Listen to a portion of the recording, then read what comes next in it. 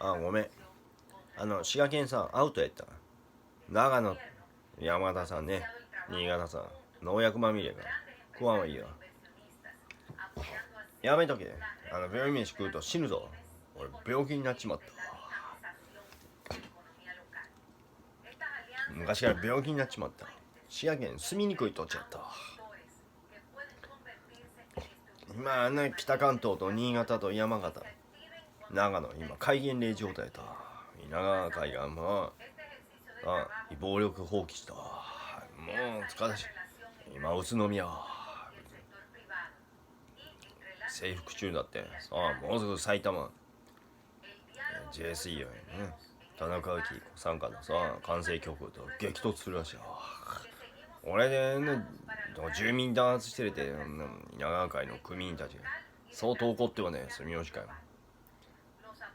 俺で怒ってもて警察沙汰になってさあ今でやっぱりな、もう危なくなったからもう内戦状態になった。もうなんで滋賀県はこらんか、基本的に無関係やでさ。滋賀県さんあんまり食うな。農薬まみれが気をつけろ。宮崎とわざと俺よ、そっちに俺に実験材料して、そっちにおると殺人未遂罪ぞ三日月。もういいや、謝罪不要や。後で事件剥奪するか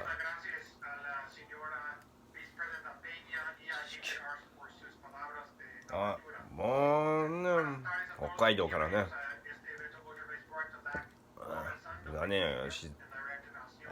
滋賀までさ、もう内戦場やった。安全地帯にいいよとさ、神戸伊勢ね、あれやった。沖縄もアウトやった。もう四国とか方面やった。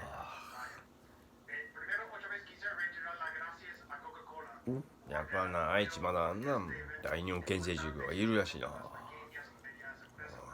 ぱりなんで当日誰もさあ、あいつこっそりよくなんたり聞いて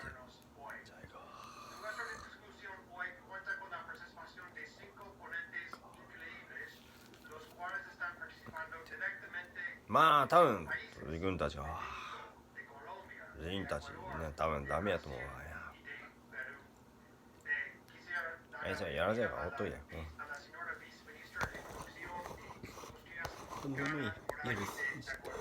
俺はこういう状況ね。ヒロニムはね、嘘つきはこっちで目覚めや。意味不明なのに俺に八つ当たりしてる。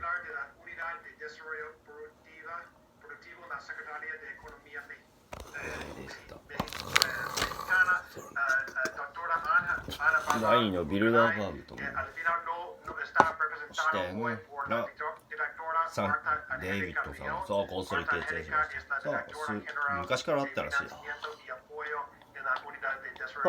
意外とビルダーバーグの公開はあれ、大阪195クーデターやめた。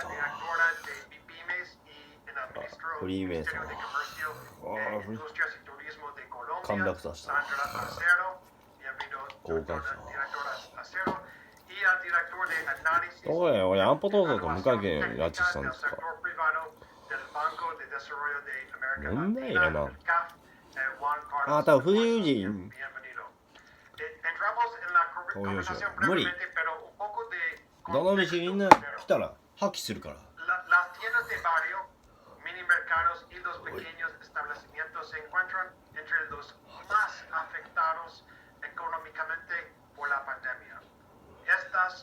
Otras pequeñas y medianas empresas representan el 99% de todas las empresas y el 67% del empleo en Latinoamérica y el Caribe.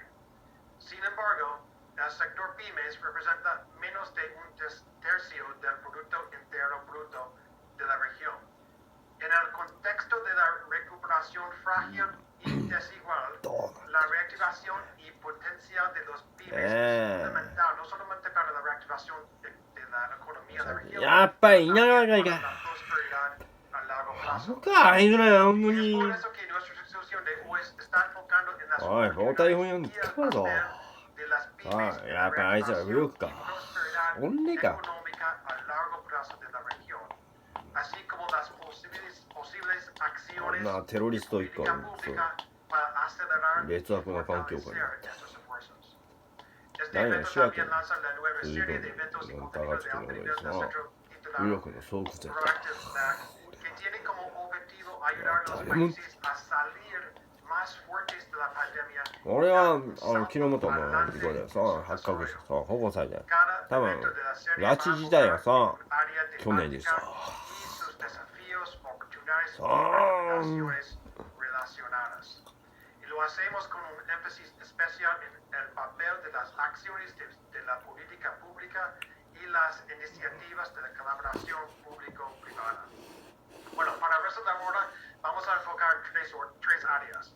Un diagnóstico sobre el rol de las pymes, oportunidades y acciones para fortalecerlas, y una mirada al futuro y escenarios para acelerar la colaboración entre los sectores públicos y privados para generar más oportunidades para las pymes. Si miembros de la audiencia tienen preguntas, pueden ponerlos en el Zoom usando la función QA o pueden preguntarlos a través de Twitter. Yo quisiera empezar con usted, viceministra Muragi, y después voy a tener la misma pregunta a la directora Arkhero. Pero la actual crisis sanitaria y económica ha golpeado a las pymes, ¿no? Gravemente, donde casi el 40% de ellas se han visto obligados a reducir los empleos. Una primera pregunta desde la perspectiva del sector público y empezando con el sector público de Ecuador. ¿Por qué es fundamental recomponer el tejido empresarial y sobre todo el sector pymes en América Latina y el Caribe tras la crisis del COVID? どうなってるの Gracias, Jason, y quiero realmente agradecer también a Jan Arch y a ti y a la Fundación porまあだから右翼団体に分けて nos han 襲 hecho 撃 nosotros して como 言わさんの gobierno y agradecer a todos los que han hecho posible este evento, que lo vemos fundamental. Lo que tú has dicho al inicio es cómo la crisis de COVID afectó a las MIPYMES, y según algunos datos que tenemos nosotros, cerca del 60% de las MIPYMES se vieron afectadas. Durante el principio de la pandemia, particularmente en Ecuador, el 65% de las tiendas cerraron sus puertas, y tenemos que conocer además que entre el 65 y el 80% de las ventas de consumo masivo se dan en el canal tradicional, es decir, en el canal de tiendas, que está muy vinculado a economías de hogares y economías pequeñas. Particularmente en el Ecuador, pregunta, el 99% del tejido empresarial está representado por pymes, que tienen un impacto muy fuerte en generación de JCIE 気をつけろ俺らしいした実行やし人身売買とかやってるやし農薬さんモンサントと JCIE が告発したファイザー社もお前クランはいいらしいよおやお前やっぱ三つくりよしか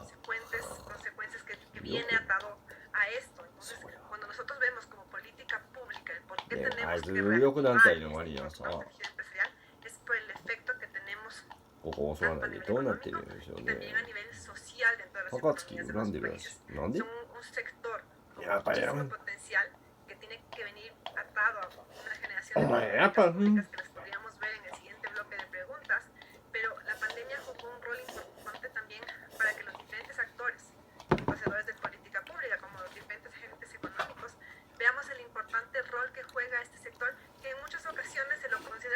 いやこれねっかいお前ら嘘っぱちに責任転換してもいいやつだ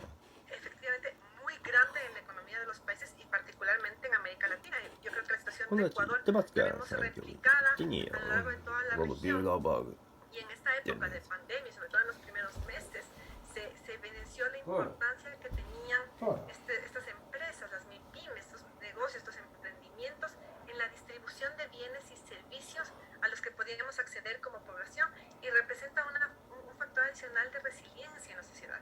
Porque cuando yo decía que vemos la parte económica, tenemos que volver a reactivar esa parte productiva, el empleo, las exportaciones, las ventas, pero tenemos que también hacer una recomposición social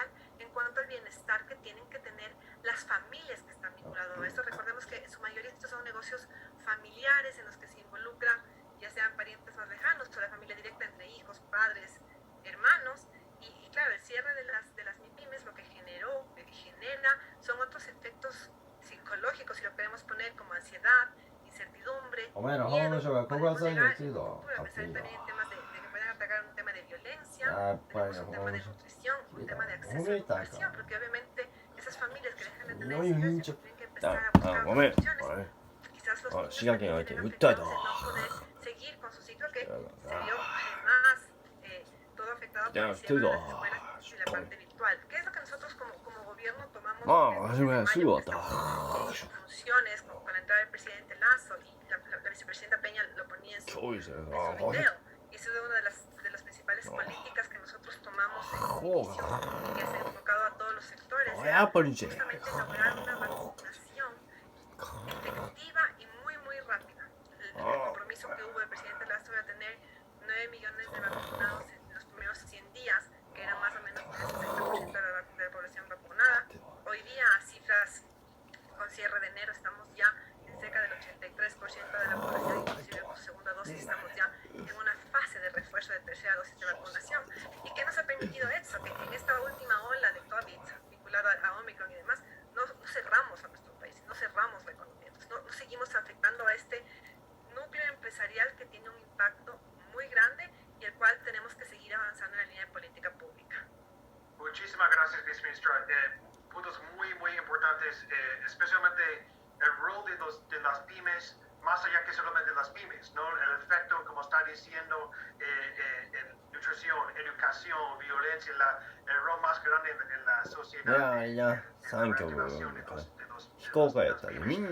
Directora Arkhero, 中南米勢がさ、 quisiera sus opiniones sobre 今見るとアフリカと la importancia 中東であんまり参加してない。 para el tejido empresarial 意外とウクライナもね、びっくりした。 desde su perspectiva en Colombia.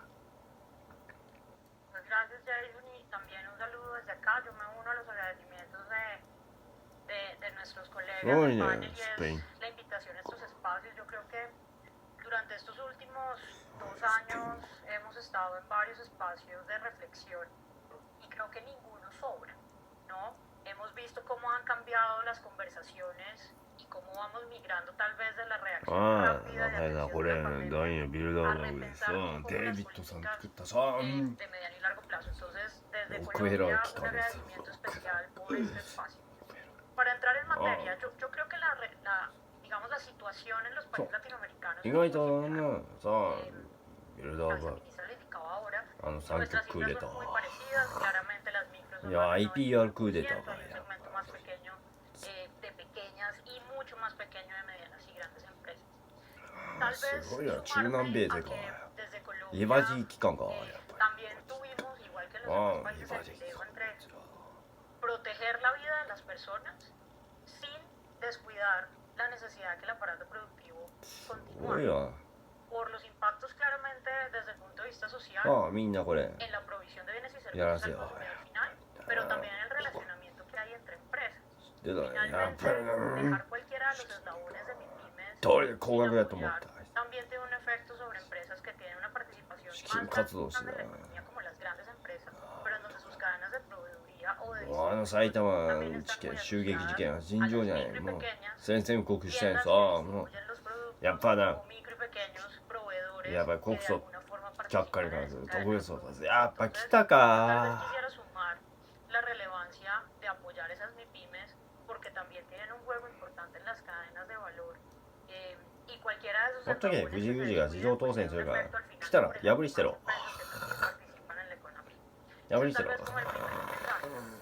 Un segundo mensaje, y creo que para ninguno en nuestros países es un secreto, que la mayoría de estos negocios, David se lo decía, son familiaempresas. Luego, allí hay unas dinámicas adicionales que se empiezan a generar a nivel territorial. Y creo que lo importante que nos dejó esto es empezar a revisar también cómo diferenciamos las intervenciones. En el caso de algunos países, estados, en el caso de Colombia, departamentos, en donde el impacto de ciertos sectores y de ciertas empresas fue distinto sobre la economía. Hay departamentos y regiones que tienen mayor efecto o impacto sobre el consumo y la comercialización en otros departamentos o en otras regiones. Y aquí tal vez el mensaje es que empezamos a ver la necesidad de diferenciar también las medidas en función de las regiones y del tamaño de las empresas. yo creo que parte de las reflexiones que todos tuvimos que tomar es cómo empezar a tener medidas similares a las que ya traíamos, pero más rápido, y reconociendo que el impacto de la pandemia, incluso dentro del mismo segmento MyPyme, era distinto en función de dónde se ubicaba la empresa y el tamaño que tenía. Y tal vez un mensaje final, y seguramente sobre esto profundizaremos más adelante, en esa necesidad de dar celeridad a las decisiones en el sector público. Yo creo que la importancia de las MyPymes ha estado clara seguramente en la mayoría de nuestros ministerios o entidades que trabajamos por el segmento MyPyme. Por esa razón hay programas enfocados sobre las MyPymes y yo creo que esa relevancia se ha tenido desde siempre. La diferencia un poco estaba, tal vez, y es parte de las reflexiones que desde Colombia tuvimos, en cómo empezamos a tomar decisiones más rápidas de política pública y acelerar tal vez planes que para nosotros teníamos a 5 o 10 años, que nos tocó tal vez reducir ese tiempo para responder de una manera más rápida a los efectos del COVID, porque no daba espera tomarnos demasiado tiempo para que una micro, una pequeña pudiera responder de una mejor manera a los impactos de la pandemia. Entonces, como está diciendo la directora, no hay tiempo para esperar, ¿no? No hay demasiado tiempo y a veces nuestros procesos son dispendiosos, y creo que esto también fue un aprendizaje desde el punto de vista de la eficiencia de la intervención del Estado en dar respuestas rápidas a coyunturas de este tipo. Enrique, quisiera tus reflexiones sobre los últimos comentarios, pero también, por supuesto, los empresarios MyPymes emprenden en diversos sectores y negocios, y Coca-Cola trabaja en una manera tan cercana con pymes, MyPymes en la región, y lo ha visto de todos los distintos ángulos. Desde tu perspectiva, ¿por qué es tan importante particularmente la reactivación de este sector de las pequeñas empresas, y por qué es tan importante para los barrios individuales, así como para el comercio local y tradicional? Bueno, buenas tardes, Jason. Primero, mucho gusto de estar aquí con ustedes. Mira, exactamente como hablaba la viceministra y la directora sobre el impacto, ¿no?, que hubo de la pandemia de manera general, no solamente económicamente, pero socialmente dentro de los países. Ha pasado lo mismo para nosotros del sector privado, y nos damos cuenta, como bien decía la directora, sobre el tema de impacto directo y acciones que deberíamos tomar mucho más rápido do que antes, principalmente sobre las MyPymes. Pasó exactamente lo mismo con el sector privado.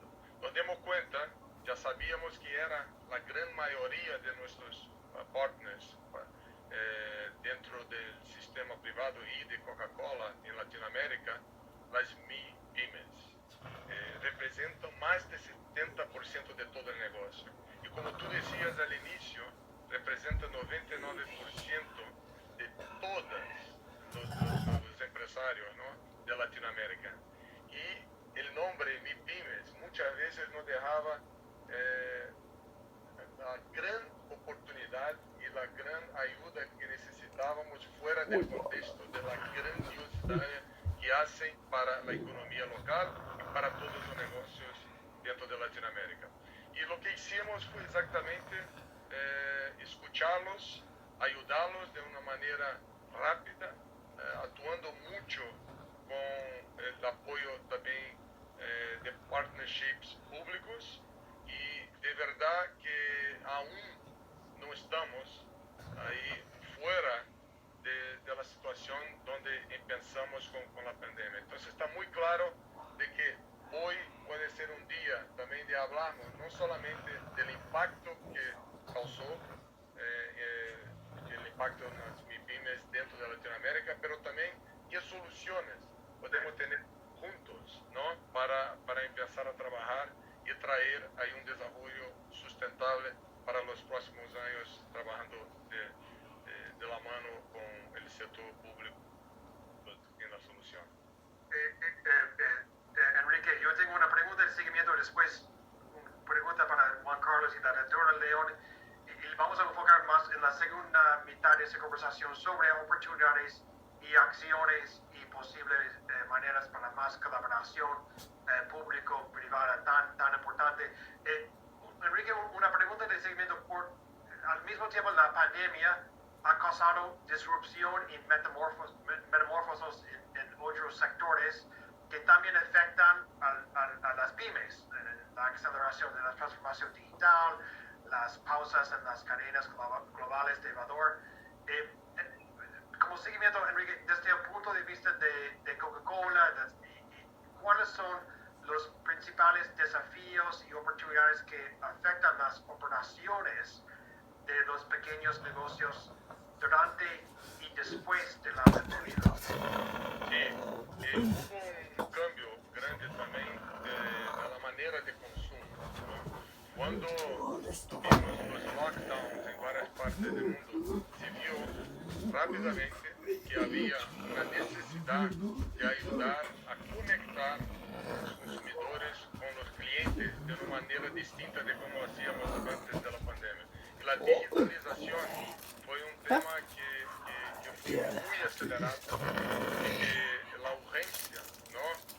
que hablábamos ahora con la directora Sandra sobre la manera de apoyarla de la mejor manera, la digitalización pasó a ser una manera de no solamente ayudarlos a entrar de nuevo en el negocio, a vender sus productos, pero también de capacitación, de hacer llegar a las pymes una ayuda de preparación para pasar por este momento, buscar ayudas o de apoyo financiero para resurgir su negocio, y también de capacitación, de entrenamiento que hicimos en varias partes de Latinoamérica con otros partnerships que tuvimos, tanto públicos quanto privados. Entonces, esa fue una manera donde hubo un cambio de tendencia de la parte del consumidor, de estar más abierto a la digitalización, y que las MIPYMES también, como individuos que estaban pasando por esta tendencia, pero también necesidad de resurgir su negocio, estaban abiertos a esta ayuda. Y aceleramos mucho este contacto con ellos. Tenemos varios ejemplos dentro de América Latina que podemos compartir después. Pero el mensaje es de que cambió la manera de relacionamiento, cambió la percepción clara, tanto del sector privado quanto público, de la grandiosidad que es ayudar a las MIPYMES, no solamente a resurgir, a empezar de nuevo, pero de mantenerlas de una manera sostenible para el futuro. Un dato que es muy importante, Jason, para finalizar. De cada tienda, un estudio que hicimos nosotros, 4 familias son pymes de una tiendita, en Latinoamérica. Si tú haces la cuenta de cuántas tenemos en Latinoamérica, el impacto social también es muy impactante e importante, lo que nos deja clarísimo de que es una ayuda que tenemos que dar y que estamos muy contentos de poder ser parte de cualquier solución en cualquier país de Latinoamérica. Enrique, muy importante 4 familias por cada tienda. Refuerza la importancia otra vez de estas empresas. Quisiera, Juan Carlos, tiene una perspectiva aún más como regional por parte del sector multilateral. Quisiera preguntarte, Juan Carlos, ¿qué desafíos y oportunidades enfrentan las pymes en un contexto más internacional y sobre todo con las nuevas tendencias en las cadenas globales de valor, ¿no? Enrique está hablando sobre las tendencias en términos de digitalización, pero con esta acceleración en los cambios de cadenas de valor, ¿cuáles son las implicaciones para las pymes? Gracias, Jason. 危ないやめてよ Buenas tardes a todos otra vez. 多分商品見ろ Council, いや Adriana, ムスリムだしさ豚肉 y bien なんか contento de 油 estar が acá como それと同じように見ろ es muy oportuno あ tener todos estos ここに長野さんとか siempre. 山田 No tenemos 特に todos 新潟さ los ん hoy y tenemos que seguir 栃 trabajando. 木さんアウト絶対来るな、Mira, さあいいや yo こう quiero じゃない hacer foco sobre 除 algunas 染 cosas. され Voy たよ a insistir sobre lo que おじさんが堂々とね、ほうれん草、これ安全だった。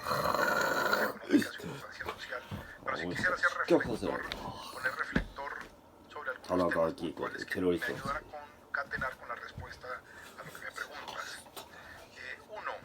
Antes de la pandemia, como esta figura, habían unos globos, que eran bastantes globos de todos los colores, que son los problemas que enfrentaban las MyHiMEs en la región.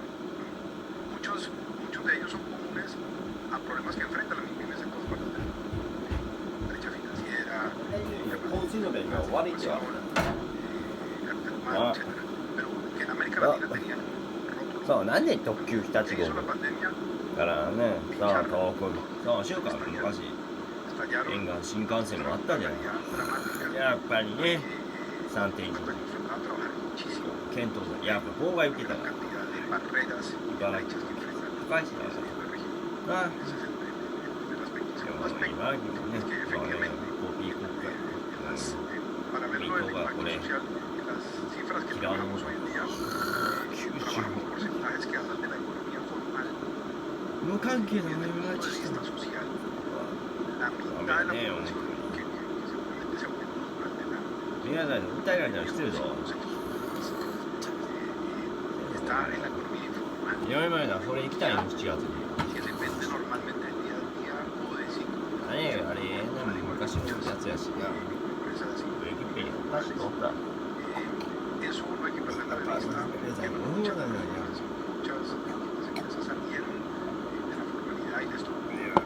今、安藤美沙ね、なんで俺税金を、安藤美沙と水飴が俺に税金を押し付けたので、高額の住民税を払う。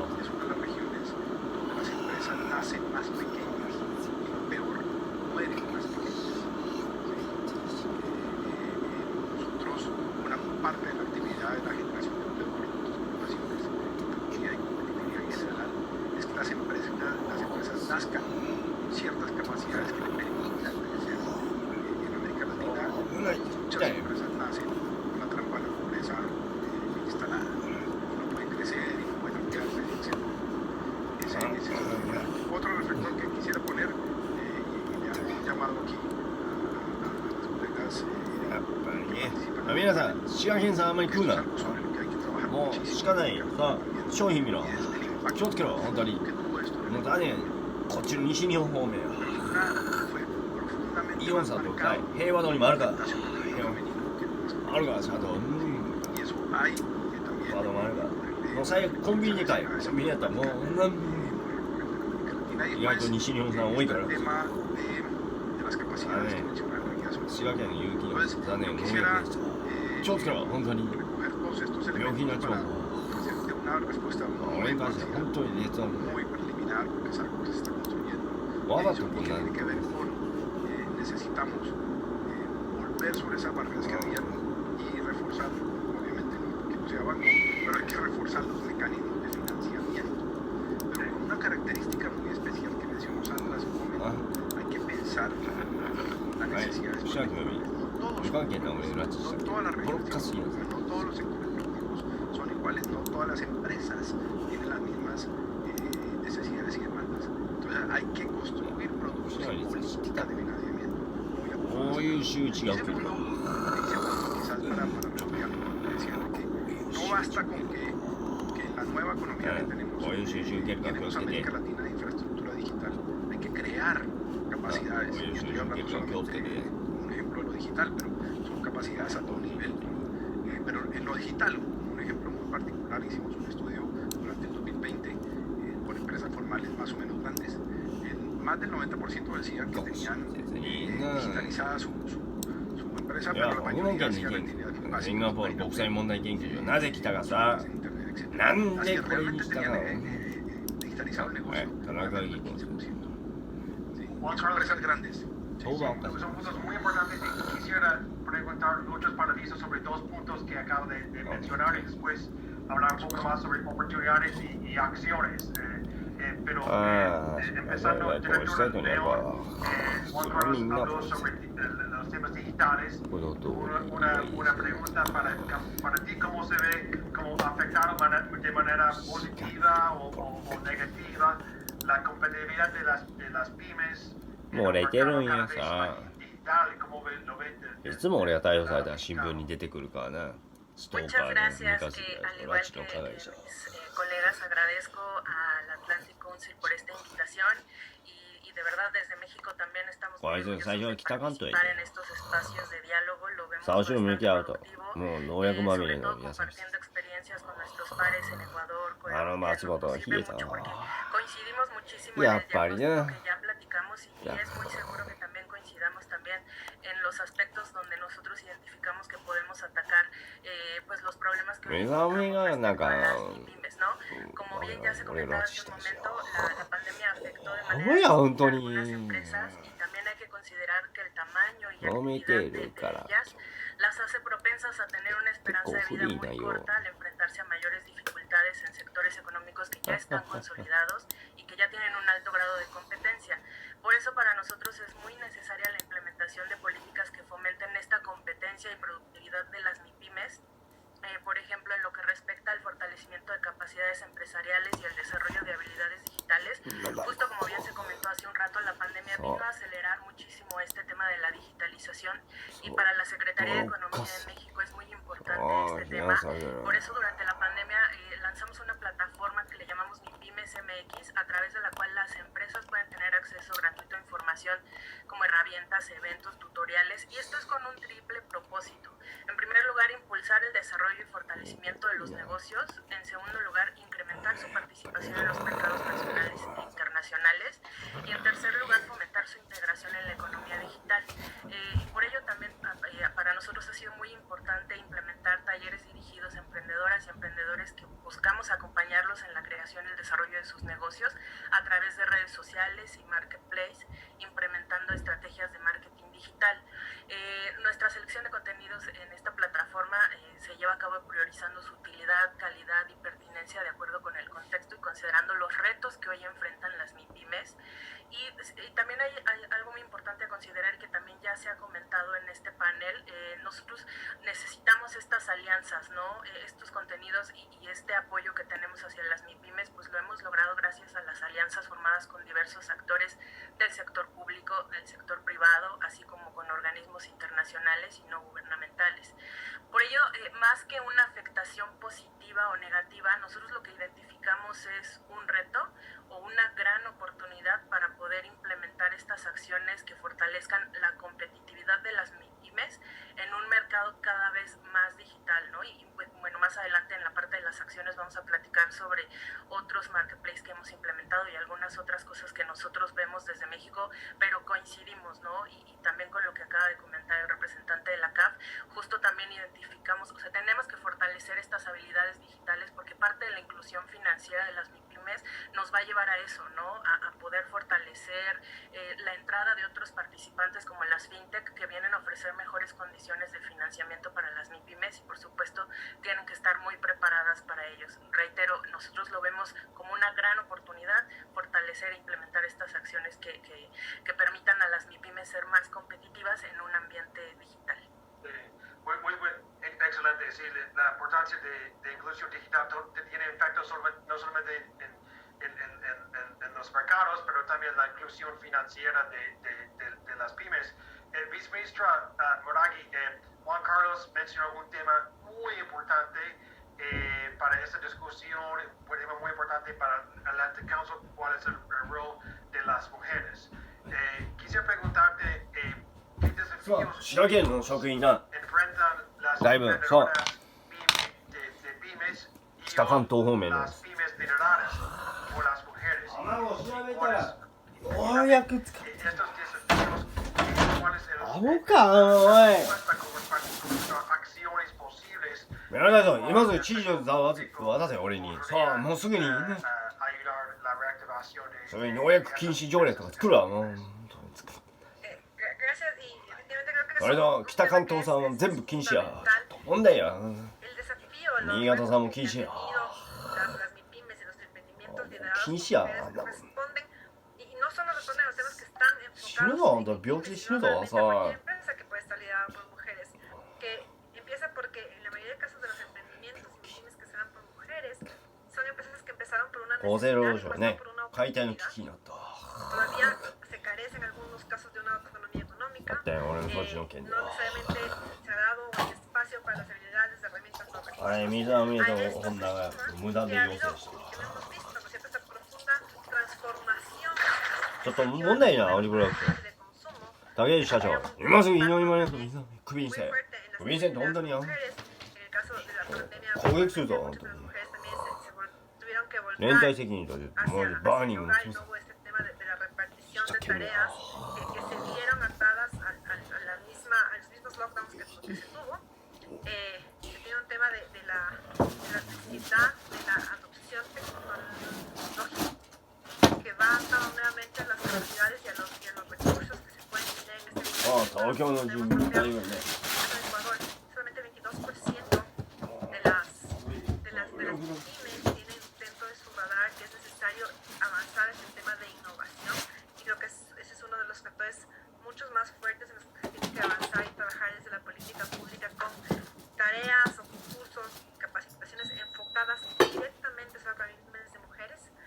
Yo creo que Ricardo ponía en el radar el tema de acceso al financiamiento. Por ejemplo, en el caso de lo que estamos viendo, en el caso particular de América Latina, es que la mayor cantidad de cuentas corrientes pertenecen a hombres, y en el caso de las mujeres, まあ俺あんまり東日本さん向いてないけどさ pertenecen a mujeres. おそれやっぱりな También genera una barrera de entrada de financiamiento para las de mujeres. Y si volvemos nuevamente a lo que yo ponía al principio del tema social, tenemos conmociones sociales, tecnológicas, que hacen que este cambio que se necesita en los emprendimientos que están liderados por mujeres puedan irse fortaleciendo con otro tipo de competencias sociales, y también con un espacio desde la política pública que tiene que trabajarse en un tema interinstitucional también, de generar los espacios para que las familias, las mujeres puedan tener sus espacios seguros mientras ellas siguen avanzando en su desarrollo, que eso normalmente en América Latina también genera una brecha o un reto que no necesariamente tiene el círculo de apoyo que se necesita. Puntualmente nosotros como cartera de Estado tenemos un enfoque muy fuerte en esto, y dentro de lo que fue el año pasado, por ejemplo, tuvimos una capacitación exclusivamente para mujeres, o de las mujeres que se capacitaron en nuestro caso. Fueron 1.460 emprendimientos que nosotros aportamos y capacitamos, y estuvimos en este espacio también de darles eventos para que puedan acceder al mercado. Se tiene que trabajar, y en función de lo que tú dices, ¿cómo podemos avanzar? Como nosotros lo que estamos haciendo también es crear las plataformas para que los emprendimientos de las mujeres puedan entrar, y lo hemos trabajado de una manera muy fuerte durante la pandemia, y crear estos espacios virtuales para que estos emprendimientos femeninos puedan entrar a participar en... Muchísimas gracias, viceministro. Muy importante el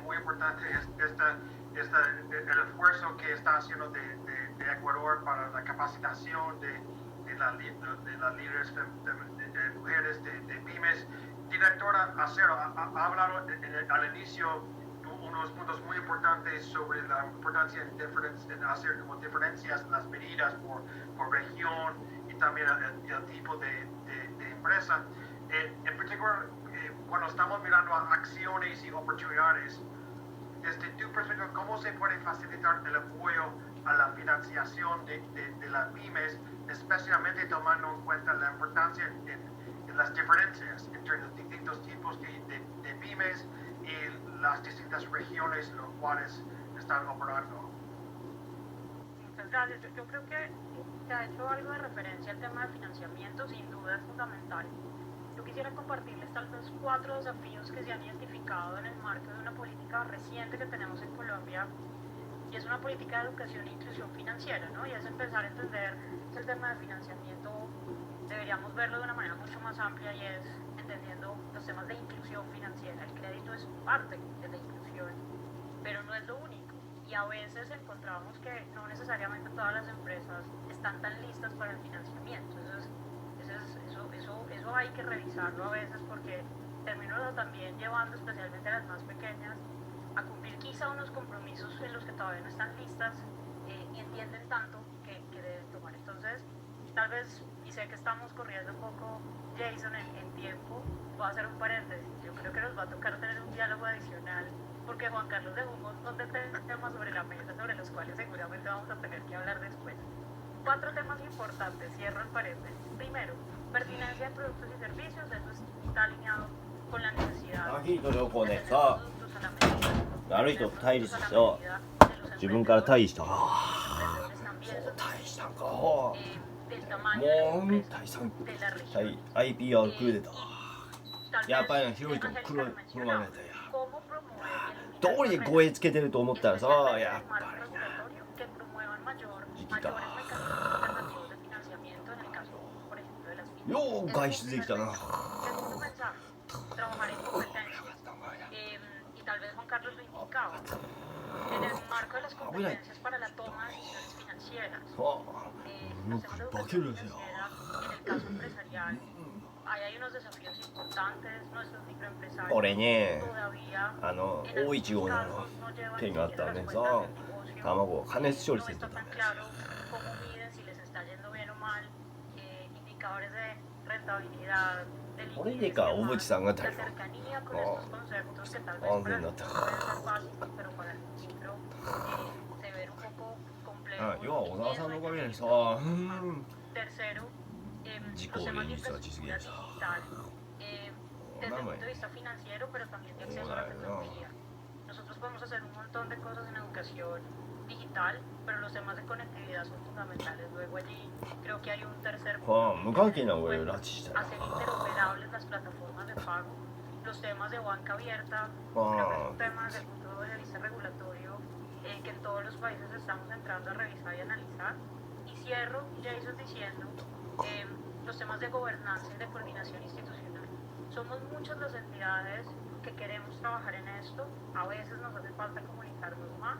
Hay instancias de diálogo en el caso colombiano, seguramente en el caso latinoamericano también, en donde nos tenemos que encontrar ministerios de comercio, de TICs, de Hacienda o de finanzas públicas para tratar de alinear un poco las acciones y generar mayor eficiencia en el gasto público. Y cierro diciéndote algo, o diciéndoles algo, el rol de la banca de desarrollo. Yo creo que al interior de nuestros países hemos hecho cosas muy diferentes derivadas de la pandemia, garantías estatales casi hasta el 90%, líneas de crédito con plazos diferentes que antes no nos imaginamos tener, 大体 reducciones de tasas de interés 遠いじゃん que tampoco nos imaginamos en algún momento estar pensando, y creo que el rol de la banca de desarrollo al interior de los países ha sido fundamental en este proceso. Cierro diciendo ahora sí la necesidad de evaluar y de medir. Creo que en términos de información tenemos un reto importante para tomar mejores decisiones de política pública, pero también de evaluar los programas y los instrumentos para ver qué sí sirve y qué no sirve, de manera que uno pueda aprender un poco de lo que no funciona y de lo que sí funciona. Muchísimas gracias, directora Sara. Enrique, yo tengo dos preguntas, escuchando a toda esta conversación, dos preguntas para ti. También hay una pregunta de clarificación en el chat del despacho de la presidencia de Honduras. Es una pregunta sobre la estadística antes, sobre el número de familias, cuáles dependen en cada tiendita, ¿no? La pregunta si es 4 de 10 familias en América Latina, cuál depende de cada tienda. Yo entiendo es más como cada 4 familias dependen de cada tienda, como al revés, pero si quieres clarificar. Pero yo tengo dos preguntas para ti. Uno, bueno, tus perspectivas sobre acciones claves, tomando en cuenta todo el trabajo que Coca-Cola hace con MyPymes en la región, ¿cuáles son algunas acciones claves que se deben implementar a corto plazo para afrontar los retos de los pymes y mirando a la hora al mismo tiempo, ¿cuáles son algunos de los factores, los principales factores cuáles están guiando las decisiones de Coca-Cola en la inversión y el apoyo a los pymes en el contexto post-COVID? Muy bien, Jason. Bueno, la primera la pregunta que estaba en el chat es que el estudio mostraba que en promedio para cada tienda tú tienes 4 familias que viven de abasto de esta tienda, ¿no? que pagan la vida, el presupuesto, ¿no? de estas familias. Y el estudio que hicimos nosotros acá para mostrar también el impacto social y económico de esto. Y podemos después compartir, seguramente. Pero mira, lo importante acá, y decía muy bien la directora Sandra ahí sobre la importancia que hay de hacer estas acciones de apoyo a las MIPYMES, sabiendo de que son niveles distintos de desarrollo y de necesidad. En el mismo país hay esta diferencia. Y el aprendizaje que hemos tenido durante toda la pandemia, los resultados mejores que conseguimos, fue cuando actuamos en red, que es decir, donde hicimos lo que podíamos nosotros como Coca-Cola, pero también cuando víamos que necesitábamos traer más apoyo de la industria, de competencia, de actuar sector privado y sector público juntos, íbamos ahí a bater a la puerta de cada uno para mostrar que el programa, que el resultado final iba a ser mucho más grande do que actuáramos solos. Y fue muy importante eso. Y eso pasó durante la crisis. La crisis hace abrir la cabeza de todos, ¿no? Porque tenemos que actuar muy rápido. Y tenemos ejemplos claros en Brasil, en México, en Colombia, donde trabajamos con competencia, ¿no? con industrias que el día a día competíamos en el mercado, pero para actuar ahí y ayudar en la reactivación, nos unimos con el apoyo y saliendo con programas de reactivación, de apoyo de capacitación, la parte digital. Lo que hicimos nosotros con Coca-Cola fue de mirar cómo hacer la adopción a digitalización de estos dueños de tiendas de MIPYMES en Latinoamérica. Y ahí tú tienes que entrar muchas veces con el más básico, con la versión 1.0, empezar a hacer las ventas a través de WhatsApp, que es lo que ellos utilizan prácticamente diario, y después vamos a la versión 2.0, 3.0, trayendo más digitalización. Entonces esta customización de apoyo, tanto a través de cosas que podemos hacer nosotros, o a través de fintechs, o a través de otros actores dentro de la cadena, es lo que hace con que salimos más fuertes y sostenibles. Entonces la invitación de verdad es: Coca-Cola va a mantener el apoyo que hemos tenido, el número total de 265.000 tiendas que ayudamos a modernizar, a reactivar, a llevar a otro nivel de ejecución está ahí. Pero también la invitación de ser parte de una iniciativa donde podemos liderar, podemos ser parte del apoyo, o podemos colaborar con iniciativas, pero que tengan como visión no solamente salir de la crisis, pero dejar de una forma sostenible las MIPYMES abiertas a desarrollar, capacitar a sus dueños y mantener el negocio activo dentro de Latinoamérica. Enrique, yo lo pienso como salir de la crisis aún mejor que antes de la crisis, ¿no? Y usar la crisis como una oportunidad para repensar la política pública privada para apoyar el desarrollo de las pymes. Yo quiero, Juan Carlos, tu perspectiva desde el CAF, ¿no? Cuando está tan involucrado en esos temas en toda la región, cómo el CAF está redoblando los esfuerzos, pero aún más que está haciendo, qué está pensando en hacer, especialmente escuchando esta conversación para apoyar las pymes a nivel regional.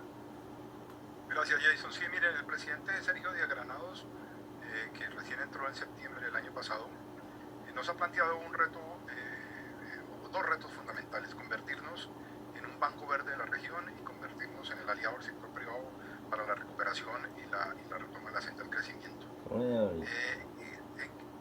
¿Cuáles son los elementos novedosos que tendría eso como banco de desarrollo? Y tiene que ver con lo que mencionaban hace un poco ustedes, sobre convertir esta crisis en una oportunidad. El crecimiento hoy en día, el desarrollo hoy en día, no va a poder ser entendido solamente como el aumento de la productividad. No podemos desarrollar productividad y competitividad sobre la base de modelos insostenibles en términos ambientales y sociales. No funciona, ya sabemos que no funciona y el planeta nos impone un reto muy grande. Pero hay una buena noticia. En el mercado internacional hay una gran cantidad de oferta de recursos, ¿cierto?, que están disponibles ahí para canalizar a la región y poder poner en práctica esta transición hacia modelos más limpios y más inclusivos y equitativos a nivel regional. CAF quiere convertirse en una plataforma de movilización importante. Incluso estamos viendo la posibilidad de desarrollar un mercado regional de carbono que podamos capturar, no solamente el carbono, sino los recursos internacionales para poder usarlos en la región en función del desarrollo. Esa es básicamente la meta, incluso en el muy corto plazo. A 2026 queremos tener una cartera que esté por encima del 50% como una cartera verde, completamente verde. Bueno, es muy claro que podemos tener una hora más de esta conversación, dada la riqueza y aún más la importancia de esta conversación. Y quisiera cerrar y agradecerte, bueno, empezando la viceministra Meraki para estar aquí, la directora Arkhero, directora León, Juan Carlos Lorza y Enrique Brown. Muchas gracias a ti, muchas gracias a Coca-Cola para facilitar esta conversación, para poner la atención, la importancia de esta conversación, la dedicación de Coca-Cola a las pymes en la región. Y también quisiera agradecer a la vicepresidenta de la República Dominicana, quien al final no puede estar aquí en vivo, pero está tan dedicada y está haciendo tan cosas excelentes en la República Dominicana. Con esto cierro la conversación y invito a todos para seguir con esta serie de Atlantic Council Proactive LAC hacia el futuro. Muchas gracias a todos. Muchas gracias a todos. Hasta luego.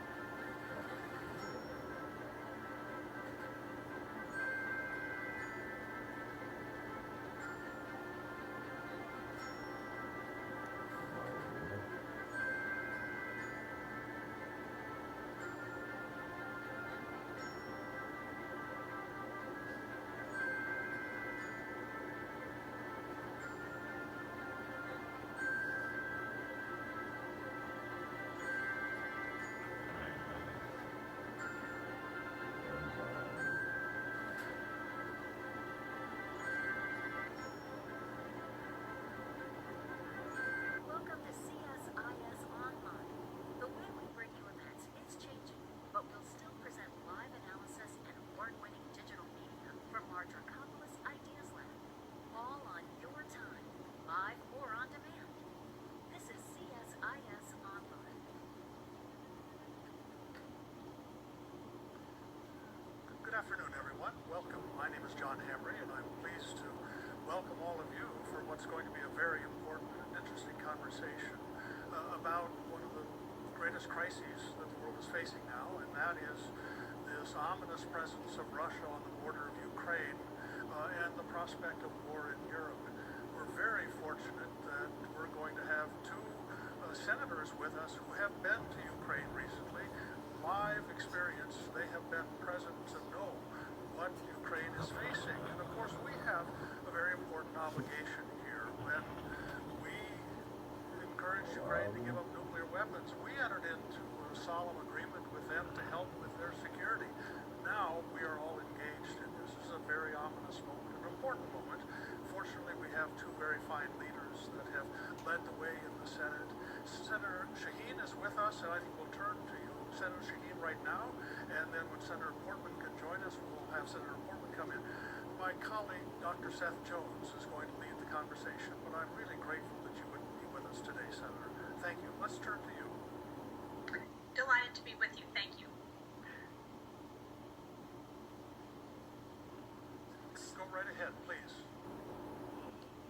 Senator Shaheen, let me just start off and ask you the first question, which is you met with President Zelensky recently and other Ukrainian officials. And what message did you convey to the Ukrainians, and what did you learn from your engagements with them?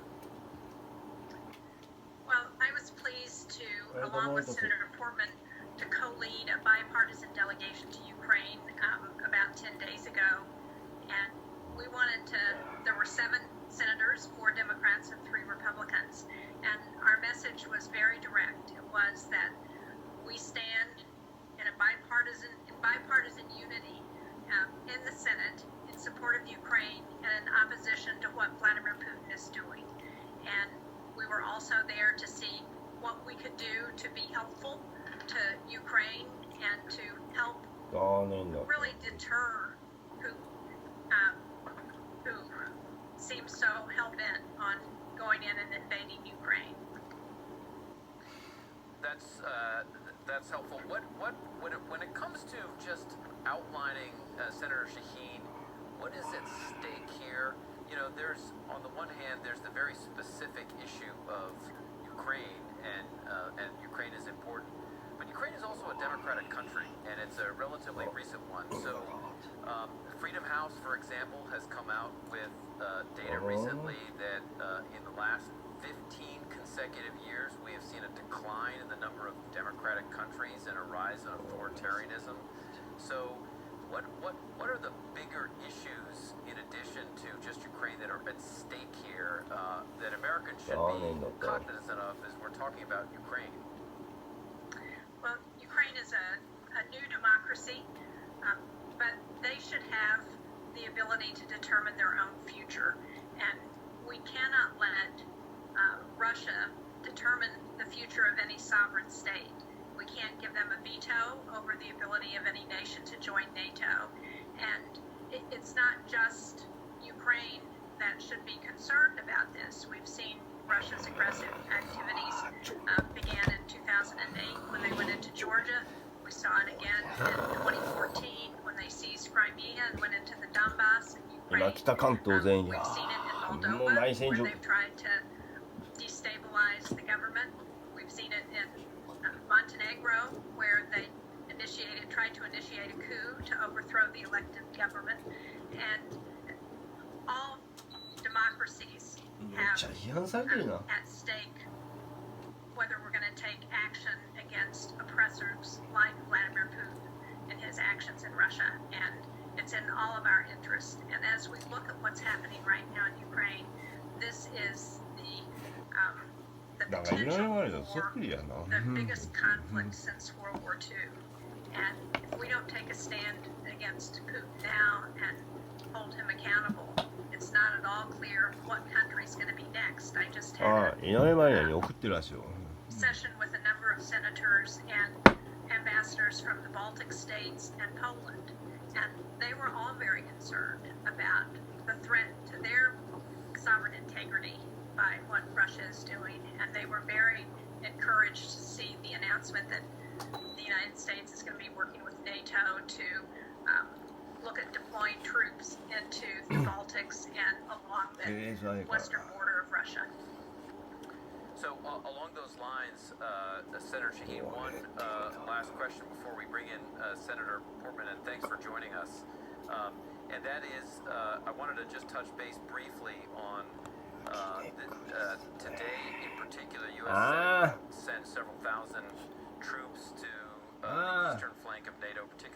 Poland and Romania.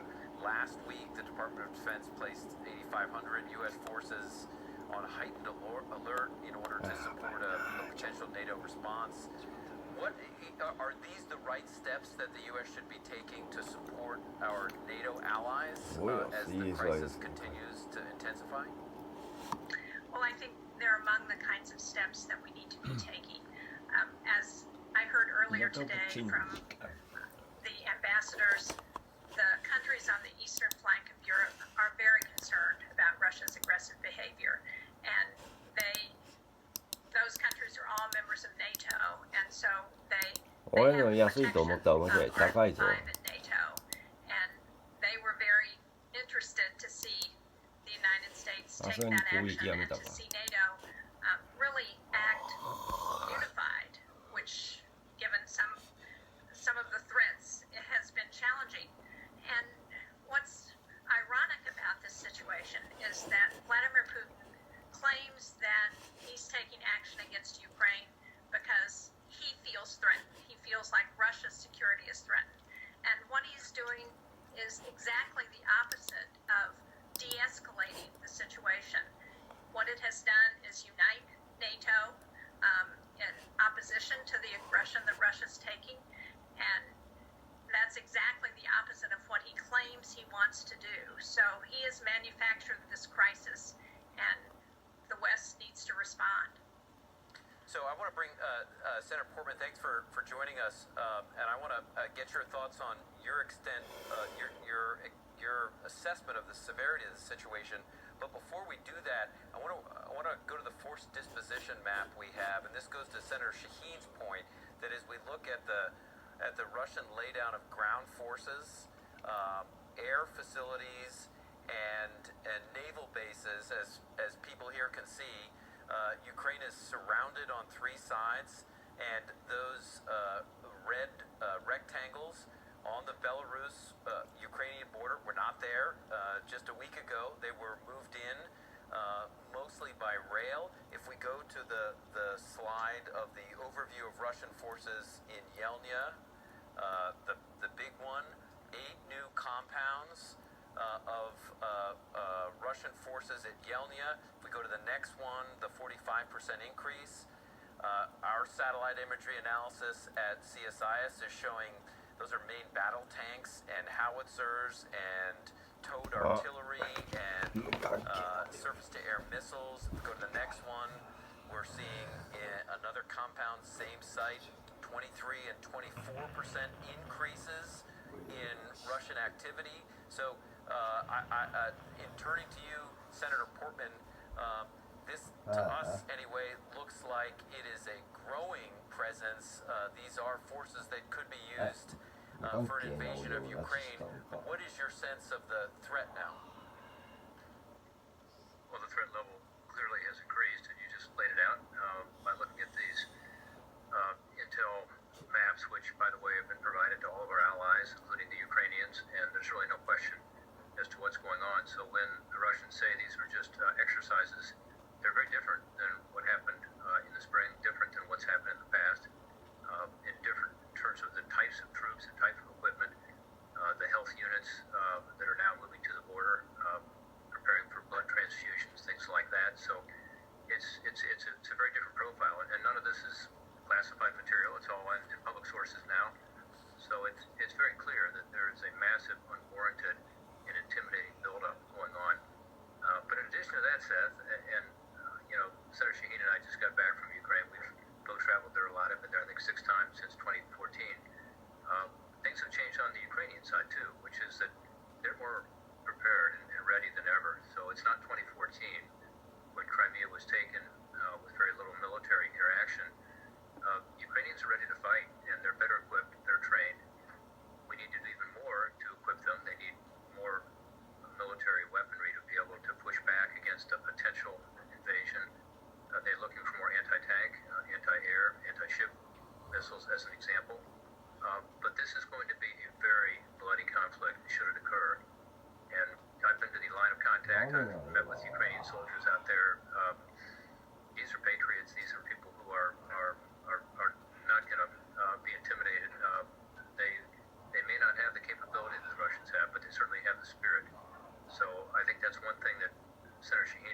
tried to emphasize, as we've been here in Washington talking about it, and certainly in Ukraine, is that not only is the United States standing firm with the people of Ukraine and standing firm against the Russian intimidation and the destabilization efforts of all kinds, kinetic, but as well what we're seeing in terms of disinformation and cyber attacks, but also to make the point that if this conflict occurs, that the consequences will be devastating for Russia, and that includes the sanctions, but also the fact that the military conflict will be very bloody and difficult for them. So my hope is that the Russians won't make a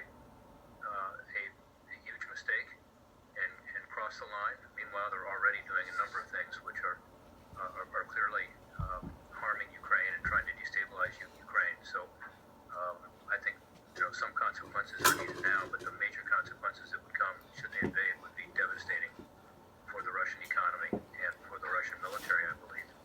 So that's one of the messages that we have been talking about as we give presentations here in Washington and certainly in Ukraine itself. So I wonder if I could turn to Senator Shaheen on the subject of sanctions, because that's obviously been a big subject. There are at least two parts of this discussion. One is the pre-invasion sanction, and one are the post-invasion sanctions. So, Senator Shaheen, I'm wondering what your thoughts are on both of those different types, and what kinds of sanctions we should be prepared to enact against not just the Russians, but if they're doing this also from Belarus too, whether we should also expand that to any of Russia's partners in conducting the invasion. Well, I think it's the kind of issue that's under consideration, and we are very close to having agreement between the chair and ranking member on the Foreign Relations Committee on a bill that would look at preemptive sanctions, ones that we can put in place that respond to what we've already seen from Russia in terms of their aggressive behavior, but then also looking at what kinds of sanctions, and as it's been characterized by the State Department, by the President, by the chairman and ranking member of the Foreign Relations Committee, we're talking about massive sanctions on Putin and Russia, so that should he invade Ukraine, he would feel, and the country would feel very directly the impact of those sanctions.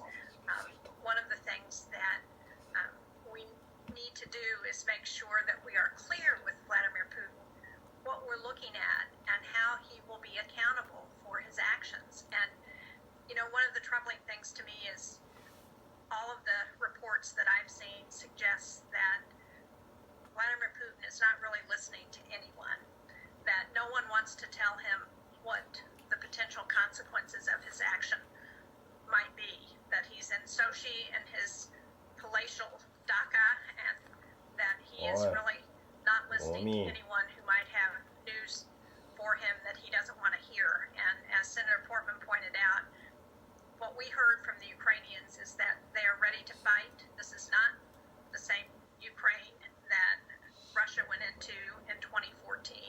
It is a Ukraine that has much more of a national identity, that has much more of professional military, is much better equipped, and that is ready to fight for their country. They've had a war going on, again, as Senator Portman pointed out, for the last 8 years since Russia went into Ukraine. They've lost 14,000 Ukrainians fighting that war, and they are still fighting it because they don't want Russia in their country. They want to be able to determine their own future, and that's why this is such a concern, should be such a concern for Europe, for NATO, for the Transatlantic Alliance, and for all countries who are looking at determining their own futures. So we talked a little about sanctions. We talked about military assistance. We'll continue to talk about various aspects of those. But I wondered, in asking Senator Portman, the Russians have responded and signaled that they would respond to sanctions and would respond to military assistance to the Ukrainians. I know the current administration, U.S. administration, has been talking with natural gas producers in recent weeks to discuss a surge in supply to European countries in case Russia cuts off some of its output during the crisis. We've had Russian ships off the coast of Ireland where the transatlantic fiber optic cables や are. めろ。ゴミコーラ。 There certainly are concerns about Russian offensive cyber activities. So how do we think second and third order effects about how to protect ourselves and the West if the Russians do respond to that? Are you asking me, Seth? Yes. Okay. Well, first of all, we don't know what happens with regard to Nord Stream, much less other sources, Russian energy to Europe. But you said that Russia might cut it off. I would hope Germany would cut it off. I would hope that if there were an invasion of Europe, which is what this would be, and again, a bloody conflict, first time a major land campaign like this, if it happens, in over 75 years, not since World War II, one would hope that there wouldn't be a question, but that the Russian revenue that comes from both Nord Stream 1 and Nord Stream 2 would be cut off. So I would hope that wouldn't be a Russian decision, but it would be a European decision. And I wish that Germany would be more forthright about that now. We're told that privately that's what they are saying, but we need to hear it publicly, and I think it would have an effect on Russia, again, being deterred from taking this action, which would be such a terrible mistake. So that's one of my responses would be, the United States and our other allies around the world, including the Middle East, are ready to provide more LNG, liquefied natural gas, and other forms of energy that we might be able to provide, and that could help. But this is the danger of becoming dependent on Russia for your natural gas. So I would hope countries in the region would also look to other sources of energy, as France does, as the UK does. In terms of cyber attacks, they're ongoing. Seth, we are sustaining Russian cyber attacks on a regular basis. And I'm on the Homeland Security Governmental Affairs Committee. We are trying to draft legislation right now to push back against things like the Colonial Pipeline attack. But so many of these have been traced back to Russia. And as you know, this is a point that has been made to the government of Russia many times by our government at every level. And sometimes they indicate that they're taking some action against some of these non-state actors and some of the state actors. Sometimes they don't. And meanwhile, we continue both on our public websites and our private websites and some of our critical infrastructure to have constant attacks. So I don't know that would change much. If there was a more massive cyber attack on us, and there already is on a daily basis, then we have the ability to respond offensively, and that would be appropriate. So, look, I think the point here is not to have Russia attack and then to have sanctions be put in place. The point is to keep Russia from, again, I've said this a few times, of making this terrible mistake, because the consequences would be so devastating. And if they do it, then the free world must respond. You indicated earlier that authoritarian regimes are expanding. Well, every authoritarian regime in the world is looking at this situation and wondering whether the lamp of freedom will be extinguished here, or whether we will stand up, not the United States, but the free world, to say that this is inappropriate, we're not going to let it stand. And, that's a challenge, not just for Europe, and not just our NATO allies, but for freedom-loving countries all over the world. China is looking at this with regard to Taiwan. Iran is looking at this with regard to Lebanon and their interest in expanding their influence throughout the Middle East. Other countries are in a position of wondering, after our precipitous and chaotic withdrawal from Afghanistan, whether the United States is up to this. I believe we are. I believe we're showing that. We're going to do it on a bipartisan basis, and we want to be sure that we have our partners with us. So we are gathering our allies around us, and so far so good. There are countries that have really stepped up, and I think about Denmark and the F-16s that they sent to the Baltics, where I think about Canada and the training they're providing. The UK, certainly. When Senator Shaheen and I were in Kyiv, we got to experience a cargo jet from the UK, C-17, as I recall, unloading anti-tank weapons that the Ukrainians were very pleased to get.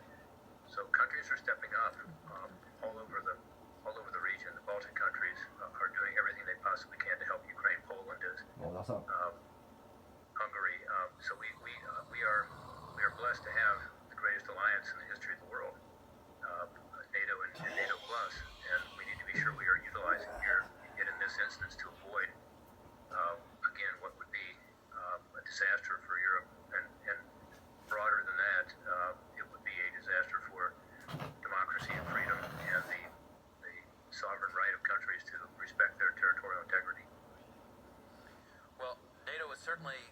come alive in the last couple of weeks.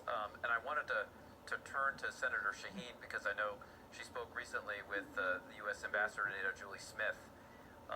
And I wonder if you could talk a little about, there have been divisions within NATO. Senator Portman mentioned the pipeline. There have been others. The Germans prohibited Estonia from exporting German-originated weapons, including the D-30 howitzers. There was the President Macron comment about working with the U.S., but also through the European Union. Some European countries have not supported at this point cutting the Russians out of the SWIFT bank transfer system if it comes to that. But I wonder, Senator Shaheen, if you could characterize what your sense is of where NATO is at right now and how to continue to improve unity among NATO allies in the face of, I think, what all of us, and Senator Portman mentioned this earlier too, what this is one of the most significant threats we have seen, certainly in Europe, in quite some time. Well, it is, and if Putin thought he was going to divide NATO by his actions, what he has done is actually unify NATO in ways that it hasn't been in a very long time. I mentioned earlier that I had a chance to have a conversation with the ambassadors from the Baltic states, and the ambassador from Estonia was on that Zoom, and I asked him the question about Germany and the howitzers directly because we've heard those reports, and he said that determination has not been made yet. So while Germany has been reluctant because of their own laws internally, I think it's important to, as Senator Portman did, to thank all of our NATO partners and to try and be accurate in the reports that we have about what activity is going on.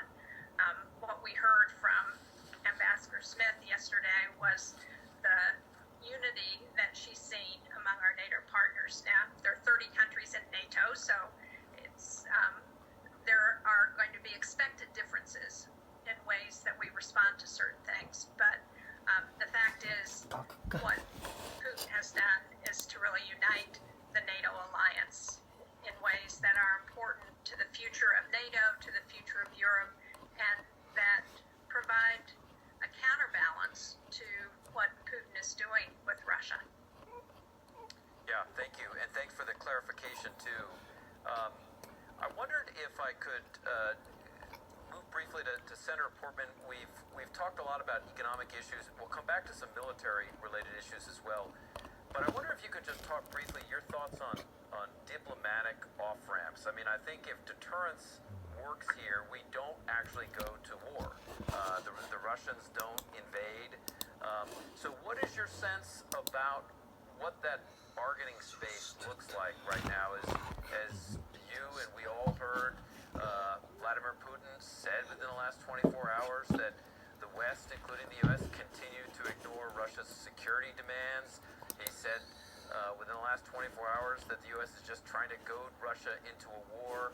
So what is your sense about whether there are off-ramps, there is an ability to negotiate something? Where do we sit right now? Well, I support negotiations. I think they're important, but we have to remember two things. One, Russia is the aggressor here. Ukraine wants to live peacefully side by side with Russia. They're fine with that. They certainly like to have Crimea and the Donbass back since that's their country. But they're not the aggressors here. Russia is the aggressor. And it's the aggressor that's making demands. And these demands, of course, are demands that cannot be met, saying that NATO, which has had an open door policy for its entire existence, cannot make a decision as to what countries to allow in, and that countries cannot make a decision to join NATO, which has always been something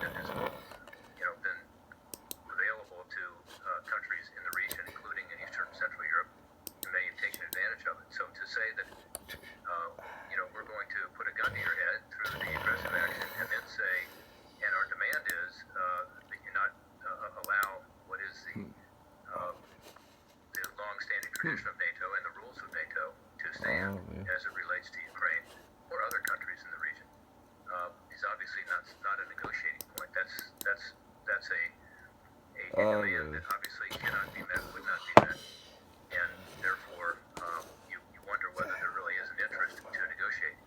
On the other hand, more transparency as to military maneuvers, ways in which we can increase our communication with Russia, that's very positive. We should be doing that.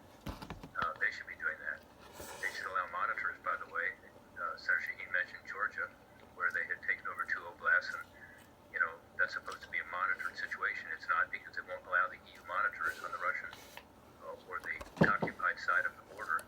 I think more transparency, more information, more communication, which has been requested. On the issue of nuclear weapons, there may be some opportunity for discussion. That would be a give and take by both sides. But I think we just have to remember that, again, they are the aggressor. They're the ones making these unreasonable demands, and it's not the place of the United States or, frankly, NATO or other members of the EU to negotiate for Ukraine as to whether they would be able to have the ability to have Article 5 protection.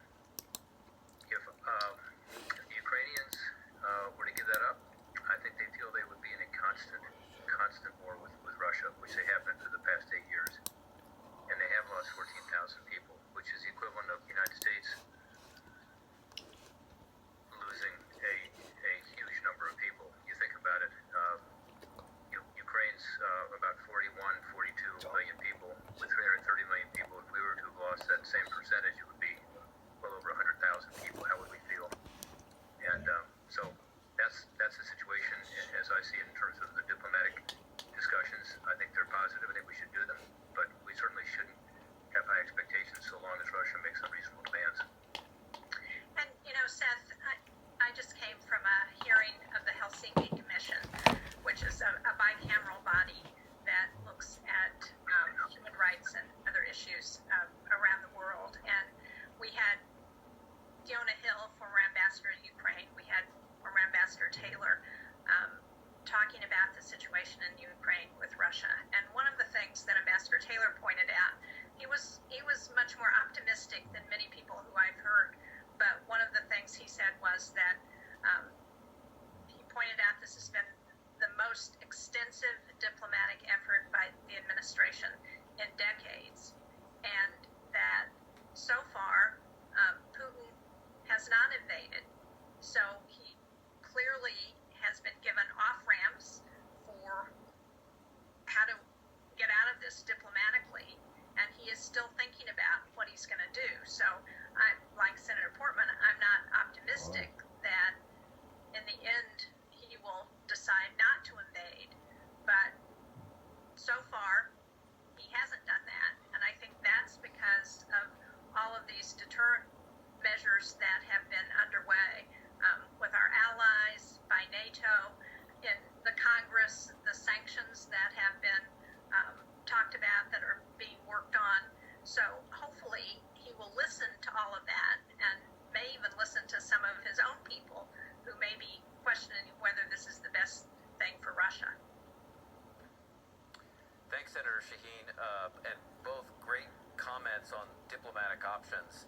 I wonder if I go to Senator Portman just for a moment, and let's say that that Vladimir Putin and the Kremlin do not go in a conventional way into Ukraine, but continue to work to destabilize the country as they've done, as both of you had indicated over the last several years, with irregular Operation Offensive Cyber Attacks. NotPetya was a Russian GRU targeted attack against the Ukrainian critical infrastructure, which spilled globally. So there's still a far-reaching question about to what degree, even if there's a stand-down, how do we deal with a Russia that potentially continues to threaten Ukraine? What are our options, and what would you suggest?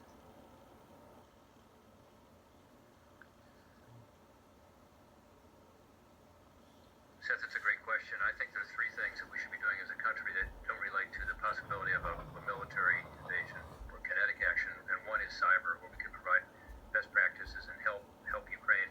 I think if we end up with a bipartisan bill or a resolution passing, it will include that. And I think it's partly about sharing with Ukraine some of the best practices that we've been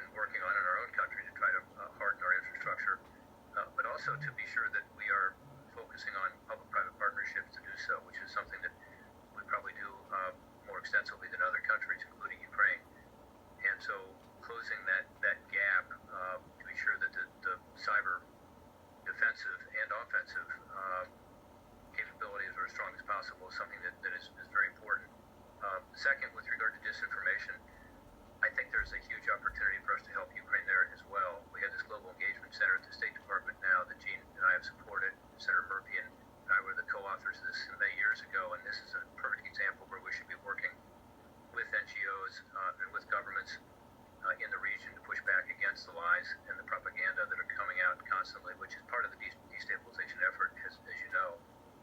And then finally, I would say, again, in addition to weaponry, a strong Ukraine is a prosperous Ukraine, is one where people see opportunity. And I was there in 2014 when the Maidan was still smoldering. This is the square in the middle of Kyiv where the people stood up in what's called Euromaidan, or the Revolution of Dignity, and it was still occupied by patriots from Ukraine that were nervous about the government backing down on the commitment to leave the Russian-backed corrupt government and start something that was more akin to a European or EU approach. And they were turning to freedom and the right to gather, the right to free speech, and all the liberties that we take for granted so often. And they were also looking for economic prosperity. In other words, to have a more free market approach, get away from corruption. Ukraine's made a lot of progress in that regard. They're not done yet. They've still got more work to do. There still are instances of corruption and oligarchs and so on. But they have made tremendous progress, and the economy's doing pretty well. But that's part of our objective also, is to ensure that the people, particularly the young people of Ukraine, see a hopeful future. And that comes from economic prosperity in addition to national security. So I think those are all things that we as Americans have an interest in. The Europeans certainly do. And we should continue to promote regardless of what happens here in the short term. As you said, the Russian pressure on Ukraine is unlikely to subside. It will continue one way or the other. And in a way, as Senator Shaheen said earlier, they feel like they've been at war for the last 8 years. And we need to continue to help them in at least those 3 ways. Thanks, Senator Portman. Last question to Senator Shaheen. Just to summarize, we've heard a lot of steps from the State Department, from the Department of Defense, from Treasury, including on the sanctions.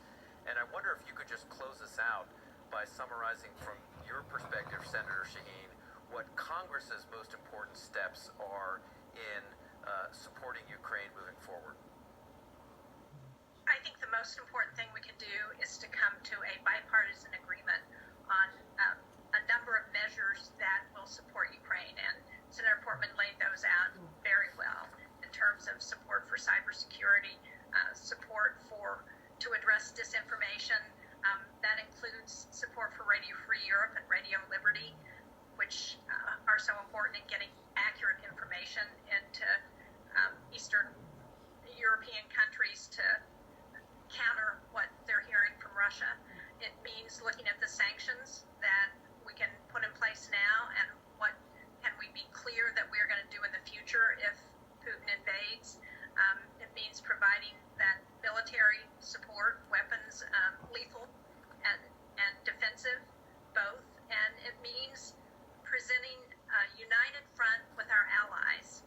And make no mistake, as we've all said, not only are our allies looking at what our response is going to be, but our enemies are looking at that as well. China, Iran, North Korea, other countries around the world. And if we are divided in NATO, if we are divided in Europe, if we are divided in the United States Congress, they are going to take note of that. And that is going to have an impact. So being able to act in a bipartisan way, quickly in response to what's happening, to support the Ukrainian people and to serve as a deterrent to Vladimir Putin is the most important thing I think we can do. Thank you very much to you, Senator Shaheen and Senator Portman. That was a great way of ending as well, because I think what it highlights is, despite the fact that some talk about divisions within the U.S., you both are an extraordinary example of bipartisan support here for what is a tremendous foreign policy challenge, but also an opportunity to bring us together as a nation and among allies and friends. So thanks for your time here. We really appreciate it, and good luck in continuing to lead this country. Thanks. Thank you. Thanks to you, and thanks to John Hamre too, and what you all do every day to try to spread the word and inform people. Appreciate it. Absolutely.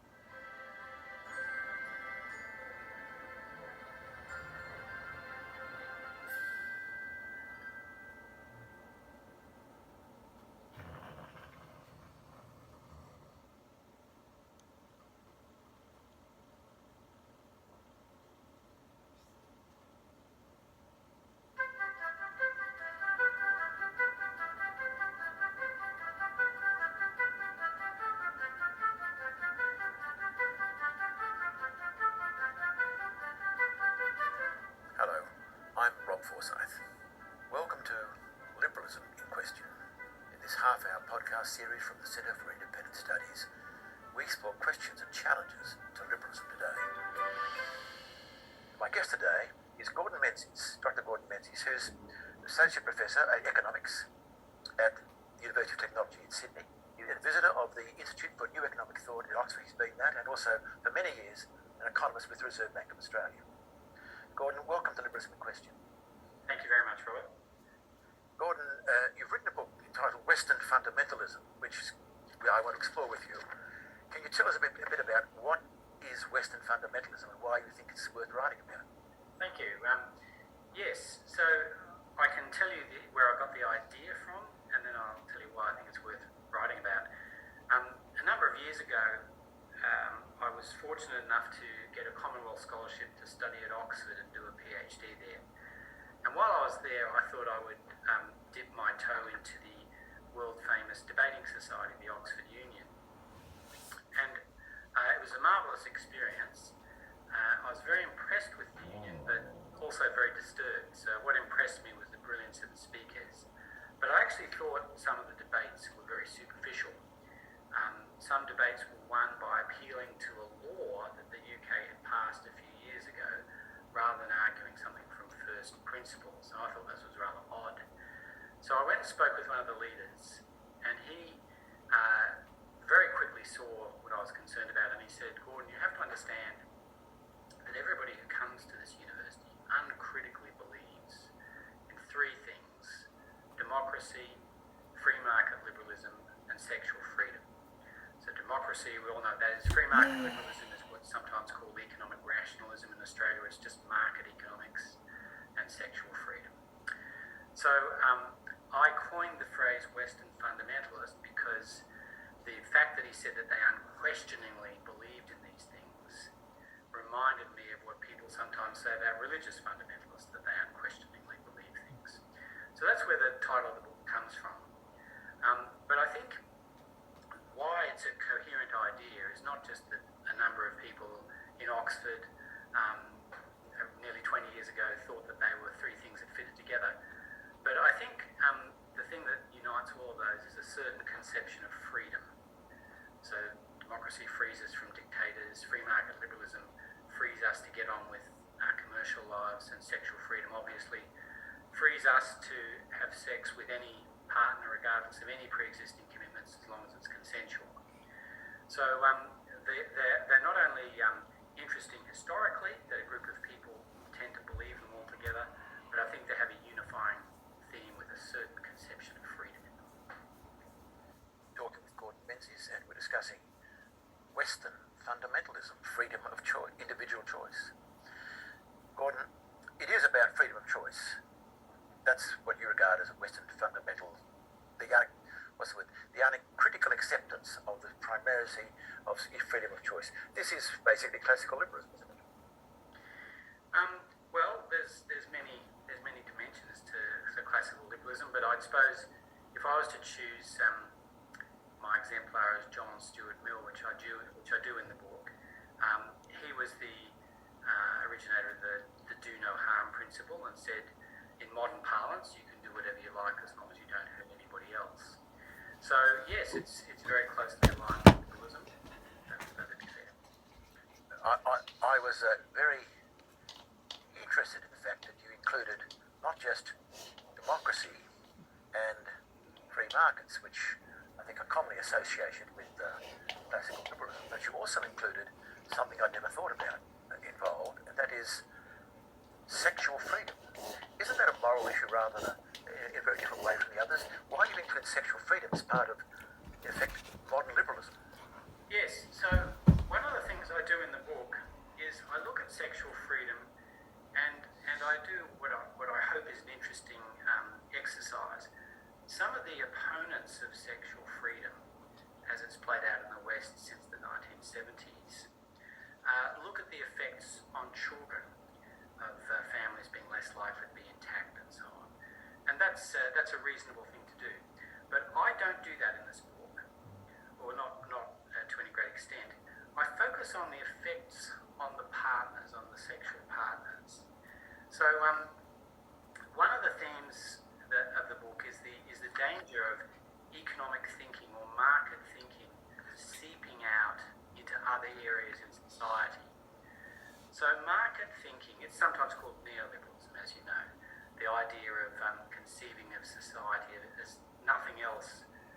interactions of selfish individuals pursuing their own ends.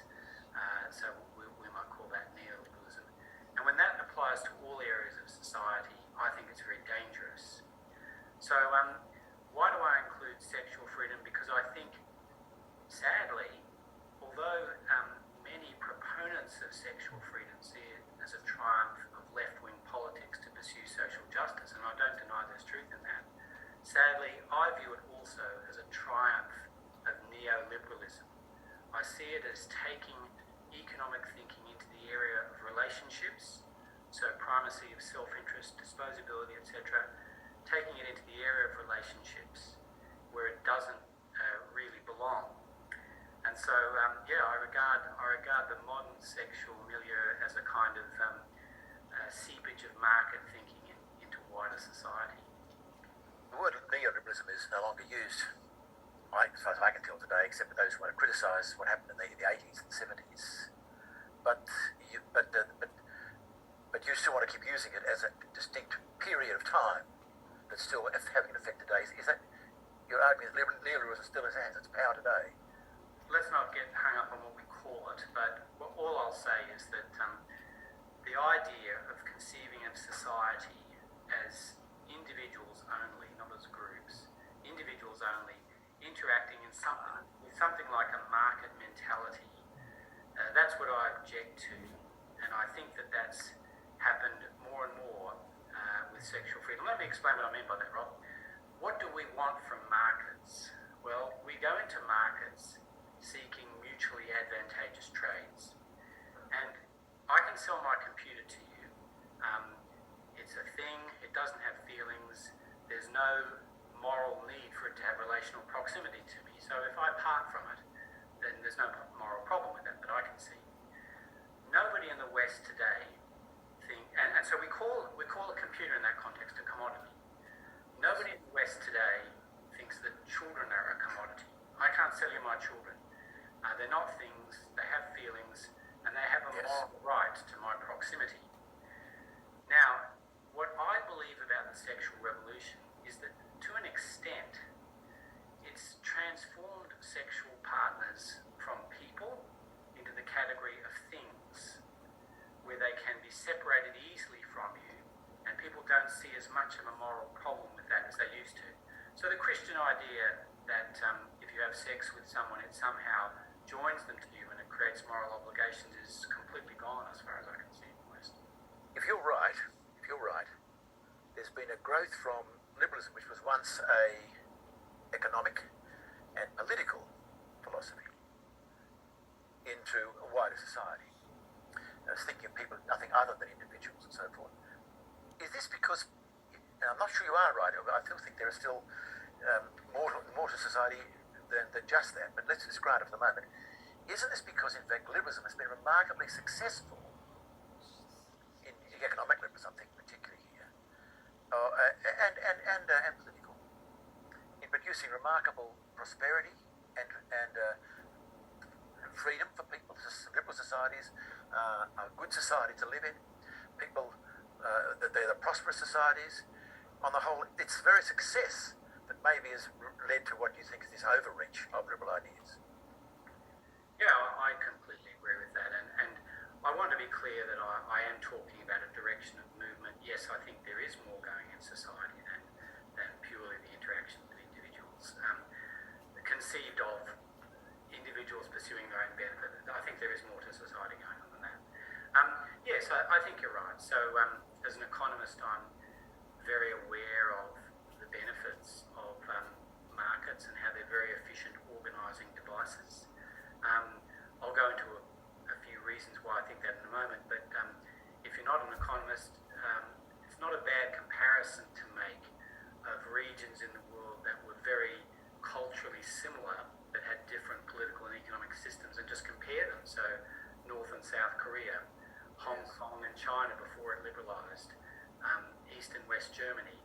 You know, you can see clear examples where liberalism, broadly conceived, has had huge economic benefits. So I don't deny that. As an economist, I want to add two caveats. The first is so-called externalities, which are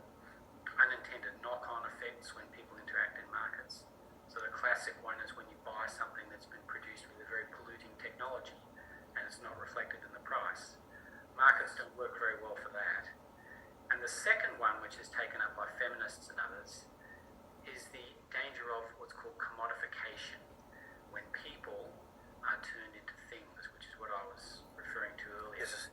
Now, you were saying how successful liberalism has been, certainly in economics, and that we're talking about the danger, as it were, of overspill, where it becomes a philosophy of everything rather than a philosophy just for certain narrow human activities.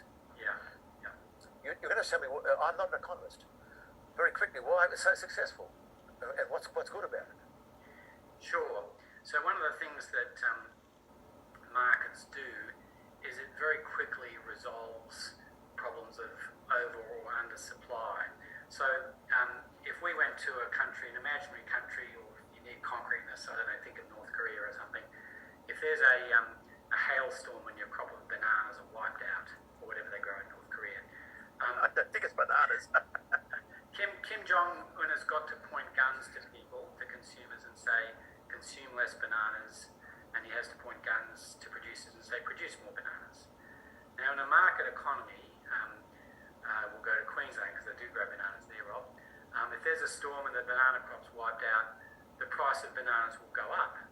And without any guns being pointed, that will stimulate producers to produce more bananas, and it will encourage consumers to consume less bananas. So you get the result that you wanted purely through an operation of the price mechanism. And the price mechanism is a very effective organising device in society. So, yeah, that's why. So no one has to be, I think I read somewhere, I think it was Matt Ridley or somewhere talking about, in London, he said every lunchtime, this is before COVID changed it all, there are so many 100,000 lunches provided. Everyone gets what they want. Why isn't the lunch commissioner getting the proper rewards you get with this remarkable organisation? Yes, that's right. Yes. And this goes right. I mean, this dispersed a system where it doesn't require all-knowing top-down control, which allows dispersed initiative. When it works well, go back to your computer. You're going to sell me. If the computer is worth less to you than the money I'm giving you, and the computer is worth more to me than the money I'm paying, we both can walk away happy from a trade. Yeah, it's a mutually advantageous trade, that's correct. Right, so on the whole, just trading. Well, what you need for that, Rob, though, is you need the computer to be alienable, which is a legal term meaning that of course. It can be separated from me in law, and also you want it to be morally alienable as well. Now, I take your point entirely. Is there a distinction between liberalism as a narrow political philosophy and economic philosophy, not be the word, and trying to turn it into all there is about life?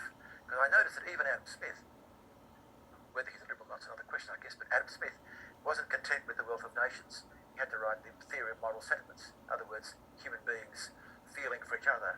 And on this, in this podcast series, I had quite a few people say, liberalism by itself is not enough. We need other virtues and commitments to family, to conservative values, that just by itself, liberalism is too thin to be a philosophy of life.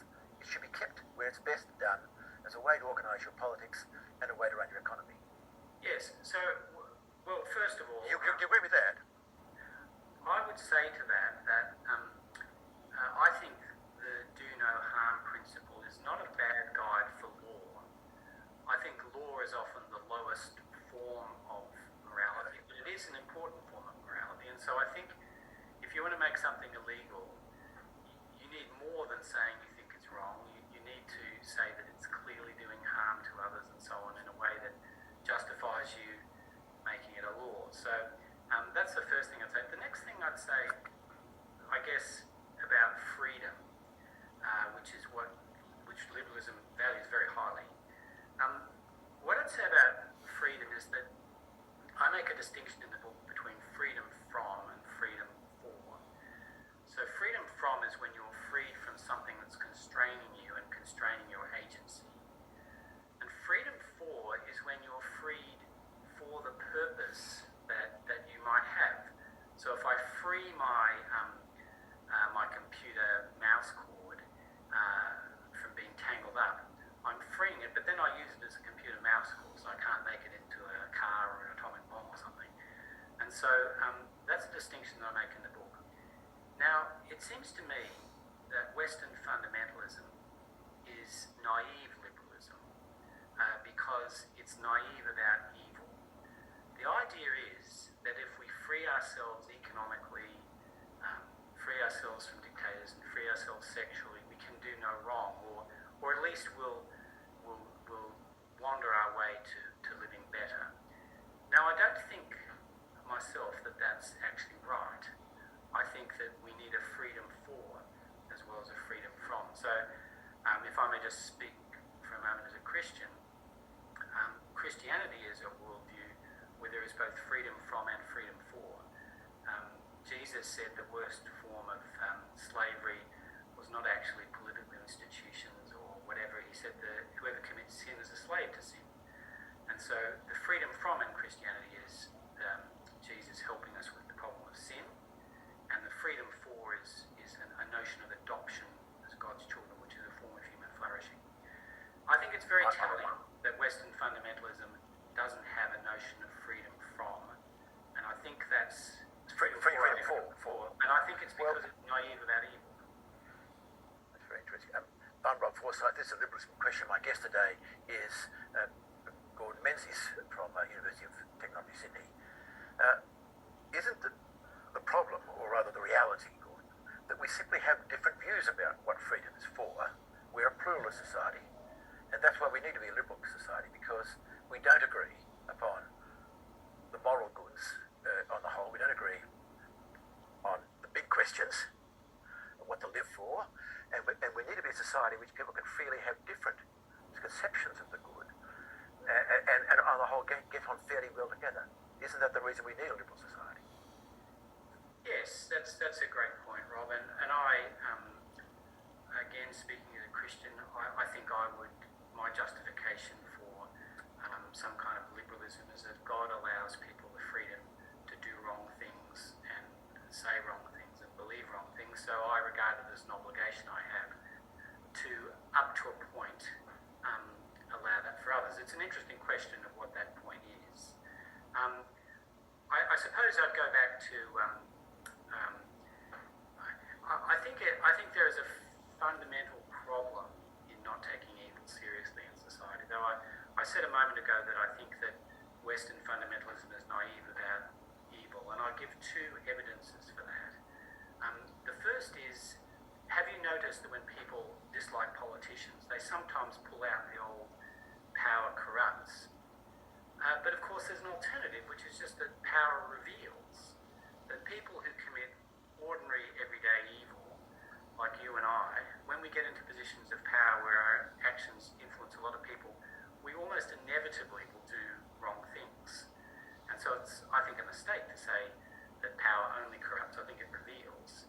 And the second evidence that I'd put forward is that the tendency, the very disturbing tendency for people to confine the word evil to cinemascope evil, like the Holocaust or terrorism or pedophilia or something like that, and to disown it for their ordinary lives.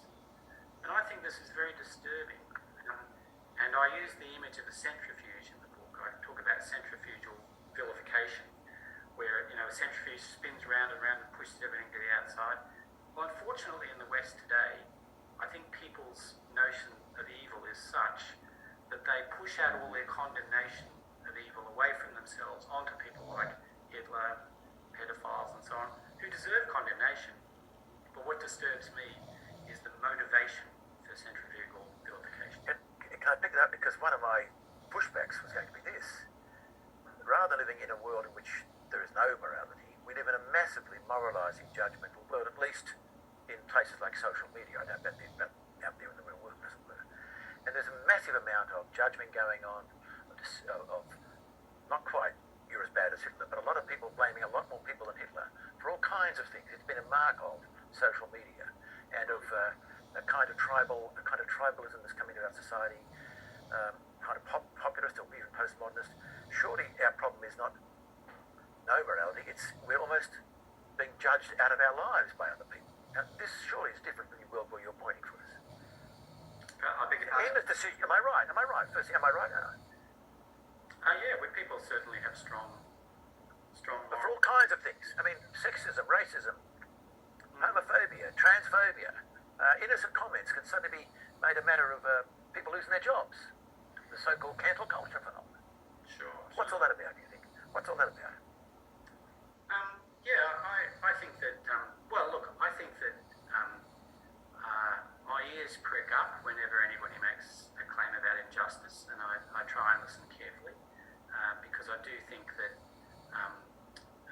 it behoves us well to think about justice and to look at cases of injustice, and people sometimes overreact to things, so that doesn't completely undercut their cause.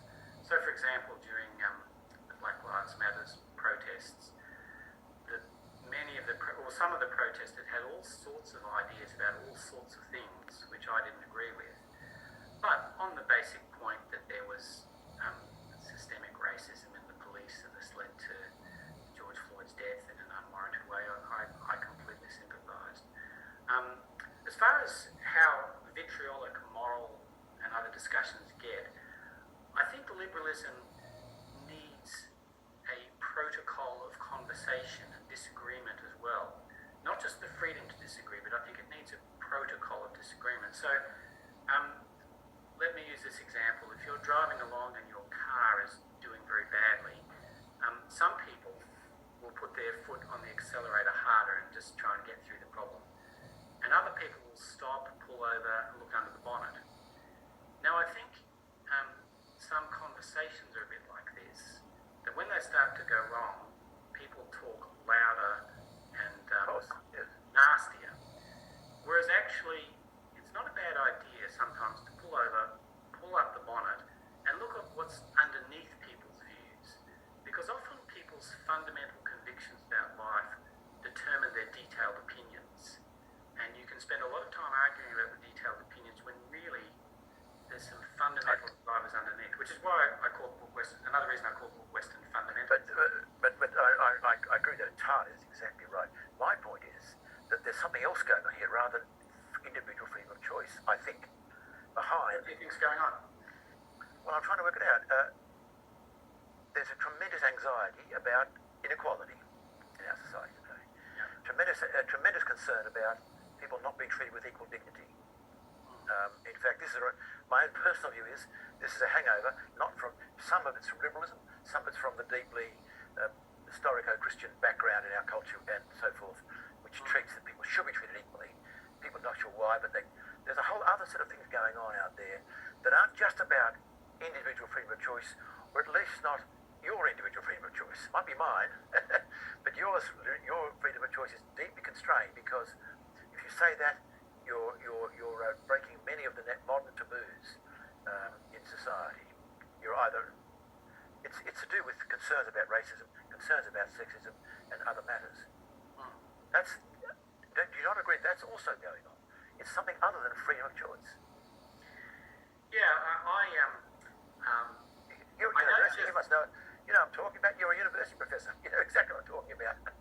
I don't just actually appeal to John Stuart Mill in my analysis of Western fundamentalism. I also appeal to Friedrich Nietzsche, and he had an idea that was that really in the early Western period, at the end of the Roman Empire, well, actually during the Roman Empire as well, that the world was taken over by what he called the slave revolt of Christianity, and all the wonderful, in his view, virtues of Greece and Rome, which are celebrating power, strength, and so on, were wrecked by Christianity.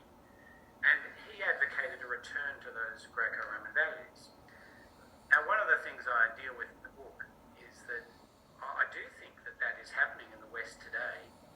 But then the question is, looking over the three fundamentals, democracy, free market liberalism, and sexual freedom, I think sexual freedom and free market liberalism are more marked by a kind of Nietzschean valuing of power and beauty, whereas democracy isn't. And why is this? And my answer in the book, Rob, is that I think that the Second World War, for all its incalculable tragedy, was actually a blessing to the West, because the memory of it still remains in politics. And so a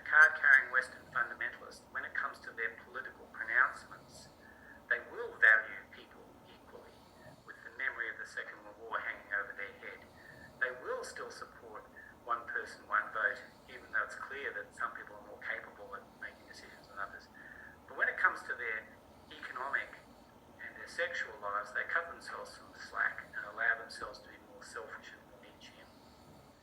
Nietzsche, of course, is one sense a liberal, but not as an anti-liberal, because he holds that it's all just about power. Knowledge is just claims of truth are merely claims to power. Yes, and he wasn't a egalitarian at all. He despised majority government. Exactly.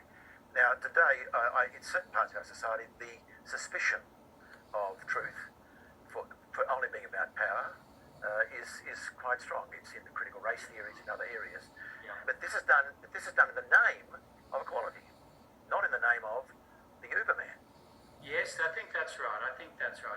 Interestingly, there is a little bit of a pushback here, which is that you'll notice that when we search for equality, we never use words like compassion. They're supposed to be patronising. We use the word, empowerment. And I think it's a very interesting linguistic testimony to Nietzsche that power finds its way even into notions of compassion. I think the great strength and energy of our society is the combination of a Hellenistic and Christian worldview, which are never quite at peace, and that leads something that a dynamism of the West, even when it's dysfunctional, like in some of these other recent movements, Nietzsche is also since picked up by what he would regard as a slave mentality.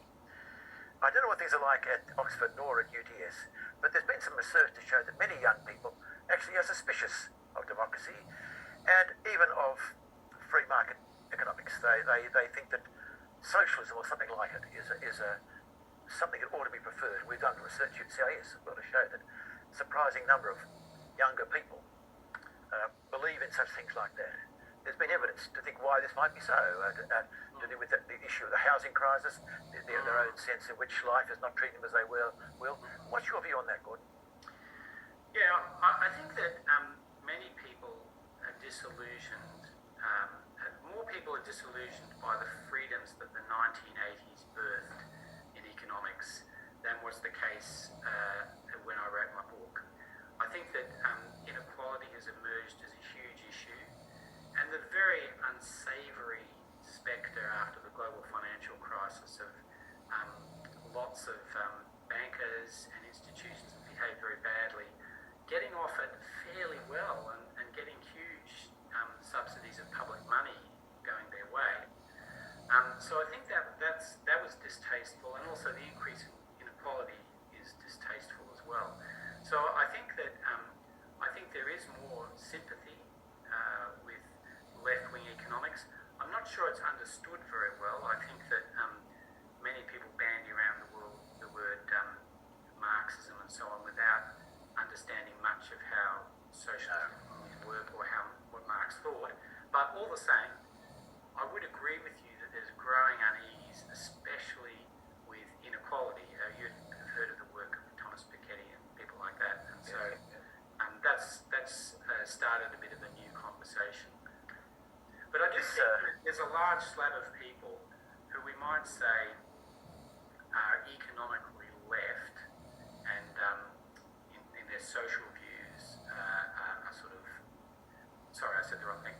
A large group of people that are very comfortable with the market system and accept all aspects of it, but they're, when it comes to their own sexual ethics and so on, you might say they're very left.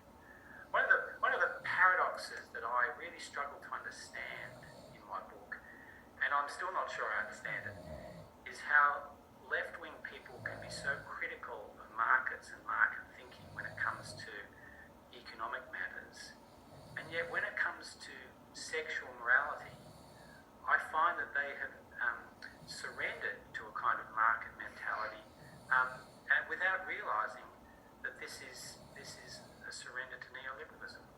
Yes, I think if I'm learning anything from your remarks, it seems to me that you're saying liberalism has an important place, but it can't be the whole game, and in fact it's morally very thin, very thin. We saw this with the harm, when harm is the only moral thing, you end up with what you've noticed these days, by the way. All moral discourse now in our society is put in terms of harm. Not you're wrong, but you're harming certain people. The harm, that's all we've got left. But this is very thin, and I think this is one of the great problems we have, in my point of view, on the table, in our society today. We're morally thin. Yes, if I can say something, and I'll try and say it very, very carefully because I'm aware it could be controversial. Whilst I fully support a lot of the discussion in sexual ethics on consent at the moment, totally support it, it's an interesting case study in morality thinning out, because if we ask the question, is sex loving, then for most reasonable people, I think saying something's loving would automatically mean that it's consensual. In other words, love would imply consent. But consent doesn't have to imply love. And so you can ask if an act is sexually consensual, even if it's mutually agreed to be cruel or all sorts of things.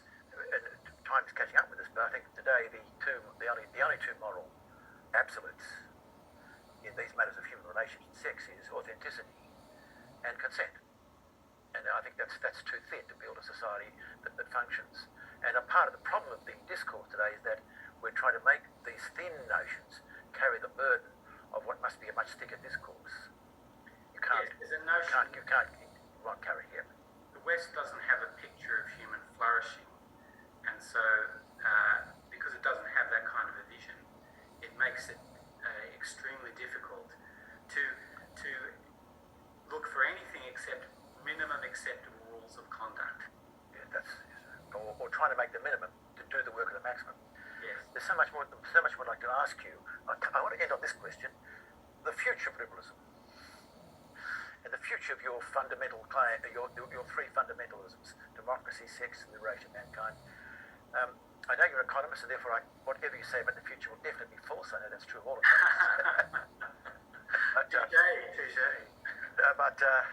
But nonetheless, what do you see any trends that are you optimistic about liberalism, or you think the future is going to be illiberal, or is it just too early to say?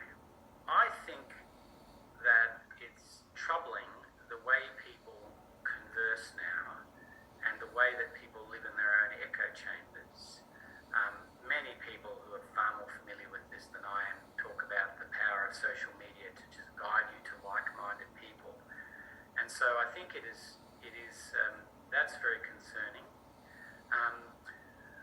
I think, though, that there is still a fair amount of support for the idea that, I think people realise that there is a great good in allowing a certain amount of disagreement.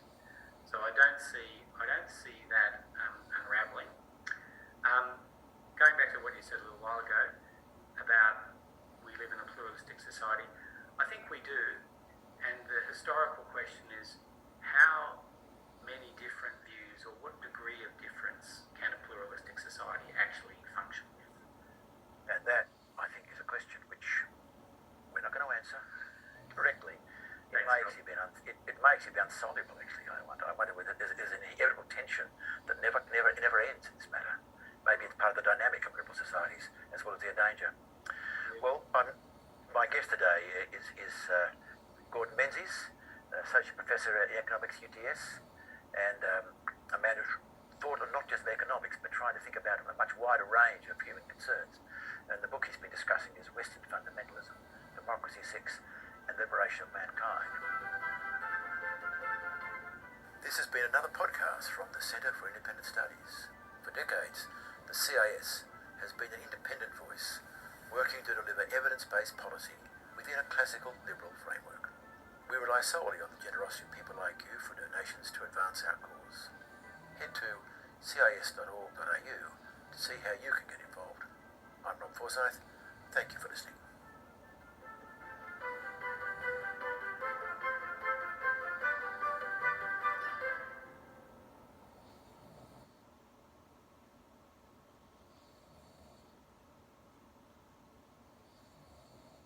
Okay, ladies and gentlemen, I'm Robin Niblett, the director of Chatham House. Thank you very much for hanging in there while we made sure we got our platform working. I don't want to say anything about this not being a Microsoft platform, but in any case, we may have been joking about that a few seconds ago amongst us on the panel. But welcome and thank you very much for joining us for this members' meeting, where we're going to be discussing the big topic of towards their vision for transatlantic digital cooperation. Just to remind you all that this meeting is on the record, and it's meant to run to 6:15. As we've kind of lost 10 minutes of it, I may stretch us over by 5 or so minutes at the end so that we can have a chance to really draw on the insights of this great panel that we have on this very important topic. So again, welcome and thank you very much for joining us. Just to let you all know a little bit about the context, we are holding this meeting today because we have just released a report here at Chatham House last week on digital trade and technology standards, subtitle being Opportunities for Strengthening US, EU and UK Cooperation on Digital Technology Governance. Long title, but I think it says what it is on the tin. As you can probably get by the three actors referenced there, US, UK and EU, it tries to capture a little bit of this interesting, awkward dynamic we're in at the moment of the United Kingdom kind of swimming around in between the big behemoths in the technology space of the US and the EU, and particularly glad therefore that we will also have a UK government perspective on this conversation, because it really is a very interesting time to look at the interaction between these three key players in the digital space. So as I said, we released this report, which I think you can find and be in the chat, or the link will be shortly. And this report drew on a series of roundtables we've held over the course of the year. And I'd like to thank about it, Microsoft, for their support also of this project that we were able to undertake over this last year. Before I sort of get into all of the logistics, I just want to say that we're very pleased, as I said, to have this panel with us. We have Susan Aronson, who is a professor at International Affairs, based in the Elliott School of International Affairs at George Washington University in Washington, director of the Digital Trade and Data Governance Hub there, and a frequent writer and commentator on all issues to do with data, national security, and mapping forms of data governance.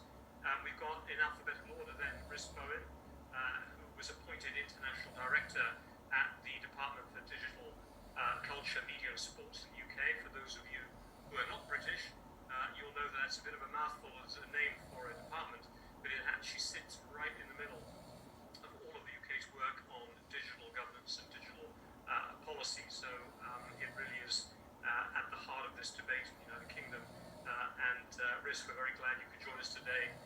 Somebody who's been working, really focusing on economic and international economic security policy in his time in government, but very importantly also involved in some of the Brexit negotiations, which touched on these topics as well.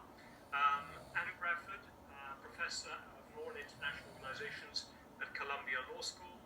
Andrew, welcome back to Chatham House. Great to have you with us. Also Director of Columbia's European Legal Studies Center. Somebody who specializes, I think you all know, on international trade law, but specifically focusing these days on the role of the EU and its play on international regulation, having written the book, The Brussels Effect, How European Union Rules the World, which came out in 2020, a wonderful provocative title, which we'll have a chance to dig into yet again on this conversation. And last but very much not least, Casper Klinger, Vice President of European Government Affairs at Microsoft, somebody who I got to know in his last role before taking up this one, which was as Denmark's first tech ambassador, based in Silicon Valley, interacting between Denmark and a lot of the companies and other players, civil society organizations, working there on the West Coast on technology policy. And Denmark was one of the first countries to kind of spot the technology needed a capacity to develop its own diplomatic strategy and set of policies. He'd also been ambassador prior to that to Indonesia and had worked all of his career, in fact, in the Danish Ministry of Foreign Affairs. But now, right in the heart of Brussels and at the heart of this big topic that we're going to be dealing with today. So what I'm going to do is ask a few questions, engage in conversation. Let me ask all of you who are participating in this event. We do want your ideas, your questions, your thoughts through the course of it. Please put your questions into the Q&A function. We won't be able to see them in the chat, and we won't have a raise hand function here. We're going to use the Q&A. So please write your question into the Q&A, and we will get to you and get to it once we've had an initial roundtable roundtable chat amongst the five of us. Casper, I'm going to start with you, if I may, with a couple of questions to kind of set the scene. One of the propositions in the report that we have written is that there really is an opportunity right now for closer US-European cooperation on the issue of technology governance. It has been for quite a while, as you know, as I think a lot of our participants at this meeting are aware as well, one of the really knotty, thorny, difficult areas of transatlantic relations. Digital tax obviously being an area that's been at the forefront. This idea of being ruled, perhaps, Europeans by big American technology companies operating under a US technology outlook, which cuts against the grain of some of the values, and as Susan I know works on a lot, some of the values and structures that Europeans feel comfortable with. And yet, our sense over this last year of roundtables, discussions with experts, preparing the report, one of the theses of the report is that the world has changed. That the rise of the China threat in particular has created a greater sense of transatlantic common purpose, and that the US itself, at a legislative, political level, maybe at a popular level, is less enamored of the big tech companies that have been leading the way, and that therefore there might be a more willingness to entertain a more European approach, if I may say, towards how we engage with tech companies. So just a very big opening question for you who came from the West Coast as a European diplomat into Brussels, now working for an American company. I mean, you really have been on both sides of this debate. How does it feel to you? What do you think is the content? Over to you. Well, thanks, Robin. Although I am very disappointed with you because you took away the thunder of what I thought would be a very good joke about Zoom versus Teams initially here, but now it's too late for me to go in that direction. But thanks for the question. It's great to be on the panel, also with people I have enormous respect for, and I'm sure that Susan and Anna will correct everything that I'm saying in the next couple of minutes and get us in the right path. But what I would say is I think we should make a distinction between what is currently happening and then I think what many of us think needs to happen. And I think on sort of the transatlantic regulatory collaboration, if you like, around digital issues, around technology, I think you're right in saying that, if I just compare with a couple of years ago when I was still in the US, and do I miss the weather sitting here in Brussels? I absolutely do that. But I think it was a very different climate and a lot more antagonism, a lot more disagreement around the necessity of regulating big technology companies or technology per se. I think that feels different today, but I think we also need to be a little bit honest. And of course you stand where you sit, so I'm sitting in Brussels, and I think there is no reason to hide the fact that there is still a little bit of caution in sort of feeling out the degree of appetite coming out of Washington, D.C. in collaborating with Brussels around, the technology and digital agendas.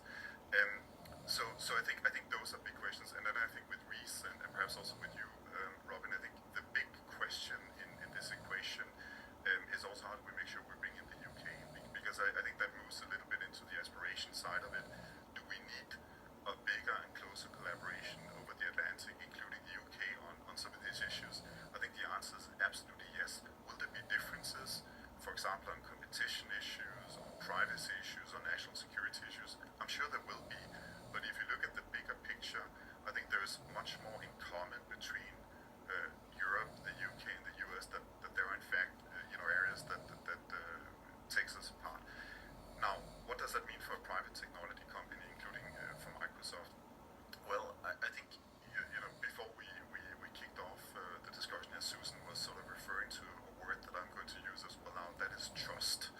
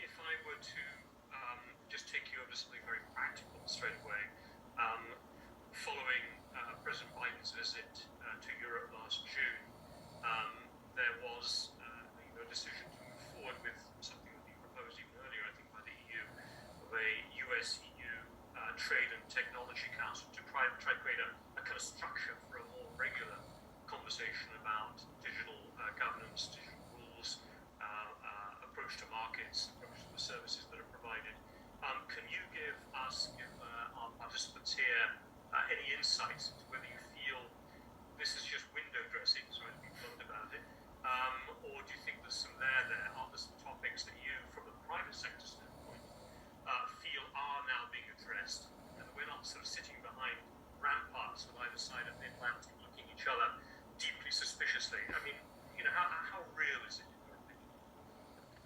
And I think it's a good question. If you allow me just one comment before moving there, because I think it's related.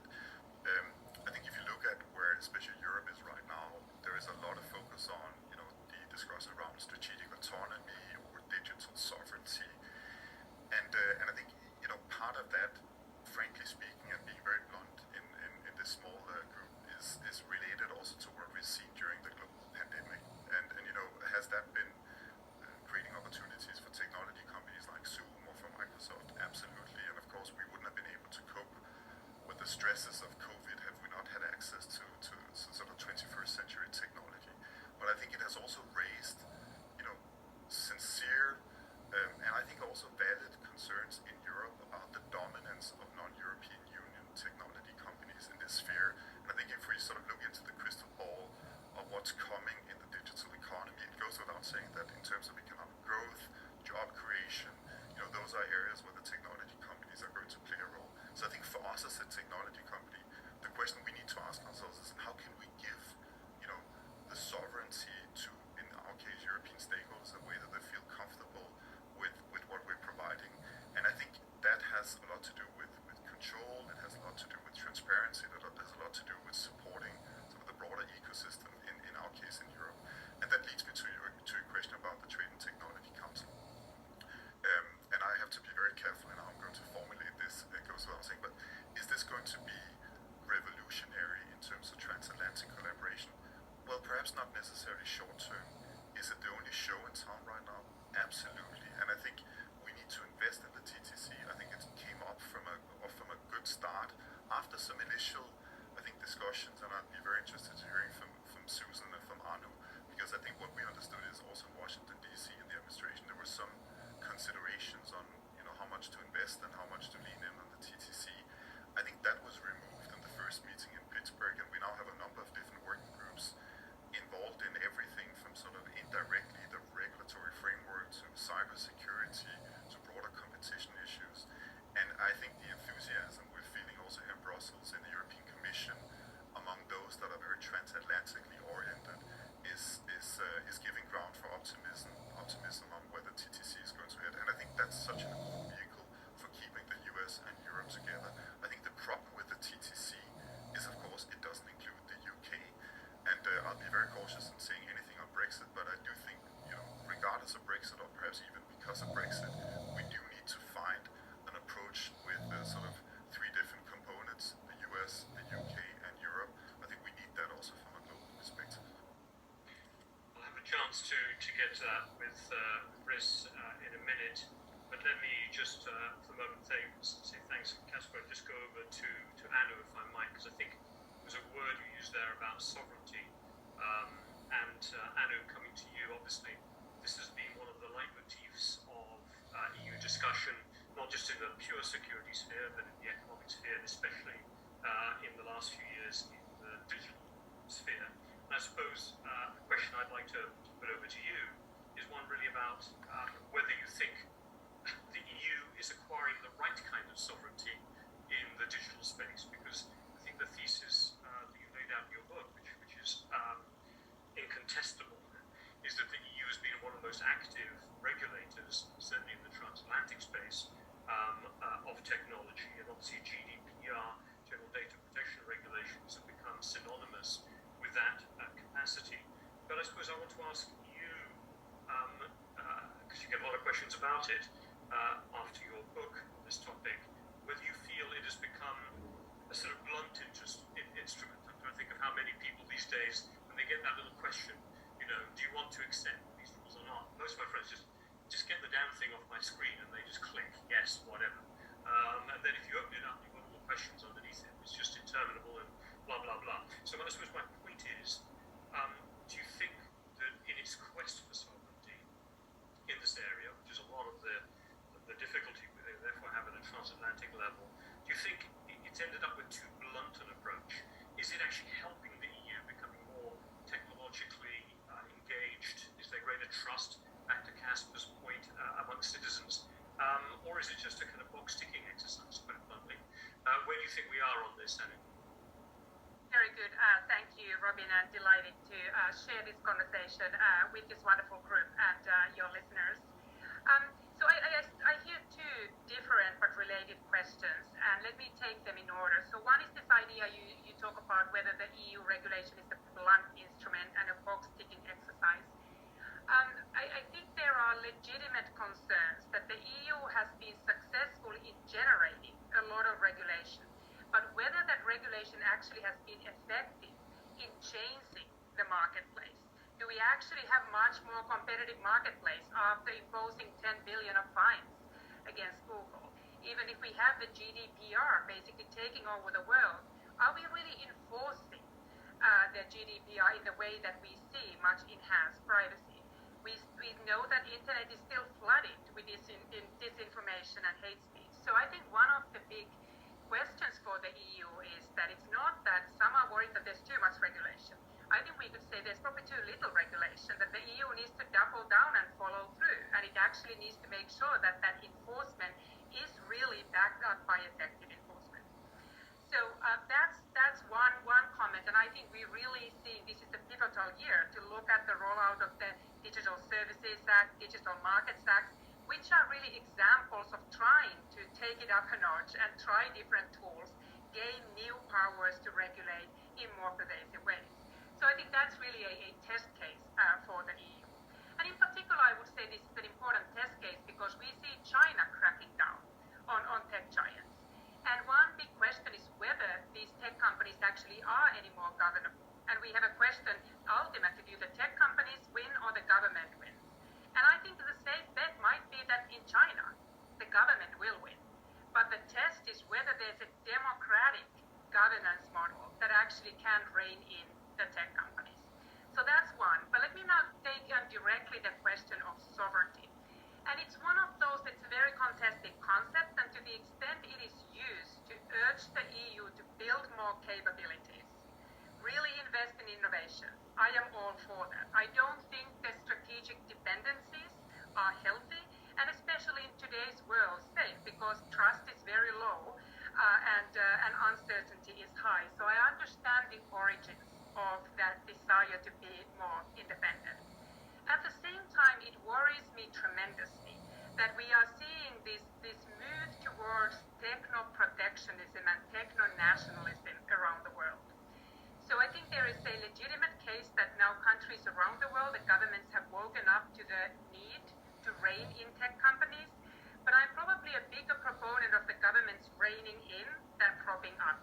So these subsidy races, for instance, for the EU to enter into an AI race between the US and China, the EU will run out of money before China will. And ultimately, I am not sure whether it serves the world better that we are trying to resolve this through subsidies. And if we take, for instance, the Brussels effect seriously and the idea that the EU's regulations do get transplanted around the world, protectionist regulations can also be exported through the Brussels effect. So ultimately, I don't think it would create the world that is better for European companies. I don't think there are generally winners in tech wars and protectionism, and it certainly wouldn't serve the internet users around the world. Look, very clear answers. I mean, can I ask you just one immediate follow-up, which is, do you think the Digital Markets Act, was focused on that one, the DMA itself, is pointing in the right direction from what you see currently? In other words, is it going to end up potentially reining in market dominance of US companies, or will it also, by creating a more competitive marketplace, potentially open up opportunities for European companies to start to take in that space?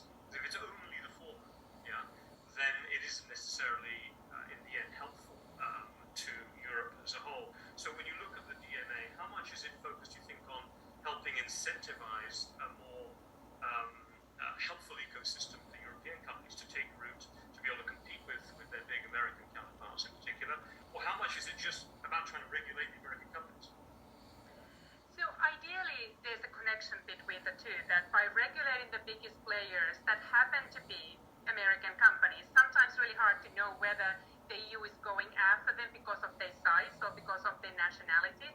But there are many smaller US companies, for instance, that are egging the EU on and asking explicitly the EU to be very stringent and try to shore up the regulatory landscape vis-a-vis the US companies, because they are the biggest market players. But at the same time, I don't think that simply by reining in the largest tech giants will be enough for the EU companies to compete. There are many other issues that European Union needs to do in order for there one day to be a Google of Europe and Microsoft of Europe and Facebook of Europe. But I don't see, many people are saying that it's the regulation that keeps these European companies down, and we now need to just level the playing field. I think we need to complete the digital single market. We need to complete the capital markets union so that these companies can actually raise funds and grow in Europe as opposed to being acquired by one of the tech giants. We need to have different bankruptcy laws that actually incentivize and allow for risk-taking and a different culture of entrepreneurship. And we need to shift our policy when it comes to immigration, because a lot of the success stories behind these US tech giants is the US's ability to attract the best tech entrepreneurs from around the world. So I would like to sort of debunk this myth that regulation is hampering the EU, and there would be this kind of desperate, envy-driven attempt now to level the playing field by targeting specifically the American companies. I am hopeful that the DNA will provide tools that actually will challenge these companies to rethink and develop different kind of business models where the downsides of the current business models to the competitive marketplace have become an obstacle to better competition. But again, a lot comes down to how will this be enforced and what kind of market will it generate in Europe in the end. I was thinking of bringing in Rias now, but actually I think on the comments you just made now, it'd be better for the Rias doesn't mind just to actually fold over to Susan, because I think these big questions about what it is that the EU is trying to achieve, its ideas of sovereignty and so on, are going to be quite relevant to try and understand what is driving current thinking in the US, and particularly the Biden administration, which came in with seemingly a very different approach, a kind of desire to try to respond both to popular and in some cases congressional demand to impose some greater controls, I suppose might be the right word to use, on the US tech industry. Susan, can I come to you and can you give us a flavor of where do you think the debate is right now in the United States, and in particular in Washington, from this administration about making its own adjustments to what has been an incredibly free market approach to allowing the rise of these companies? Brand new thinking, which is being led by the National Economic Council and not really by Congress. The Biden administration wants very much to create a new template for digital trade, and that template allegedly will be focused on the labor and user issues. The problem is that template can't go anywhere until Congress gives fast-track authority and directions as to what the legislative priorities for negotiating digital trade should be. Moreover, unfortunately, Congress is sending very confusing signals, right? Because there is yet no personal data protection law, despite multiple frameworks. There's no unified bipartisan approach to regulating the tech giants. And I think there's a real misunderstanding about what data is. And if I may segue to that point, when you were asking Anu about the conception of sovereignty, I just want to say that I think almost every model of how we think about these issues is totally out of date. Who's sovereign over data, right? Which is at the root of all these sectors. Who is sovereign over personal data, and who is sovereign over non-personal data? And then in order to answer that question, you have to assess what is data. So what is it? Is it a quasi-public good? Is it a proprietary good? We need to think about these things very coherently in order to decide what is protectionist and what isn't. And because I think about that, I think the current models of thinking about how you regulate, whether it is digital trade or whether it's competition policy, is totally out of date. If I make one final point, it is that these models also ignore the needs of users, which users are feeling less and less trust online, according to polling data, which I understand can be very unreliable and biased. But I urge you all to think about the role of trust online. user concerns, which are not about consumer welfare or malware or spam today. They're about online harassment. They're about internet shutdowns. I could go on and on. It's also shocking to me how much we ignore technological change. The metaverse is upon us, but I shouldn't have said the metaverse. I should have said increasing use of immersive technologies. Who is sovereign over that? And what kind of rules should take place? That's what I think we should be talking about, both for digital trade agreements and for regulation. Well, again, let me just do one follow-up to you in that case, Susan, because actually I also find this question of sovereignty fascinating, because maybe as a European, I sense a sort of inbuilt desire amongst individuals to have a greater sovereignty over their own data. Right, exactly. Don't necessarily want either the companies to have sovereignty, or for that matter, or the countries or the governments, is how can we move to a position where there's greater individual sovereignty. So, might that be a place where there is a bit of a bridge between US and Europe? You said that the loss of trust in the United States about online harassment being sort of ejected from certain online platforms, how your data is being used, especially if we get into the more immersive worlds. Do you sense there's been a sense of the way the companies could do whatever they wanted, if I can put it that way, because there wasn't the demand at the private level.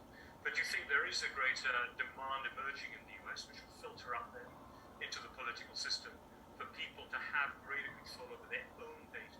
And is there any moves to be able to respond to that desire in the US? Because if there is, then I think we've got a bridge over to Europe. But just tell me what you think on that.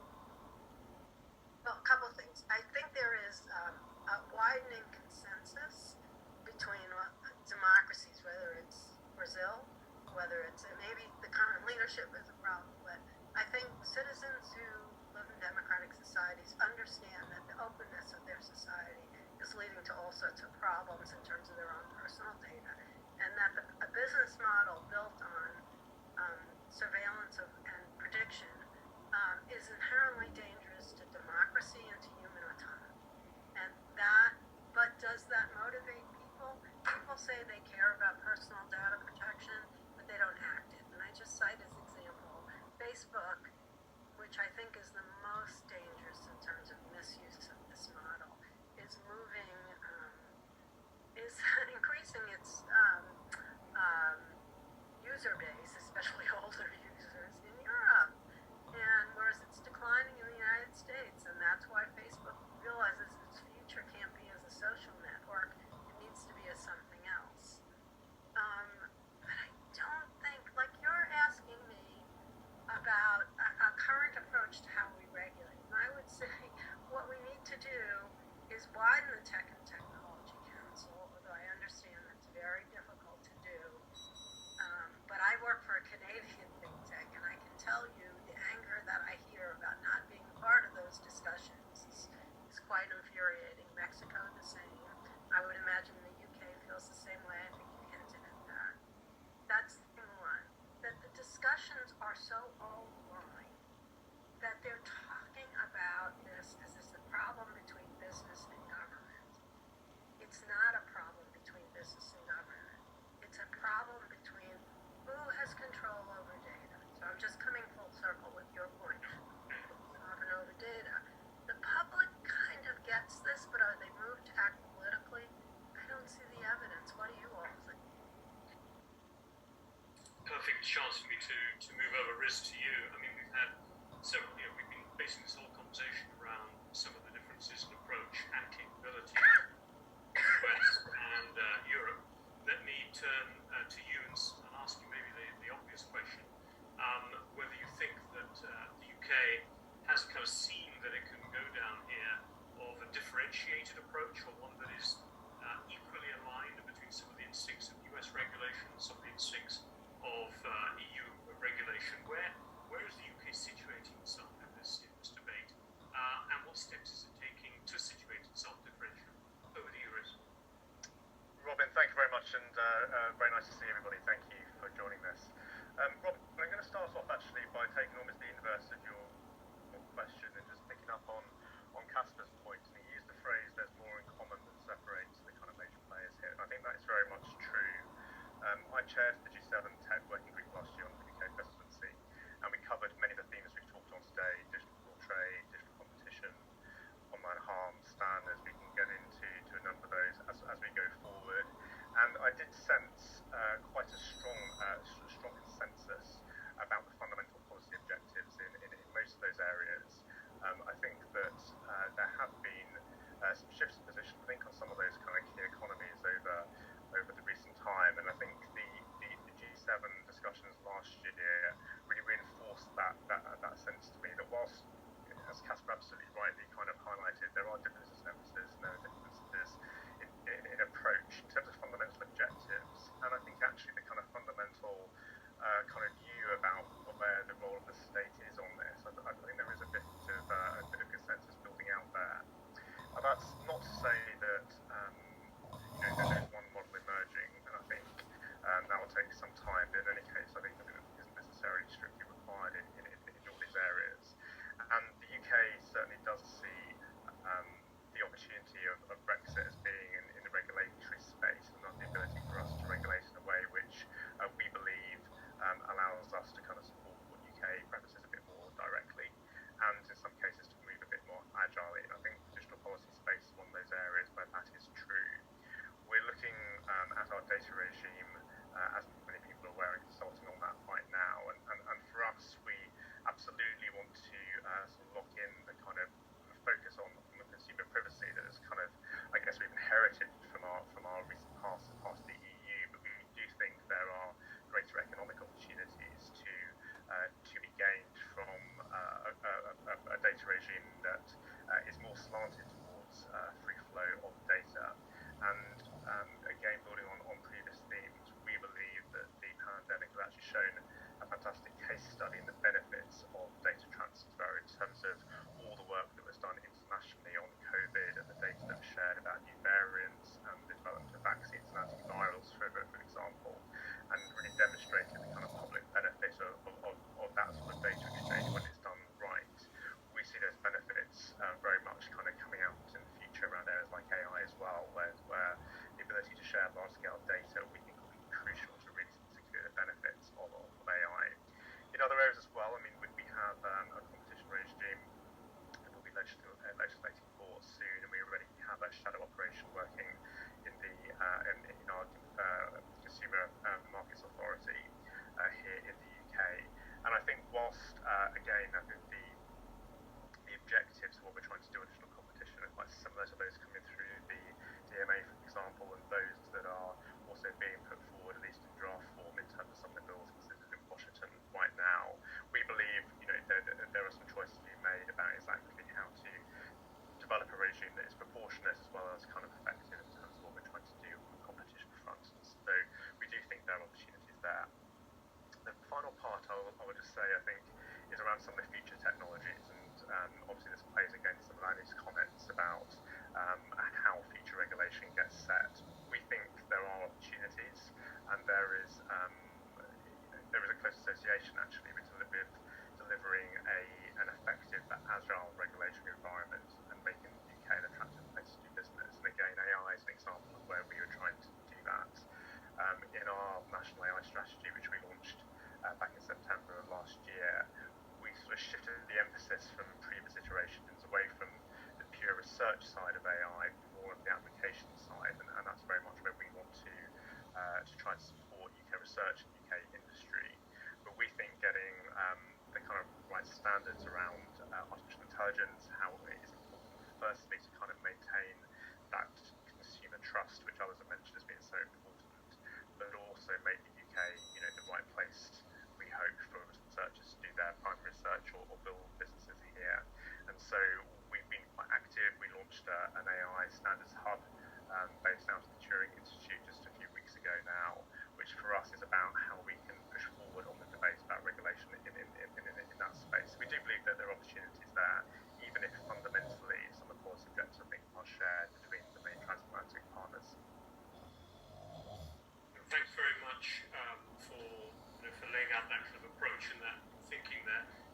You did mention the role that you played, and obviously the UK government played with its presidency of the G7.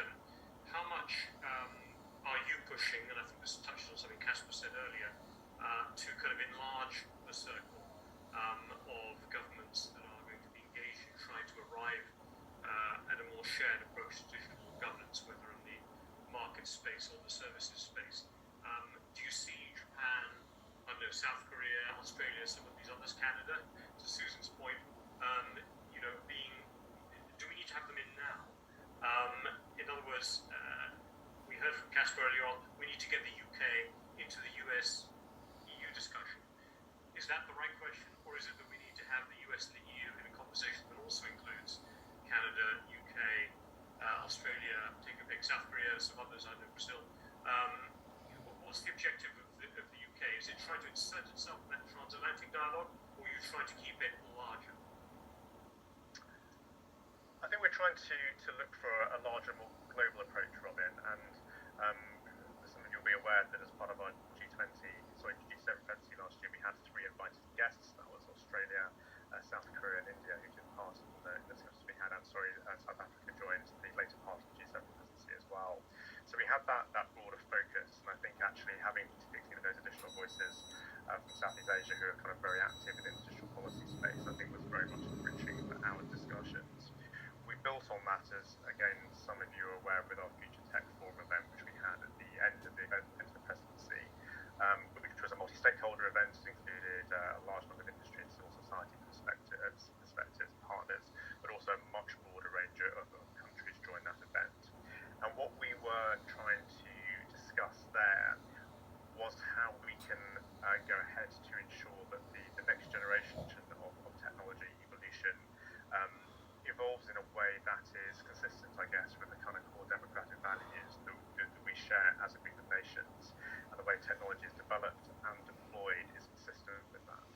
And I think that was the kind of start of the discussion, but we think it is important that is the global discussion, because as well as things like the G7, G20 groups, which are really important here, we're conscious, for example, that it's going to be a very busy year for the ITU, the International Telecommunications Union, the UN body, with a number of major conferences, and then their plenipotentiary conference in September, where the new Secretary General and the Council and others will be voted upon.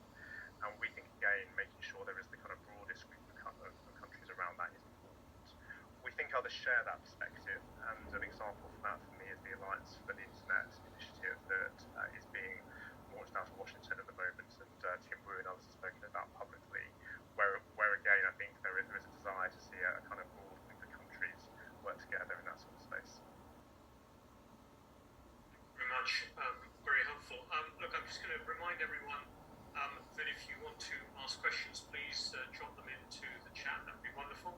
And I'll come to, I've got one up there already, but I'm going to come to it in a minute to see if I can just follow up on a couple of other quick points. First of all, with people, one of the topics that we focused on in the Chatham House paper, the 2 areas where we were looking at the capacity for closer US-European cooperation. Obviously, one is in the trade space, the trade in digital services, in digital products, in digital data, I suppose, in that sense as well, and the capacity, therefore, for companies to be able to share data across the Atlantic in order to enable that trade. Anu, just turning to you, could you just share where you think we are in this environment where we're hoping there's a little bit more convergence across the Atlantic? We've heard it, I think, from all of the comments today.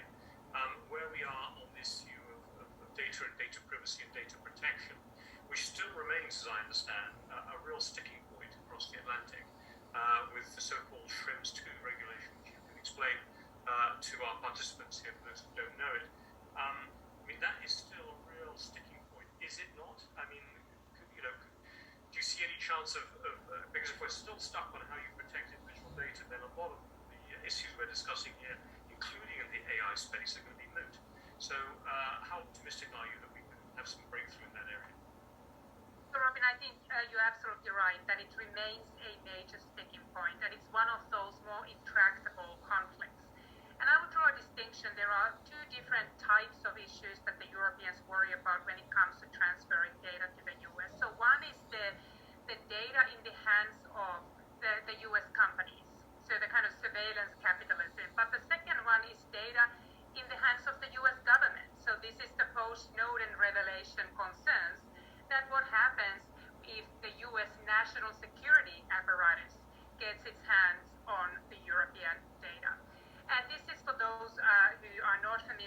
the Schrems 1 and Schrems 2, these are decisions by the highest court of the European Union that basically halted, invalidated the agreement that was the basis of data transfers between the US and the EU.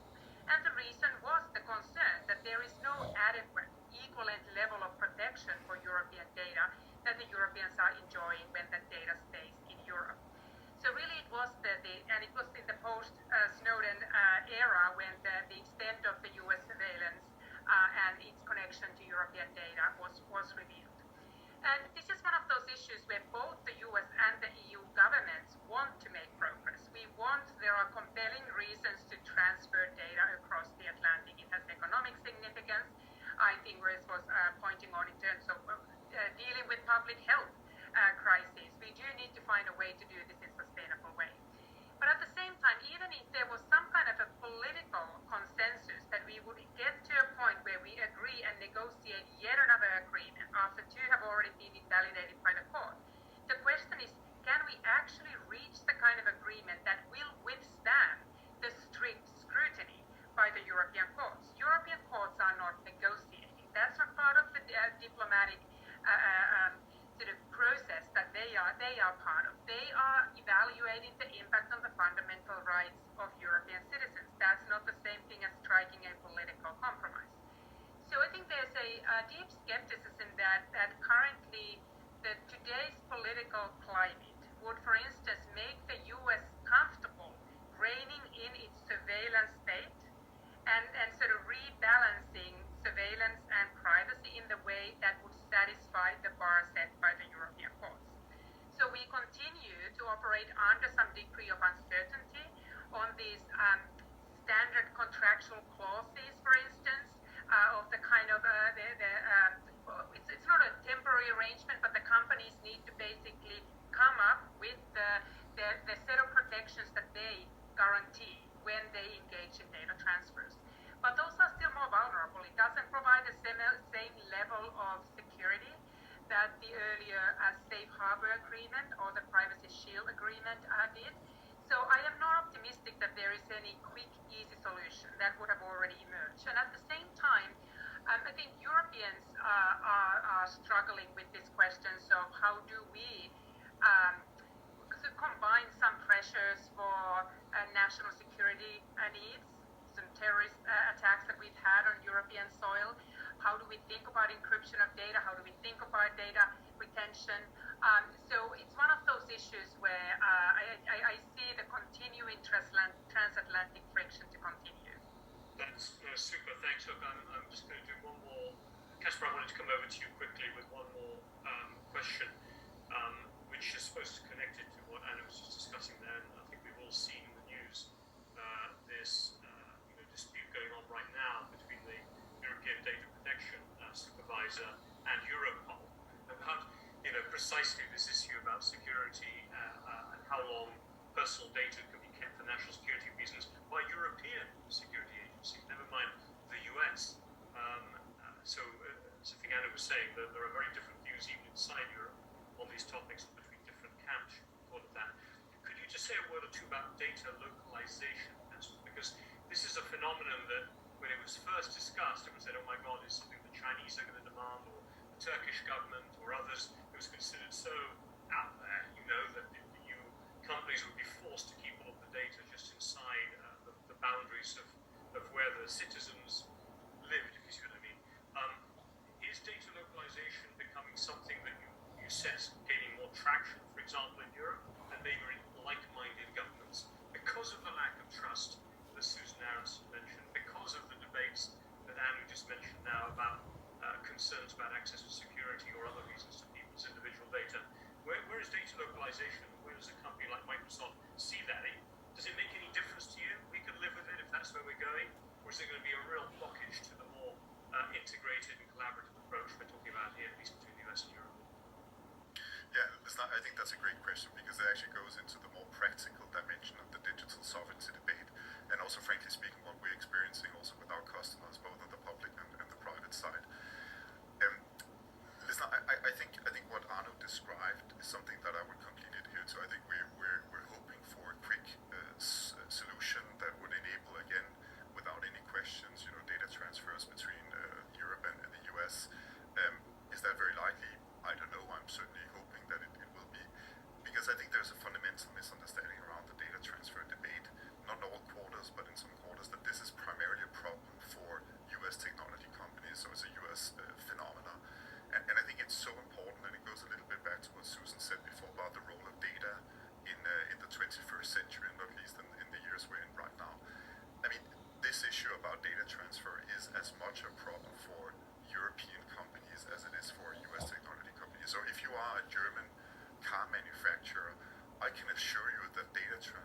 absolutely essential when you look at predictable maintenance, when you look at different components development, when you look at autonomous driving. You're so dependent on the transfer of data, and I do think we need to find a way forward. Now, GDPR was very much focusing on personal data.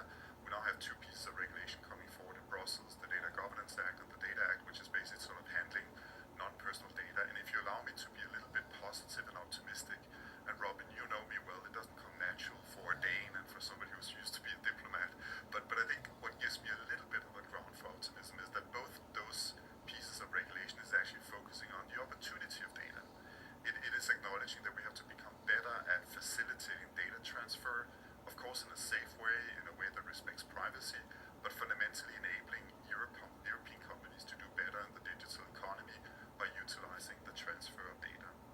Now, and this is, I think, where the discussion becomes a little bit schizophrenic, because then enters the digital sovereignty discussion, and you're spot on in saying data localization is a thing that we are being confronted with on a daily basis. So the desire for customers to have better control or better perceived control of data by having us commit to storing data in specific areas. And we actually did something last year where we established what we call the EU data boundary that gives our customers the opportunity to not only store data in Europe but also to process data in Europe. Now, does that mean that we were not already living up to all commitments? No, we were completely living up to all commitments, all regulation. But I think this is where the psychology comes in. Now, what I would say, and it's sort of a slightly broader discussion, and if you allow me to bring in cybersecurity, because I think it's an important part of it as well. Is there a contradiction between Europe focusing on protection and Europe focusing on connection? And I would say absolutely not. And I think that's part of the discussion where we're hoping we can interject a little bit of sort of insights also from the technology side, because what we're seeing, for example, around cybersecurity, including what is happening a little bit towards the east these days, is there's something fundamentally logical about if you want to protect yourself, you pull things closer together, and if you look at data, you put things into your basement, into an on-premise server.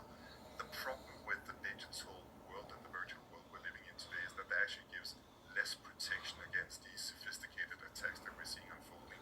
So the best way to enable also a company like us and many other technology companies to offer state-of-the-art mitigation technologies is in fact moving towards the cloud. And if you want me to be a little bit sort of provocative, although I'm not going to be very provocative, but I think the concerns I would have both as a European but also representing the company that I do is that the digital sovereignty discussion across Europe can turn into a bit of an obstacle, for example, of applying cloud technology at a moment where Europe is actually trailing behind globally, trailing behind North America, trailing behind Asia in terms of adapting the cloud. And I think that would be problematic for small and medium-sized enterprises that could have access to cheap state-of-the-art technology. But in fact, it's also problematic in terms of defending your societies, your critical infrastructure from the cybersecurity attacks that we're seeing going through the roof these months. So I think this is where the operational side of the digital sovereignty discussion raises a few concerns, and where I think we need to have sort of a better discussion between the private sector and the public sector.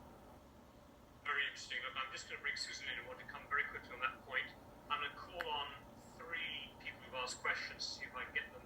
Just warning you to unmute if you're comfortable in a minute. My colleagues will be in touch with you. And then also I want to come to Rias at the right moment to talk a bit about the standards issue, which is so important right now, and was the other main focus actually of our report. So somewhat in that order, we've got about 15-20 minutes to go, so I think we're doing well. But Susan, over to you quickly on data localization first. Thanks so much. So in terms of data localization, I think it is increasingly a function of the demand for data sovereignty. I do think that, as the Internet of Things and smart manufacturing becomes ever more important, what we're really talking about is, personal data. And so we're going to have to figure out how much of smart manufacturing, how much of IoT stuff is actually personal data.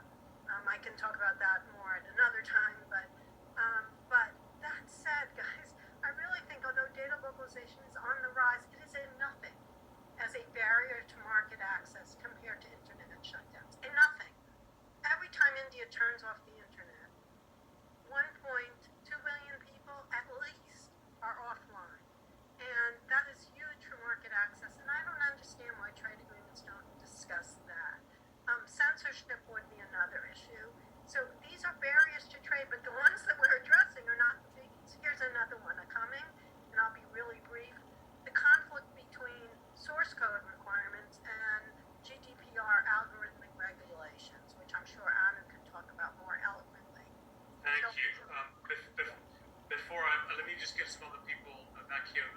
so I'm going to bring in a couple of folks if I can right now. I know I want to unmute if we can Tom Kiedraski, Yusuf Alawad, and I'm going to ask Leslie's question for her in a minute, Leslie McKenna, and I will also ask Christina Barbov's question in a minute. But Tom, you're unmuted. Go ahead. I'm going to take them all together. So take your note. I'll turn to ask panelists to reply.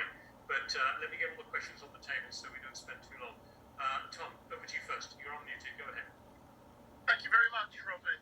So I wanted to ask the panelists, can long-term transatlantic governance cooperation survive the increasingly polarized nature of domestic politics?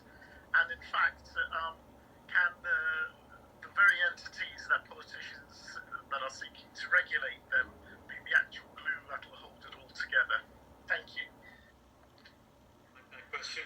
All right, have a think on that, folks. And Yusuf, please, you're unmuted. Go ahead. Hello. Thank you all to the panelists. Very, very interesting discussion. My question is actually directed to Anu directly. You spoke very briefly about this idea of America being this kind of haven for entrepreneurship, both from a regulatory and also kind of somewhat of a cultural perspective. Can you expand a little bit on what this means in practice, i.e. some of the policies that allow this to happen? And also what tangible policies would need to be implemented in Europe to compete with this? Thank you. Thanks, Yusuf. I know that Anu touched on some of those issues, I think, in one of her earlier comments about sort of venture capital and so on. But Anu, I'll let you come back because you might have a couple of other points you want to bring in there specifically. And let me ask two questions from people who can't unmute. Christina Barbov, and I suppose her line goes, is maybe a mirror image to Tom Kiedraski's first question. Christina says, even if there is a clamor amongst US citizens, so this, Susan, might be for you, for greater protection, will it actually get through the democratic process, given the very effective lobbying taking place by hard tech up on Capitol Hill? So, Susan, I'll give that to you, but anyone can touch on that if they want, but I think that'll be specific to you. And Leslie Leslie McKenna asked the question whether you have any thoughts on how governments and businesses on both sides of the Atlantic can better support the development of digital infrastructure in emerging economies. What should we be doing to provide alternatives to the digital Silk Road? And actually, I might use that, if I made a hook risk over to you in particular, because actually standards might be part of that. I mean, I know there's many other things in there, but risk, that might be a doorway into the standards question that I know I'd like you to touch on as well. So, where should we go? Yusuf, so, Susan, do you want to take on Yusuf's question about, the idea of America being a haven for tech entrepreneurship, but can you actually get through on this? No, sorry, that was Tom's question. Thank you. Tom's question, yeah. Or maybe it's Christina's question. Christina's question about the clamor for users and so on. You can do that one first, Susan. You know, I'm actually quite optimistic about regulation. There's a lot that the Biden administration can do through executive orders, which is not always the most democratic route, but it's already happening. Also, I do think, as Casper could say more eloquently than me, companies want regulation. They don't want the patchwork. And, we've seen it at the state level. It's really dangerous and costly. So I do think we are going to see competition policy and personal data protection and regulation, even though it's in the interest of Republicans to cut short Biden at every turn and deny him policy success. There's just so much pressure in the United States. Moreover, even though I do think you see a lot of commercials online about how companies want regulation, but they only want certain regulation, and they have captured both Republican and Democratic members.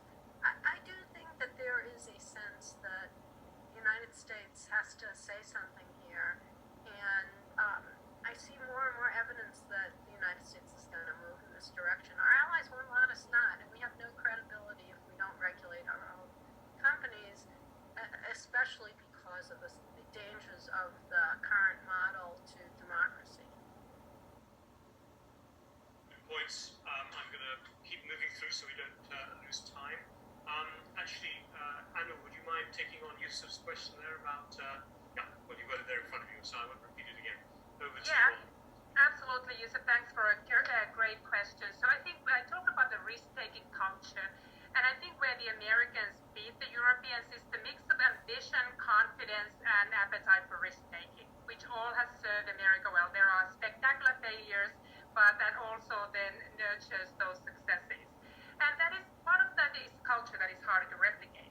But in part, there are laws, like I was mentioning bankruptcy codes, that make it fatal to fail. And I don't think failure is fatal. In the US, well, you just can go and raise money for your other venture. It at least shows that you're trying hard enough. So that is one example. And let me maybe go a little bit deeper to illustrate one of my favorite topics that I raise when we talk about this issue is immigration.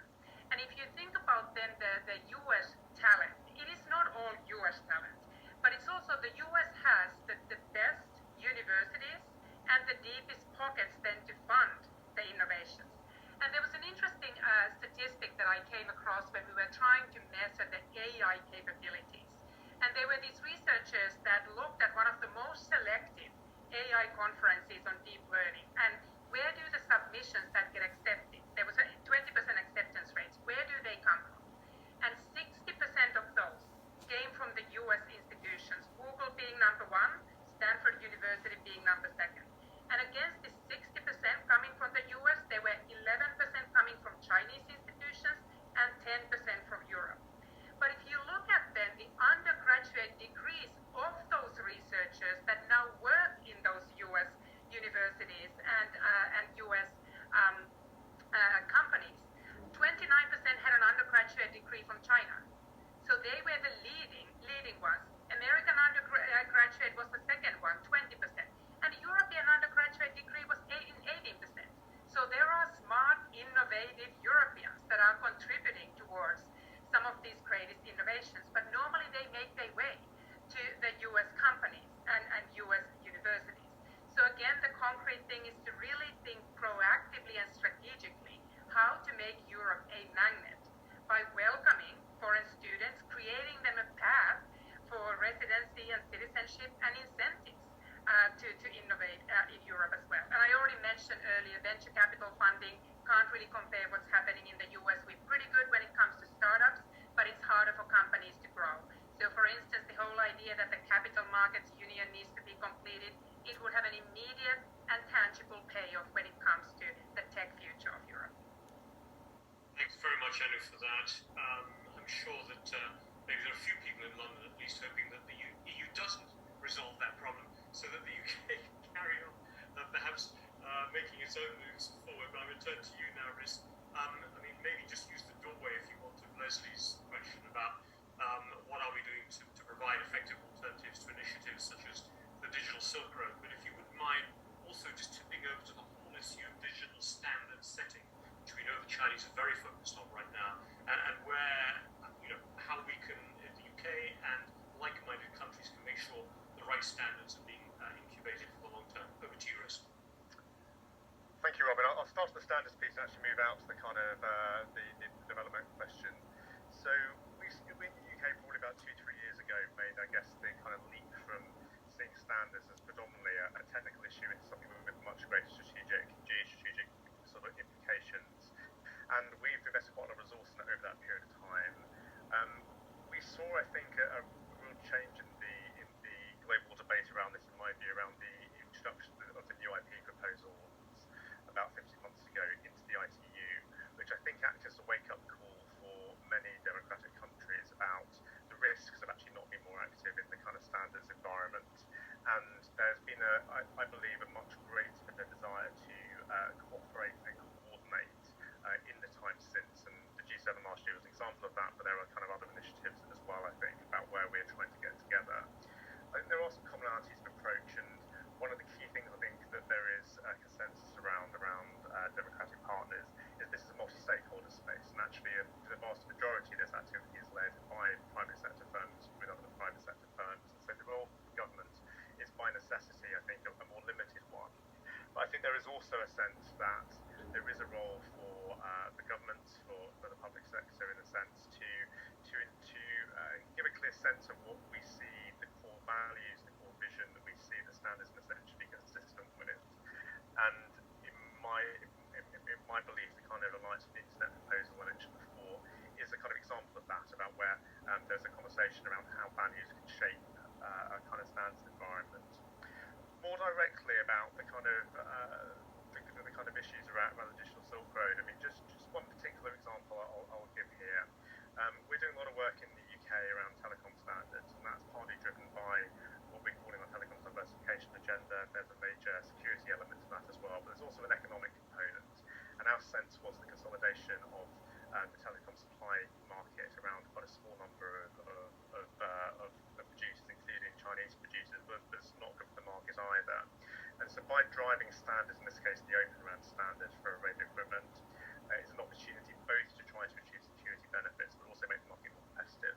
And I think that will actually give countries in Africa, countries in other places around the world, a greater choice of more cost-effective products, but also products which come from a variety of sources that will allow people to make choices in that sense as well. So I think there is a link between security and the economic. I think standards is a way to kind of drive that through. Thanks. Many thanks, Rias. I think that connection is really interesting and should be a source of common approach, if I can put it that way, as we go forward. Look, we are coming to the close. What I'm going to do, I thought I would turn Casper to you. I mean, not that you have to take all of Tom's question, but I suppose one of the questions is whether actually companies themselves might be the ones trying to demand or drive a demand for greater transatlantic convergence. And maybe you could even take on the standards question as well, whether the companies themselves are helping provide that infrastructure, that demand for shared approaches, Sean, for the long term. Could you just say a word about where you think companies themselves are trying to create that linkage across the Atlantic and make sure that we don't spin off into alternative poles? And any other points you want to pick up on from what we said so far? No, absolutely. Thanks a lot, Robin. Perhaps I should try and throw myself into a very, very dangerous place by saying a couple of words on why I think actually corporate affairs or lobbyism is not necessarily only a bad thing. And of course, that's sort of part of my job. But it goes back to the question that Christina had in the Q&A, because I do think there's an important part of the work that we're doing in trying to bring the private sector closer together with governments or together with regulators. And you were kind to refer to the job I had in a former life. And I think what I was trying to do on behalf of a small government in Europe was to try and create sort of an opportunity to have exchanges where the public sector better understood the private sector, what kind of technologies would be coming in our direction, how do we regulate it, how do we adapt to the new world. But I think what people sometimes miss is also the fact that, the team we have here in Brussels, of course we follow very closely what happens in the European Union, but we're also helping to translate Europe to, in my case, to my mothership back in Seattle and Redmond. And I think that translation aspect actually builds a better understanding. It hopefully removes misunderstandings, but it also means that once in a while we have discussions with our engineers or with our business colleagues and saying, we actually need to build these kind of technologies, because when we look into the crystal ball, there is no doubt about it that this is a concern today in Europe or around the world, and we have to adapt and align our technologies rather than the other way around. So it's just sort of a small pathetic attempt of trying to defend the role of having sort of ambassadors in both directions. And then just to piggyback on what Rias said in terms of sort of developing economy, because in many ways I'm actually very happy about the question that came in, because this is one of the areas where I think there is huge opportunity for transatlantic collaboration. And if I just focus on the continent closest to where I'm sitting, Africa, I think nobody's in doubt that when we look towards the digital economy, when we look at Africa also, hopefully soon post a global pandemic, there is an enormous need for investments in digital infrastructure, in skills, in cybersecurity, and if not, we're going to have a lot of challenges. I think a lot of citizens in Africa, a lot of countries will have huge difficulties coping in a digital economy that is going to be extremely competitive globally. So I think this is one of the areas where, frankly speaking, we need multi-stakeholderism, we need collaboration across the Atlantic in making sure that both the European Union, the US authorities, Rias, I'll throw you into the mix here, I hope the UK will be part of this as well, but we need to focus a lot more in making investments that are going to be absolutely necessary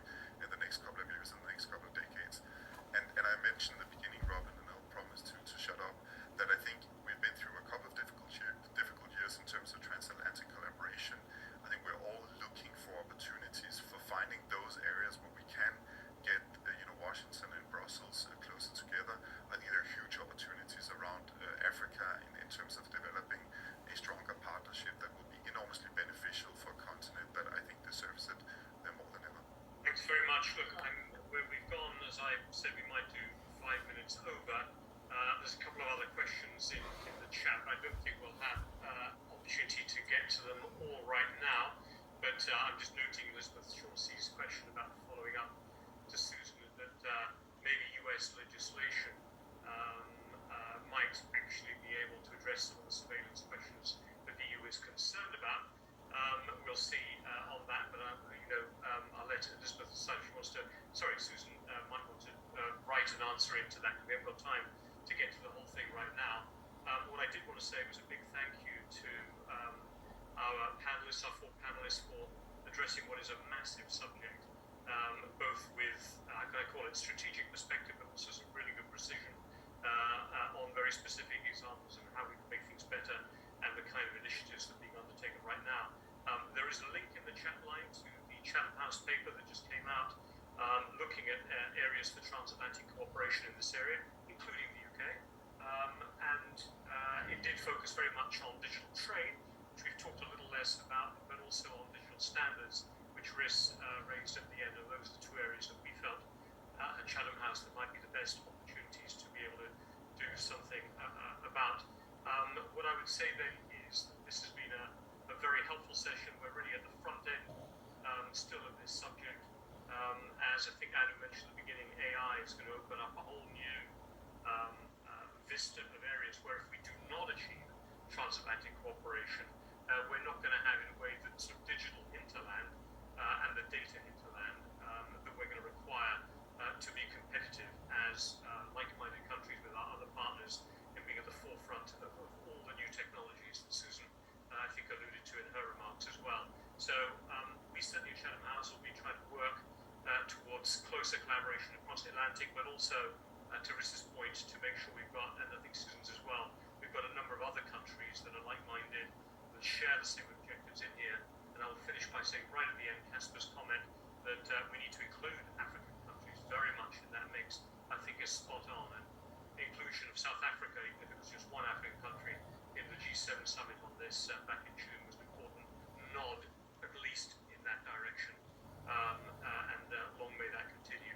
So, thank you very much, everyone. Thank you, everyone, for joining us. Apologies for the slow start, but a very quick end with wonderful comments by everyone. We look forward to keeping in touch. Keep in touch with us. We'll keep in touch with you. Thank you, speakers. Until next time. All the best. Everyone.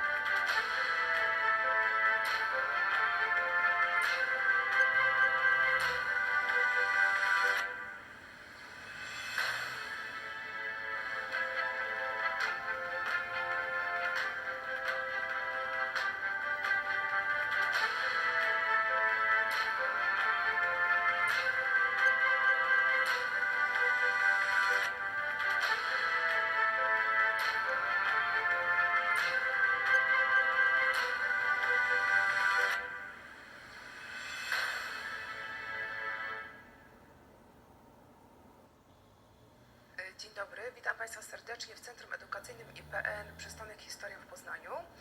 Dzisiaj gościmy pana Filipa Frąckowiaka, dyrektora Izby Pamięci generała Ryszarda Kuklińskiego w Warszawie. Witam pana serdecznie. Dzień dobry Państwu. Spotykamy się tutaj w związku z 40. rocznicą wybuchu stanu wojennego w Polsce. Myślę, że to jest dobra okazja do przywołania polskiego bohatera, pułkownika Ryszarda Kuklińskiego, który działał pod pseudonimem Jack Strong. Pan Filip Frąckowiak przybliży temat jego działań w kontekście sytuacji geopolitycznej w latach 70. Tutaj już oddaję głos panu Filipowi Frąckowiakowi i zapraszam do wysłuchania wykładu i także informacji na temat Ryszarda Kuklińskiego. Bardzo dziękuję. Szanowni Państwo, bardzo dziękuję za zaproszenie do oddziału Instytutu Pamięci Narodowej w Poznaniu, do Centrum Edukacji Historycznej, aby przedstawić misję i dziedzictwo misji Ryszarda Kuklińskiego. To jest wyjątkowy czas, w którym się spotykamy, bo nie tylko w przededniu 40. rocznicy wprowadzenia stanu wojennego w Polsce przez komunistów, przez juntę wojskową komunistyczną, ale także tuż po także 40. rocznicy ewakuacji, ucieczki Ryszarda Kuklińskiego, która miała miejsce 7 listopada 1981 roku, no i oczywiście tuż po rocznicy odzyskania przez Polskę niepodległości, co jest nie mniej ważne w tym kontekście. Dzisiejsze spotkanie chciałbym, aby było w pewien sposób, może powiem, eksperymentalne, dlatego że chciałbym posłużyć się wirtualnym muzeum, które widzą Państwo za moimi plecami i które jest normalnie dostępne w internecie, zostało założone, otwarte i stworzone przez zespół Muzeum Izba Pamięci generała Kuklińskiego na Starym Mieście w Warszawie i teraz dzięki takiej sposobności możemy pokazywać wiele materiałów merytorycznych także podczas wykładu, a ci z Państwa, którzy będą chcieli, będą mogli obejrzeć też to muzeum czy wieczorem na komputerze, czy nawet w komunikacji miejskiej na telefonie komórkowym. Tak jak to zostało przedstawione na początku, aby opowiedzieć o misji Ryszarda Kuklińskiego, trzeba przedstawić sytuację geopolityczną, w której polski wysoki rangą oficer podjął współpracę z wywiadem Stanów Zjednoczonych. Co go do tego skłoniło? Co takiego miało miejsce na świecie, w Europie, w Polsce, że człowiek, który marzył o tym, aby odbudowywać wojsko polskie po II wojnie światowej, rozpoczął służbę jako 17-latek, wysoki rangą oficer sztabu generalnego, czyli mózgu armii, nawiązał współpracę z innym wywiadem. Przechodzimy, proszę Państwa, w tym celu do sali, w której, pierwszej sali tego naszego wirtualnego muzeum, w której przedstawiamy to właśnie, co było głównym zagrożeniem dla Polski i dla świata, czyli imperializm Związku Sowieckiego. Tu w tej sali widzą Państwo przywódcę Związku Sowieckiego Leonida Breżniewa w czarnym płaszczu przy mównicy. Po jego prawej stronie marszałek Dmitrij Ustinow, minister obrony Związku Sowieckiego, drugi człowiek, można powiedzieć, w Związku Sowieckim. Co to są za lata, dekada lat 70. dla Związku Sowieckiego? No, przede wszystkim na arenie międzynarodowej Stany Zjednoczone przegrywają wojnę w Wietnamie, a zatem rozsiewany komunizm, którego źródła i korzenie są w Związku Sowieckim, rozszerza się coraz dalej w Azji Wschodniej, na Dalekim Wschodzie. W Europie natomiast zostaje wdrożona przez Moskwę nowa doktryna, tak zwana doktryna Breżniewa, której emanacją w 1968 roku jest inwazja państw Układu Warszawskiego na rozkaz Kremla na Czechosłowację. Doktryna Breżniewa mówiła o tym, że Związek Sowiecki ma prawo militarnie ingerować w państwach, które są państwami satelickimi, a ich życie polityczne i społeczne odbiega od narzuconego modelu przez Związek Sowiecki. Ale dekada lat 70. to także wzmożone prace nad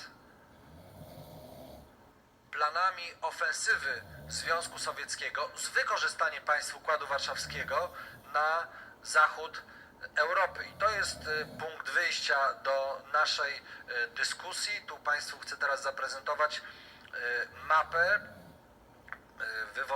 stworzoną w polskim sztabie generalnym, plan operacji zaczepnej frontu nadmorskiego. Być może jeden z najważniejszych dokumentów współczesnej historii Polski, podpisany 25 lutego 1970 roku, zatwierdzony właściwie trzeba powiedzieć przez ówczesnego ministra obrony PRL, generała Wojciecha Jaruzelskiego. I co pokazuje ten plan? Już sam jego tytuł, plan operacji zaczepnej frontu nadmorskiego, mówi nam, że doktryna Układu Warszawskiego nie była pokojowa, nie była obronna, tak jak mówiła to propaganda komunistyczna.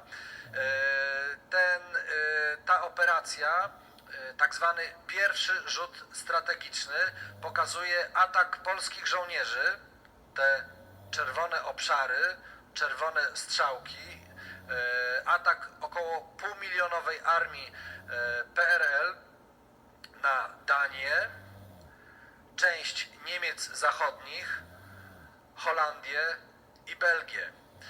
Najdalsze zadanie sięgało Calais we Francji, czyli kanału La Manche. To jednak miało być poprzedzone uderzeniem jądrowym. Te czerwone bomby w cieśninach duńskich, następnie te czerwone kropki na niebieskich obszarach. Niebieskie obszary to jest infrastruktura natowska w Niemczech Zachodnich i dalej wzdłuż północnego wybrzeża Europy te dalej czerwone bomby zasadniczo aż do kanału La Manche. Polacy mieli być mięsem armatnim dla sowieckich marszałków i generałów. Mieli torować specjalny korytarz dla armii sowieckiej, dla drugiego rzutu strategicznego. Ale ta ofensywa tych 500 000 polskich żołnierzy atakujących przecież nie na rozkaz ze sztabu generalnego w Warszawie. Nic takiego nie mogło mieć miejsca, abstrahując od tego, że było to absolutnie wbrew interesom Polski, nawet PRL, ale było to jedynie w interesie Kremla. I to Kreml wydał rozkaz nakreślenia przez polski sztab generalny takiego planu, w którym druga co do wielkości armia PRL miała odgrywać kluczową rolę. Do tego była polska armia potrzebna Moskwie i właśnie dlatego była tak głęboka sowietyzacja polskiej armii, że żeby na wypadek tej wojny w dowództwie polskiej armii, czy też armii PRL nie było wątpliwości. I teraz, proszę Państwa, proszę spojrzeć na drugą mapę, którą prezentujemy w tej pierwszej sali wirtualnego muzeum, czyli przewidywane kierunki uderzeń wojsk Układu Warszawskiego. To jest rok 1979. Widzą Państwo po prawej stronie obszar Polskiej Rzeczpospolitej Ludowej, po lewej stronie obszar państw Europy Zachodniej z czerwonymi grzybami atomowymi. Otóż te czerwone grzyby atomowe to miejsca, w które miały uderzyć rakiety średniego zasięgu, balistyczne z głowicami jądrowymi, wystrzeliwane między innymi w tym pierwszym rzucie strategicznym głównie z terytorium PRL. Była to broń sowiecka w zamkniętych bazach, na mobilnych platformach. Polacy byli zmuszeni do zakupu środków przenoszenia tego typu głowic i na wypadek tej wojny miały być one instalowane na tych rakietach, na tych nośnikach, rakietach, które posiadało Ludowe Wojsko Polskie. Co jednak jest najważniejsze na tej mapie? Otóż niebieskie grzyby atomowe i one są przedstawione na obszarze Polskiej Rzeczpospolitej Ludowej, głównie wzdłuż Doliny Wisły, a także wzdłuż Warty i Odry. Od 70 do 300 uderzeń atomowych w przewidywanej przez polski sztab generalny kontrofensywie natowskiej po uderzeniu na zachód Europy Układu Warszawskiego. Proszę Państwa, po co miało dojść do tego uderzenia? Po to, żeby zatrzymać ten drugi rzut strategiczny sowiecki, czyli około 2-milionowej armii, która miała wejść w ten utworzony przez Polaków korytarz na zachód Europy. Oni mieli iść tradycyjnym korytarzem przez Polskę, przez te niziny od Gór Świętokrzyskich aż do Bałtyku.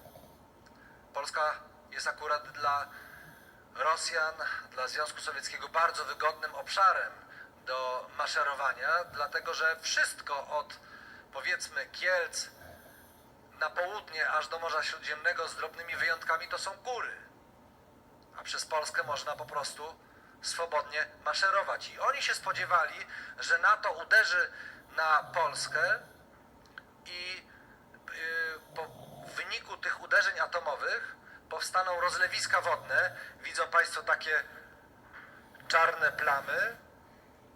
To są rozlewiska wodne, które miały powstać po rozejściu się koryt rzek po uderzeniu atomowym.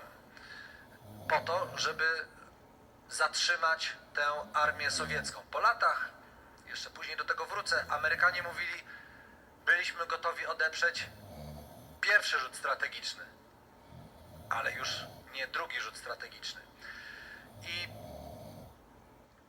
Kukliński, mając dostęp do tych informacji, będąc w Sztabie Generalnym Ludowego Wojska Polskiego, szefem oddziału planowania obronno-strategicznego, a także oficerem łącznikowym pomiędzy dowództwem Układu Warszawskiego a Sztabem Generalnym LWP, zdecydował się na nawiązanie tej współpracy. Podsumowując te mapy, które Państwu pokazałem, trzeba powiedzieć, że Rosjanie czy Związek Sowiecki miał plany nie tylko ataku na zachód Europy, ale także na południe Europy. I teraz przedstawiam Państwu mapy z 1970 roku, mapy sowieckie, już nie pochodzące ze Sztabu Generalnego Ludowego Wojska Polskiego, ani innego państwa satelickiego. Mapy pokazujące atak na Cieśniny, Bosfor i Dardanelle, czyli zajęcie jedynego wyjścia z Morza Czarnego na Morze Śródziemne, a dalej na Atlantyk. Južny Front, Wtoroj Južny Front, dość szczegółowo opisane. Dalej, proszę Państwa, atak na wschodnie Alpy i na basen Morza Śródziemnego. To były plany, które Sowieci przygotowywali i czekali tylko na właściwy moment polityczny. I wydaje się, że dekada lat 70. była najbardziej newralgicznym momentem i chwilą, w której, czy dekadą, w której istniało poważne ryzyko takiej wojny. Chcę też Państwu podsumować w pewnej animacji to, co dotąd Państwu pokazałem. Atak z terytorium Polski i Związku Sowieckiego na zachód Europy z wykorzystaniem rakiet balistycznych średniego zasięgu na mobilnych wyrzutniach. Uderzenie na Danię, część Niemiec zachodnich, Holandię i Belgię. 500 000 żołnierzy Ludowego Wojska Polskiego, tworzących w pierwszym rzucie strategicznym specjalny korytarz. Desant z terenu Polski, absolutnie wbrew interesowi Polski, na Cieśniny Duńskie, czyli zajęcie tego korytarza, tego wyjścia dla floty bałtyckiej na Morze Północne i na Atlantyk. Ta operacja miała trwać od 4 do 6 dni, a następnie w drugim rzucie strategicznym szła ta 2-milionowa armia sowiecka. Tutaj widzą Państwo także te południowe fronty, które pokazywają na wcześniejszych mapach schematycznych pochodzących ze Związku Sowieckiego. To jest plan operacji zaczepnej frontu nadmorskiego, którą wcześniej analizowaliśmy. Każdy sztabowiec wie, że jeżeli jest atak, ofensywa, to należy spodziewać się kontrofensywy i sztabowcy Ludowego Wojska Polskiego spodziewali się od 70 do 300 uderzeń jądrowych ze strony NATO na terenie Polski. Także przygotowywali teren Polski na skażenie chemiczne. Wszystko po to, żeby zatrzymać armię sowiecką właśnie na terytorium Polski. I to niestety na terytorium Polski byli gotowi przeprowadzić komunistyczni sztabowcy tę być może najważniejszą bitwę tych pierwszych dni, trzeba to nazwać po imieniu, III wojny światowej. I to jest zaprezentowane na tej mapie, proszę Państwa. Oni byli gotowi zapłacić, polscy komunistyczni sztabowcy gotowi byli zapłacić tę cenę na terenie Polski, żeby wykonać ten rozkaz na zachodzie. Ale proszę Państwa, teraz trzeba zastanowić się nad rolą Ryszarda Kuklińskiego i jak do tego doszło, że w ogóle został żołnierzem i wszedł w posiadanie informacji, które Państwu w tym momencie zaprezentowałem. Proszę Państwa, kariera wojskowa Ryszarda Kuklińskiego. Ryszard Kukliński składa przysięgę w wieku 17 lat. Jak później powiedział, nigdy nie zdradziłem ojczyzny, dochowałem żołnierskiej przysięgi, jaką składałem na wierność narodowi polskiemu. Wstąpiłem do Wojska Polskiego jako 17-letni chłopak w roku 1947. Wtedy jeszcze śpiewaliśmy rotę, chodziliśmy do kościoła. Nigdy nie byłem zbyt pobożny, ale pamiętam, że wtedy modliliśmy się w wojsku. Przysięga wojskowa, którą składałem po wstąpieniu do Wojska Polskiego, nie brzmiała tak, jak to miało miejsce już w kilka lat później. Nie była to przysięga, która tak jasno formułowała poddańczy stosunek do Związku Sowieckiego i Armii Czerwonej. I proszę Państwa, przysięga wojskowa, którą w 1947 roku składał Ryszard Kukliński, jeszcze zawierała sformułowanie honor i ojczyzna i tak mi dopomóż Bóg. Tutaj widzą Państwo ustawę z 3 lipca 1947 roku, podpisana przez Bieruta, Cyrankiewicza, Spychalskiego, ale jednak zawierała jeszcze sformułowanie honor i ojczyzna i tak mi dopomóż Bóg. Tu natomiast przysięga z 1953 roku, w której honor i ojczyzna zastąpiło braterskie przymierze z Armią Radziecką, a tak mi dopomóż Bóg, zastąpiła surowa ręka sprawiedliwości ludowej. I to jest przysięga wojskowa, którą podpisał porucznik kukliński Ryszard. Skan oryginalnego dokumentu. Wszyscy żołnierze, którzy wcześniej składali takie przysięgi, musieli podpisywać nowe przysięgi po wprowadzeniu zmian. A zatem polscy żołnierze musieli przysięgać na wierność armii radzieckiej. Kukliński, tutaj jego zdjęcie, pierwsze zdjęcie w mundurze. Kukliński stracił ojca w II wojnie światowej, zginął w obozie, niemieckim obozie zagłady Sachsenhausen. Kukliński rozpoczął służbę w 1947 roku we Wrocławiu, ale już w 1950 roku został zdegradowany, kiedy wyszło na jaw, że jego ojciec służył w Armii Krajowej.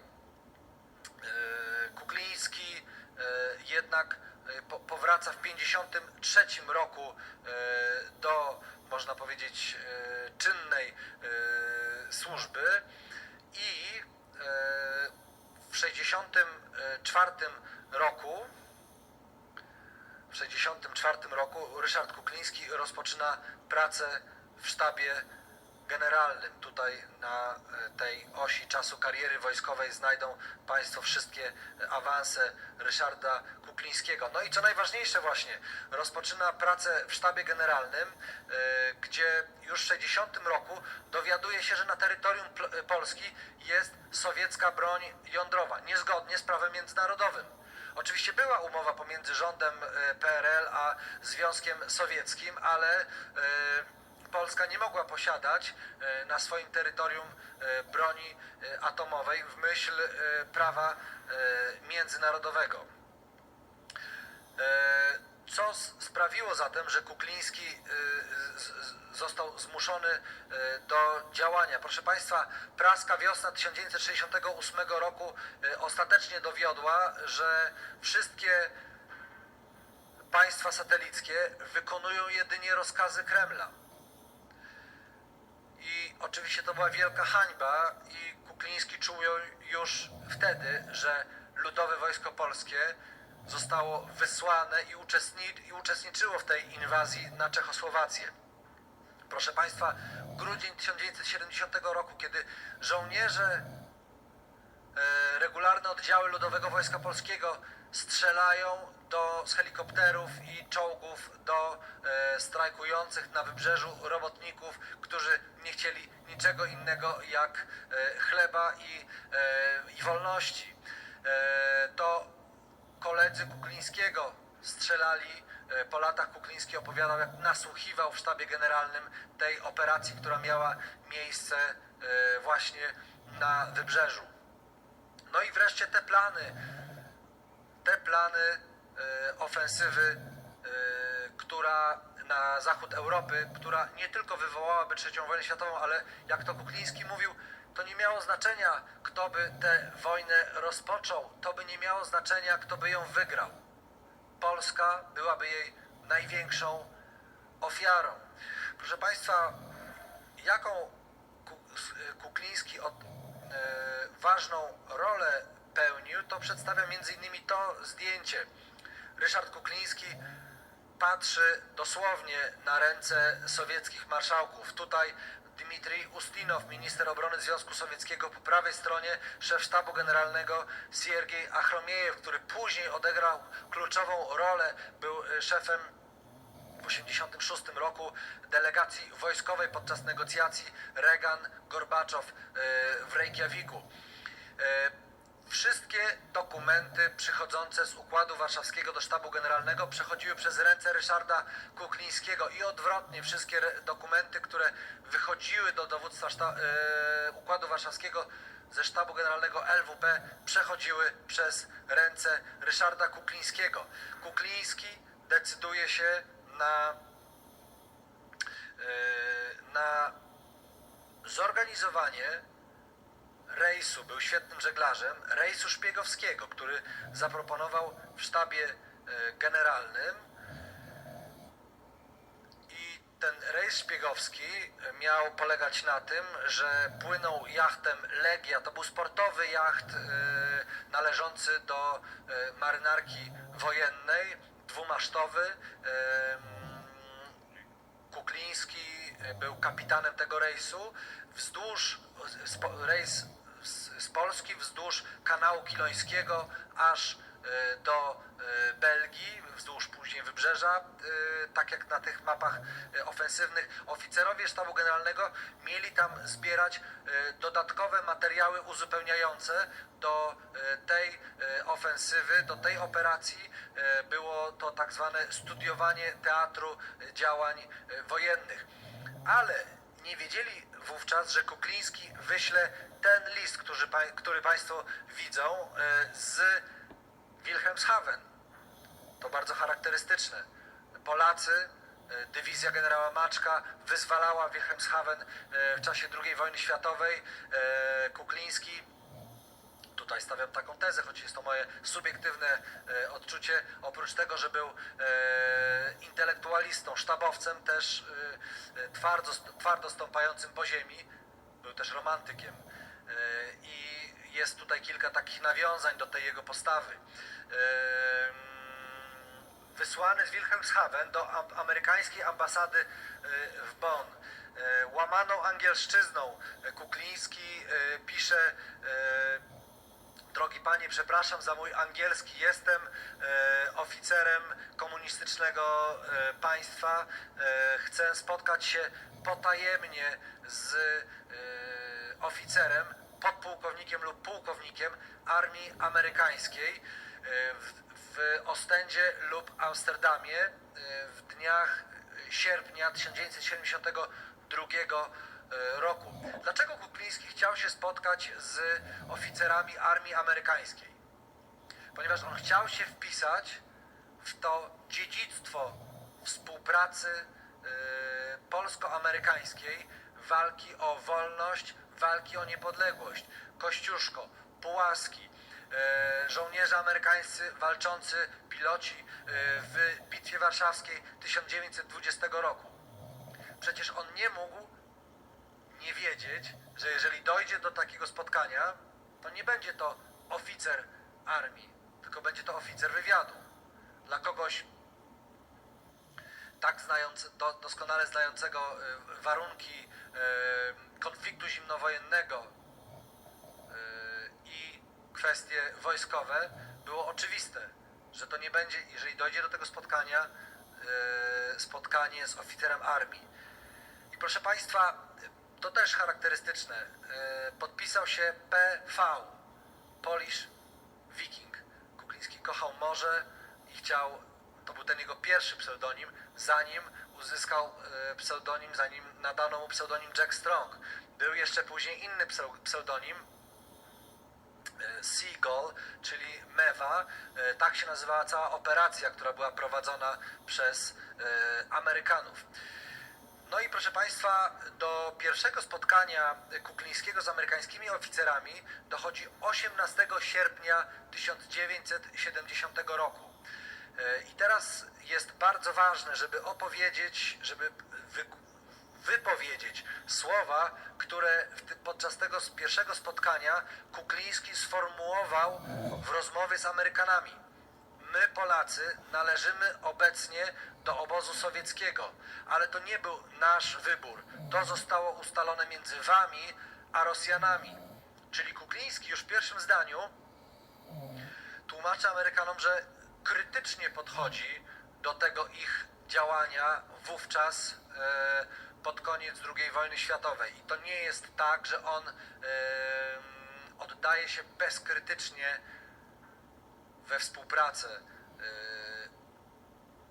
wywiadowczą czy agenturalną z Amerykanami.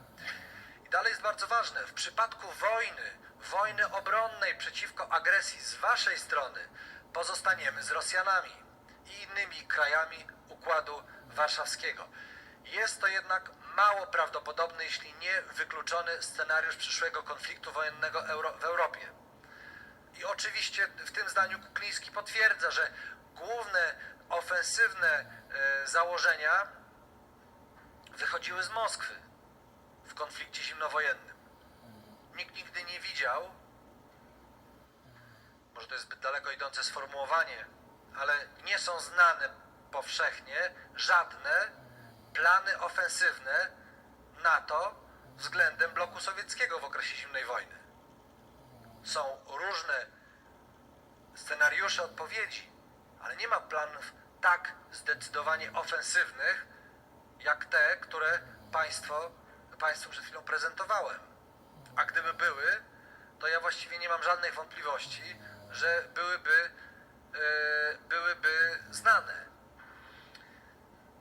I co dalej mówił Kukliński? Nie chcemy natomiast uczestniczyć, a właściwie pisał, bo ta deklaracja intencji była zapisana. Nie chcemy natomiast uczestniczyć w żadnej wojnie agresywnej przeciwko NATO, przeciwko Zachodowi. Czy waszym zdaniem jest szansa nawiązania współpracy między Wojskiem Polskim a siłami amerykańskimi stacjonującymi w Europie po to, by zapobiec wojnie, a w razie jej wybuchu, by pomóc w działaniach w polskim interesie narodowym? To oznaczałoby niebranie udziału wojsk polskich w ofensywie sowieckiej przeciwko NATO i wycofanie się Polski z Układu Warszawskiego. Proszę Państwa, Ryszard Kukliński na początku deklarował wolę utworzenia spisku w Wojsku Polskim. To oznacza, że nie był jedynym oficerem, czy właściwie oznaczałoby, że nie był jedynym oficerem, który nie zgadzał się na taką sowietyzację Wojska Polskiego. Pewnie nie chodziło jedynie o Wojsko Polskie, ale po prostu całej Polski, całego kraju. Gospodarki, kultury, działań społecznych. Ale Amerykanie się na to nie zgodzili. Inna rzecz, że prawdopodobnie nikt nie miał tak całościowej wiedzy o planach sowieckich, jaką miał Kukliński. I ta deklaracja intencji w tym sensie jest bardzo ważna, żeby to mówić, że Kukliński nie podchodził bezkrytycznie do współpracy z Amerykanami. Tutaj ciekawostka, zdjęcia z tego rejsu, proszę Państwa, nawet były koszulki z wydrukiem, z nadrukiem jachtu Legia, tutaj Kukliński po środku i członkowie tego rejsu, już widać to nawet po zdjęciach, że po tle, że zdjęcie zrobione na zachodzie, no, atmosfera marynarska, tak bym powiedział, tutaj przy śniadaniu także, i odtworzone fragment wnętrza tego jachtu. Od tego momentu, proszę Państwa, Kuklińskiemu towarzyszy już strach i niepewność, ponieważ zdawał sobie sprawę, że nawiązanie współpracy z Amerykanami jest ogromnym ryzykiem dla niego, dla jego rodziny. Był przecież wysoko, niczego mu nie brakowało w PRL. Był podpułkownikiem, później pułkownikiem Ludowego Wojska Polskiego, a więc szanowany w PRL-u obywatelem, a jednak, to są górnolotne słowa, położył wszystko, co miał na ołtarzu ojczyzny. Ponieważ wiedział o tym doskonale, jak ojczyzna jest zagrożona. Proszę Państwa, bardzo ważne słowa dowódcy Zjednoczonych Sił Zbrojnych Układu Warszawskiego, marszałka Wiktora Kulikowa. Znałem dobrze pułkownika Ryszarda Kuklińskiego. To zdrajca i sprzedawczyk, niegodny munduru oficer Wojska Polskiego. To był bardzo inteligentny oficer, inteligentny zdrajca. Jeżeli sowiecki marszałek, okupant polski wypowiada takie słowa, to właściwie nie ulega żadnej wątpliwości, że Kukliński dobrze zasłużył się Polsce. Proszę Państwa, proszę spojrzeć, raporty Ryszarda Kuklińskiego na tych ścianach. Kukliński one są dostępne, część z nich jest odtajniona na stronach internetowych CIA. Kukliński przekazał między 72 rokiem a rokiem 81 około 40 000 stron tajnych sowieckich dokumentów, bo nawet o tych mapach z polskiego sztabu generalnego nie można mówić, że to były polskie mapy. polscy oficerowie nie mogli sobie opracowywać żadnej operacji, która miałaby na celu atak na zachód Europy bez zgody, a właściwie bez rozkazu Kremla. Różne warianty tych operacji Kukliński przekazał. Miejsca, gdzie mieli się ukrywać na wypadek wojny i dowodzić sowieccy marszałkowie i generałowie, tak zwany system bunkrów Albatrosy. Jeden z nich w Polsce. Przekazał także detale systemu komunikacji elektronicznej w Układzie Warszawskim.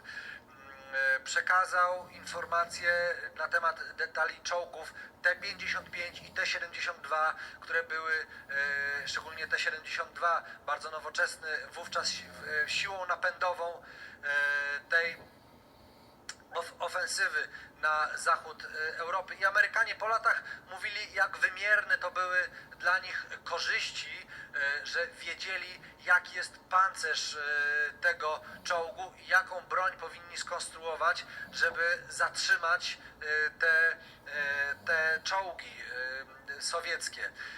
Wreszcie Kukliński przekazał plany wprowadzenia w Polsce stanu wojennego, co również trudno jest to nazwać jakimiś dokumentami polskimi, bo przecież, za chwilę do tego przejdziemy, bo trzeba też przy okazji tej 40. rocznicy wprowadzenia stanu wojennego w Polsce powiedzieć o tym, jakie były uwarunkowania wprowadzenia stanu wojennego w Polsce. Stan wojenny to jest trochę eufemizm, bo tak naprawdę była to po prostu wojna z narodem, czyli wyprowadzenie wojska przeciwko narodowi. A zatem Kukliński wiedział doskonale, że jeśli zostanie złapany, zatrzymany, zdekonspirowany, to w najlepszym wypadku grozi mu strzał w tył głowy, jeśli nie tortury na Rakowieckiej w Warszawie czy na Łubiance w Moskwie. I to Kukliński zwerbował Amerykanów, a nie Amerykanie zwerbowali Ryszarda Kuklińskiego. Szanowni Państwo, proszę spojrzeć teraz na to, co o Kuklińskim mówili Amerykanie. Kukliński był bohaterską postacią zimnej wojny, a dla nas prawdziwym skarbem. Jego raporty i informacje pomogły nam zrozumieć, w jaki sposób armie Układu Warszawskiego będą działać, jeżeli rzeczywiście będą szykować się do działań wojennych. Pozwoliło to nam dokładnie zrozumieć sposoby działań Rosjan. Było to wprost nieocenione dla Ameryki rozpoznanie sowieckiego zagrożenia. Równie ważne było to, że raporty Kuklińskiego sprawiły, że CIA oraz inne agencje Stanów Zjednoczonych miały pewność i wiedziały, kiedy Rosjanie nie szykują się do wojny. Tego rodzaju informacje pomogły USA uniknąć odruchowych reakcji na manewry Układu Warszawskiego w okresach napięć międzynarodowych. Fritz Ermarth, główny analityk do spraw sowieckich w CIA. Szanowni Państwo, tutaj kolejne zdjęcie. Ryszard Kukliński stojący nad marszałkiem Kulikowem, tutaj właśnie głównodowodzący sił Układu Warszawskiego i nad nim Kukliński, również po prostu, to jest to najlepsze określenie, patrzący im na ręce podczas kolejnego szczytu wojsk Układu Warszawskiego. I ani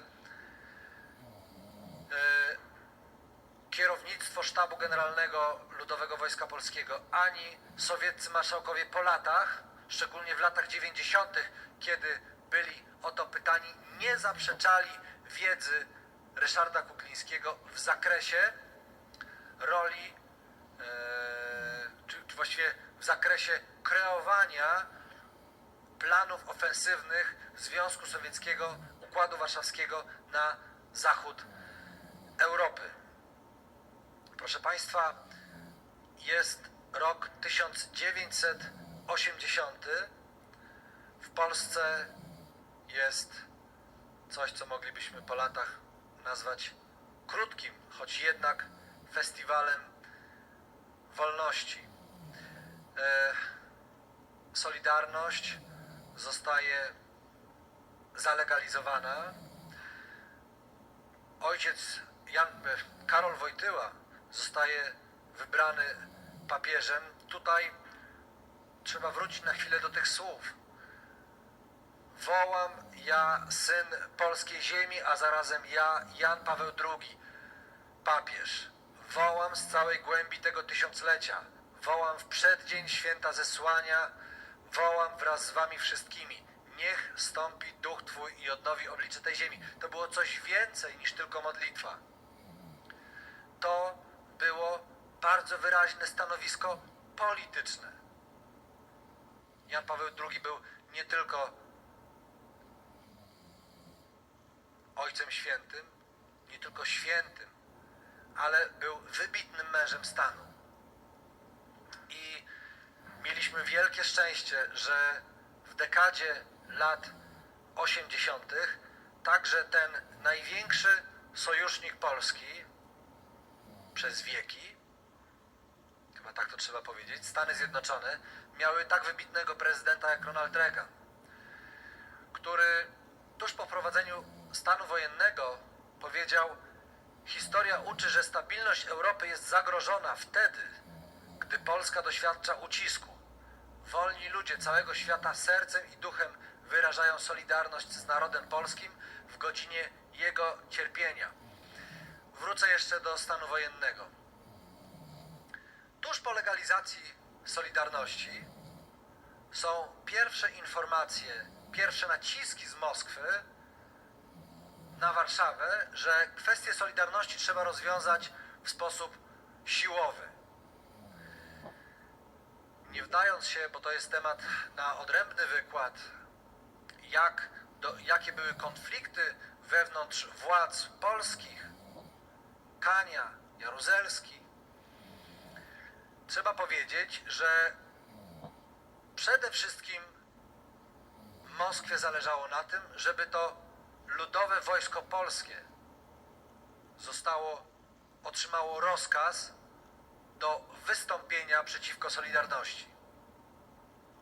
Wiemy też o tym, że Wojciech Jaruzelski zwracał się do Sowietów z prośbą o wsparcie, żeby to armia radziecka, sojusznicze armie, jak to mówił Wojciech Jaruzelski, tak jak to miało miejsce w Czechosłowacji, zdławiły Solidarność. Sowietom z różnych powodów było to nie po drodze, nie na rękę, ale to nie oznacza, że nie było militarnych nacisków. Te manewry sowieckie przy granicy na Białorusi, przy granicy z Polską. Wtedy oczywiście Białoruś jako republika sowiecka wchodziła w skład Związku Sowieckiego. Więcej, powtarzające się manewry już na terenie Polski, sowiecko-enerdowsko-polskie, głównie na północnym zachodzie Polski. Powtarzające się, jaki to był nacisk na Polaków. Już nie tylko Sowieci, ale także Niemcy. I każdy oczywiście, kto choć trochę zna tę historię i uwarunkowania podległości PRL względem Moskwy, wie doskonale, że na terenie Polski było wystarczająco dużo armii sowieckiej, żeby zrobić wielką masakrę i rozwiązać, jak to używał właśnie nomenklatura komunistyczna, używała tego sformułowania, rozwiązać kwestię Solidarności. I po latach, na przykład Kulikow mówił, że najlepszy był Jaruzelski do tego. Był najbardziej zaufany. Był wojskowym, regularnie w Moskwie. Przeszedł ten szlak bojowy z armią radziecką. I dlatego wybrali do tego Jaruzelskiego. Więc w Polsce zostaje wprowadzony stan wojenny. Jak już mówiłem, to jest po prostu eufemizm. Tak wyglądał ten stan wojenny z czołgami na ulicach. Mówię to szczególnie do młodzieży, która tego pewnie na pewno nie pamięta, ale także być może nie zawsze trafia na dokumentację, na źródła dokumentujące ten straszny czas w Polsce, który nie trwał jedynie przez te mniej więcej przez ten czas, kiedy formalnie został stan wojenny zniesiony, ale tak naprawdę całą dekadę lat 80. Tutaj widzą Państwo zdjęcie Wojciecha Jaruzelskiego, który zostaje przez Konstantina Czernienkę w sali władimirowskiej na Kremlu odznaczony platynowo-złotym orderem Lenina w 1983 roku. Za co? Za rozwiązanie kwestii Solidarności właśnie. To jest ta nagroda, to jedno z najwyższych, jeśli nie najwyższe odznaczenie sowieckie.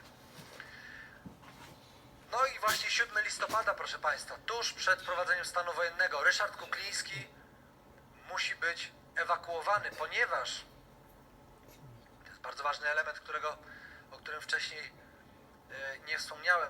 Ryszard Kukliński uczestniczy w pracach nad zaprojektowaniem tej operacji, największej operacji wojskowej Ludowego Wojska Polskiego po II wojnie światowej. Dzięki temu to potwierdza jego rolę w sztabie generalnym, a jednocześnie dzięki temu mógł na bieżąco przekazywać informacje Amerykanom. I na posiedzeniu tego zespołu, w którym uczestniczy Kukliński, pada hasło na początku listopada: wśród nas jest amerykański szpieg. Dlaczego nie są oni wszyscy aresztowani? Naciski z Moskwy są już tak silne, że kierownictwo polskie nie decyduje się na spowolnienie tej operacji. Oni dalej nad tym pracują. Działa tylko kontrwywiad wojskowy, i Służba Bezpieczeństwa, która weryfikuje każdego z nich. Kukliński, wykorzystując taki instrument specjalny, który otrzymał od Amerykanów, tak zwana iskra, spark. To był instrument działający na zasadzie wczesnej telefonii komórkowej, którego antena odbiorcza była w ambasadzie amerykańskiej, że musi być ewakuowany razem z rodziną z Polski. I to jest niesamowite. Amerykanie się na to decydują, choć była to bardzo ryzykowna operacja. Kukliński zostaje wywieziony z Polski w ciężarówce na pocztę dyplomatyczną w drewnianych skrzyniach. Prawdopodobnie pani Kuklińska wraz z synami na fałszywych dokumentach leci do Londynu i spotykają się dopiero w bazie wojskowej w Stanach Zjednoczonych. Lecz żadna z tych wersji, a jest ich wiele, nie została ostatecznie potwierdzona przez wywiad amerykański, nawet po latach. Kukliński wyrzucił do Wisły iskrę, żeby takie dostał polecenie, żeby nikt na nią nie trafił. Jej wizerunek, jej obraz jest do dzisiaj tajny, tego instrumentu. Nawet w filmie Jack, co się pojawia, nie jest tym instrumentem, którego Kukliński używał, tym aparatem. No i żeby ta operacja się udała, Amerykanie ściągają z Berlina Zachodniego turystów amerykańskich, którzy pod przykrywką turystów są faktycznie oficerami CIA, którzy są nierozpoznani jeszcze przez Polski, przez SB, przez kontrwywiad. I to oni doprowadzają do ewakuacji Kuklińskiego. Było kilka prób, ale one się nie udały przed 7 listopada. Proszę Państwa, Kukliński zostaje skazany na karę śmierci 23 maja 1984 roku. To jest odwzorowanie tej sali, w której Ryszard Kukliński został zaocznie skazany. Nie ma tu nikogo, właśnie dlatego przede wszystkim nie ma Ryszarda Kuklińskiego. Jest tylko ten wyrok, w którym jest bardzo ciekawy, bo nawet w tym komunistycznym wyroku sądu kapturowego nie doszukano się żadnych pobudek finansowych w działalności Ryszarda Kuklińskiego. Jest natomiast inna ciekawostka, która mówi o tym, że Kuklińskiego znaleziono w Stanach Zjednoczonych, przewieziono do ośrodka CIA w Virginii i to wynika z ustaleń wywiadu i kontrwywiadu PRL, a także informacji służb specjalnych niektórych państw socjalistycznych.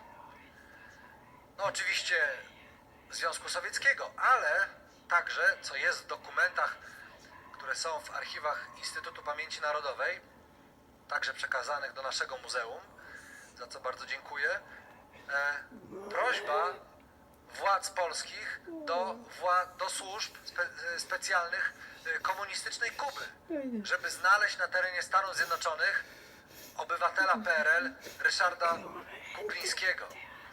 Co Kukliński mówił, proszę Państwa, po latach o tym wyroku?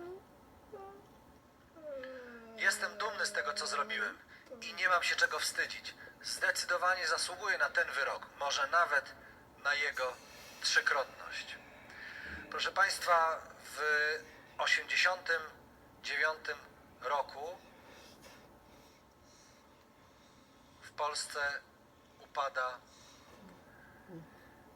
komunizm, ale jeszcze wrócę do początku dekady lat 80., kiedy powiedziałem o Ronaldzie Reaganie, kiedy powiedziałem o Janie Pawle II jako wyjątkowo ważnym mężu stanu. Rzadko się o tym mówi, że te dwa zamachy, które miały miejsce w 1981 roku, dzieli jedynie 6,5 tygodnia.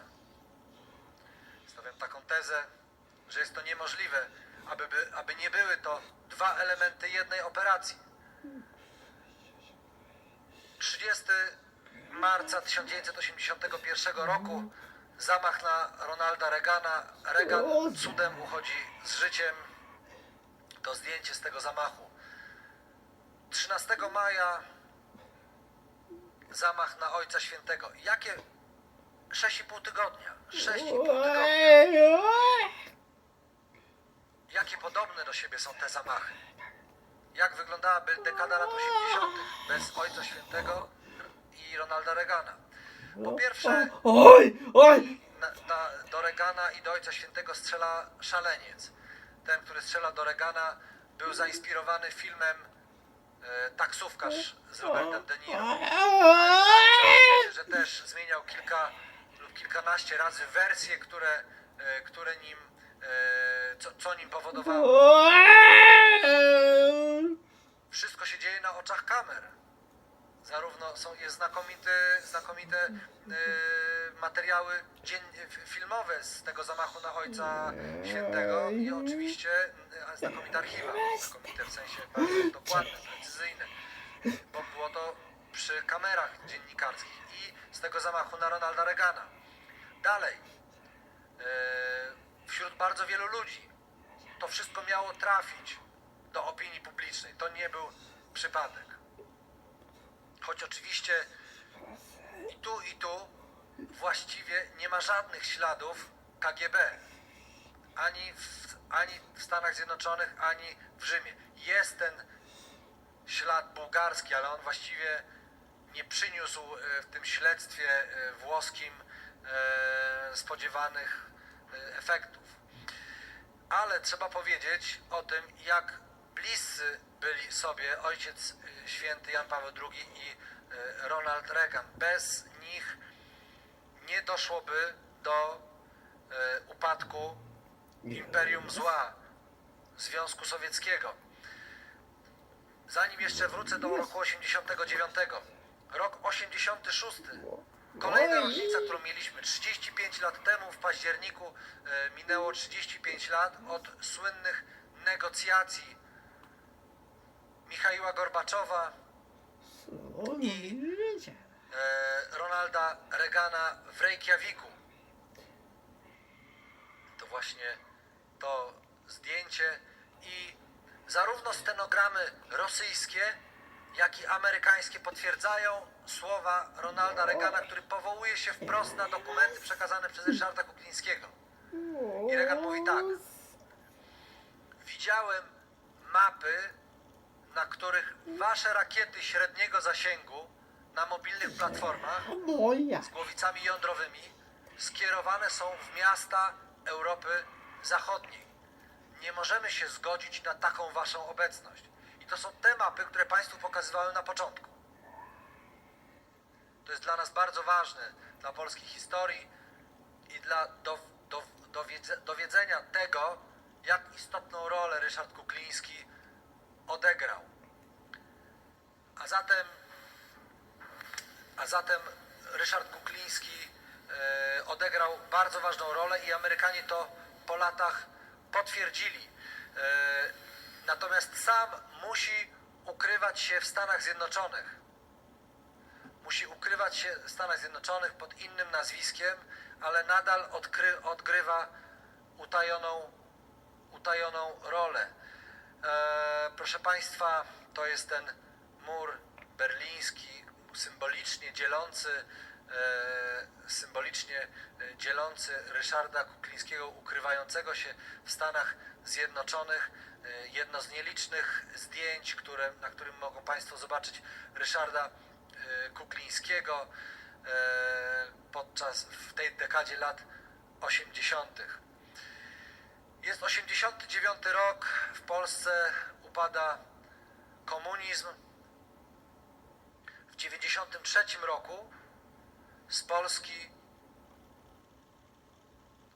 ewakuowani są ostatni żołnierze, już wtedy Federacji Rosyjskiej, już nie sowieccy, ale wyrok na Kuklińskiego, ten haniebny wyrok z 84 roku nadal obowiązuje. W 95 roku zostało wznowione śledztwo i prokuratura wojskowa wysłała nowe listy gończe za Kuklińskim. W 94 roku giną dwaj synowie Ryszarda Kuklińskiego. Pierwszy znika z jachtu na Zatoce Meksykańskiej, drugi został uderzony przez samochód na kampusie uniwersyteckim. Ten samochód później został porzucony, bez linii papilarnych, okazało się, że był skradziony. Przyjeżdża do Polski i wtedy Ojciec Święty zaprasza Ryszarda Kuklińskiego do Watykanu.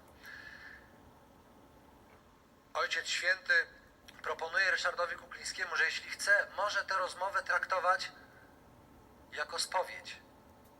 I przez 40 minut rozmawiali w cztery oczy. No i oczywiście nie wiemy, o czym dokładnie rozmawiali. Innym wątkiem tej historii jest to, że Ojciec Święty już w 80 roku wiedział, że w Polsce jest wysoki rangą oficer, wysoko ulokowane źródło informacji dla Stanów Zjednoczonych w wojsku. Nie wiedział oczywiście, raczej zapewne nie wiedział, że był to Ryszard Kukliński. Natomiast proszę spojrzeć na to zdjęcie. Nie tylko Ojciec Święty obejmuje czy trzyma dłoń na ramieniu Ryszarda Kuklińskiego, ale także Ryszard Kukliński obejmuje papieża i jest coś w tym ich wzajemnym spojrzeniu, jakby dekady walki narodów o wolność i oni byli tej walki i tych narodów częścią i też żołnierzami, co tu dużo mówić, walki o wolność dla tych narodów. Proszę Państwa, w 1997 roku przyjeżdża do Polski prezydent Bill Clinton i na Placu Zamkowym ogłasza, że Polska wkrótce wejdzie do NATO. Ale w rozmowie w cztery oczy z panem prezydentem Kwaśniewskim, co po latach pan prezydent potwierdzał, premier Miller, prezydent Clinton pyta, no a co z tym Ryszardem Kuklińskim. Polska chce wejść do NATO, a co z Ryszardem Kuklińskim, który tak zasłużył się NATO, pomógł Stanom Zjednoczonym wygrać zimną wojnę. I Ryszard Kukliński zostaje uniewinniony w ciągu 2 miesięcy, a dokładnie mówiąc, to śledztwo, o którym mówiłem z 1995 roku, zostaje umorzone w związku z tym, że Ryszard Kukliński nie popełnił przestępstwa, działając w stanie wyższej konieczności. Czyli państwo polskie uznało, że Ryszard Kukliński działał w stanie wyższej konieczności, ponieważ miał tę wiedzę, miał dostęp do tych dokumentów,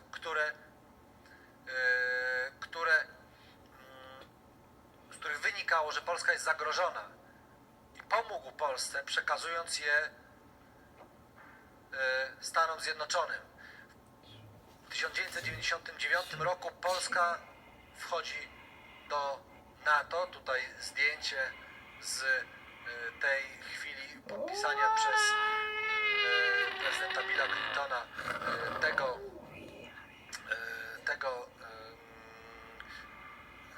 tego porozumienia, tej zgody.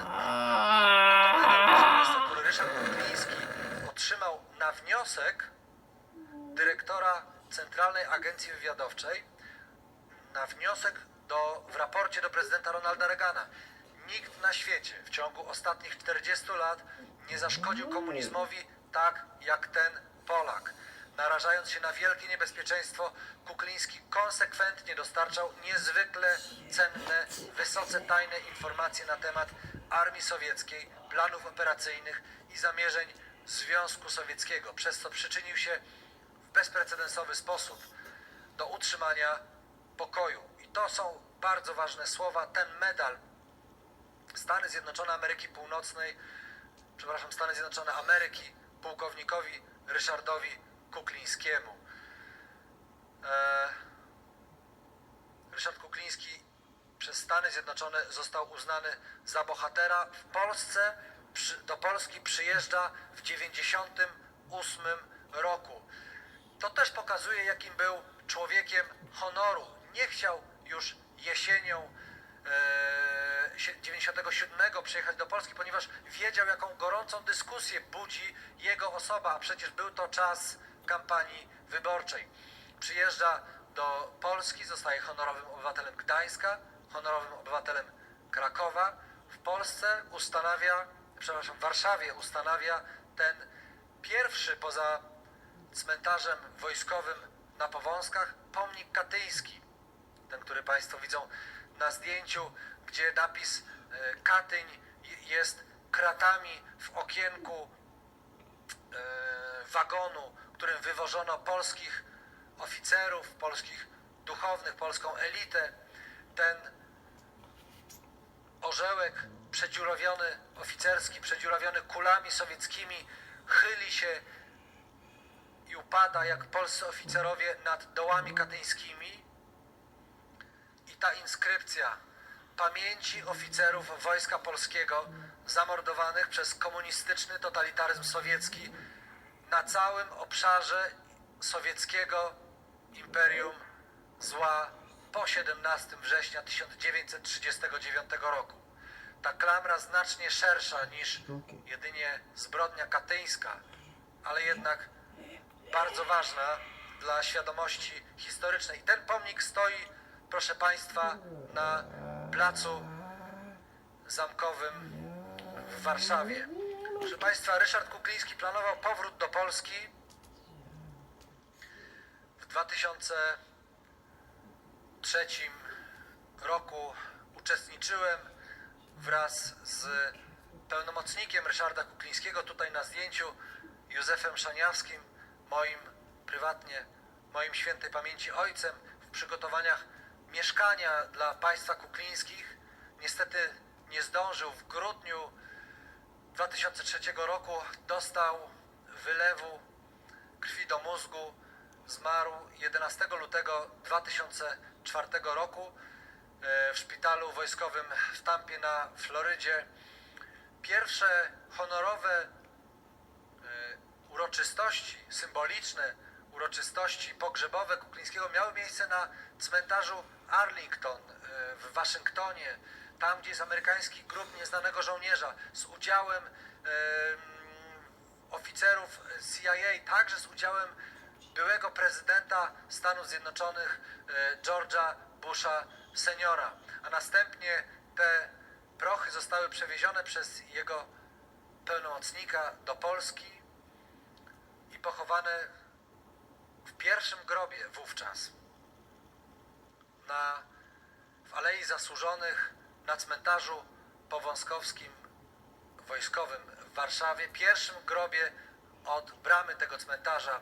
Jeśli mają Państwo jakieś pytania, to oczywiście służę odpowiedzią, a jeśli nie, to zapraszam do zwiedzania i wirtualnego muzeum, i naszego muzeum Izba Pamięci Generała Kuklińskiego na Starym Mieście w Warszawie, które jest czynne w stałych godzinach, w stałych dniach, a wstęp jest wolny. Szczegółowe informacje na naszej stronie www.generałkukliński.com i tam także jest wirtualne muzeum. Bardzo Państwu dziękuję.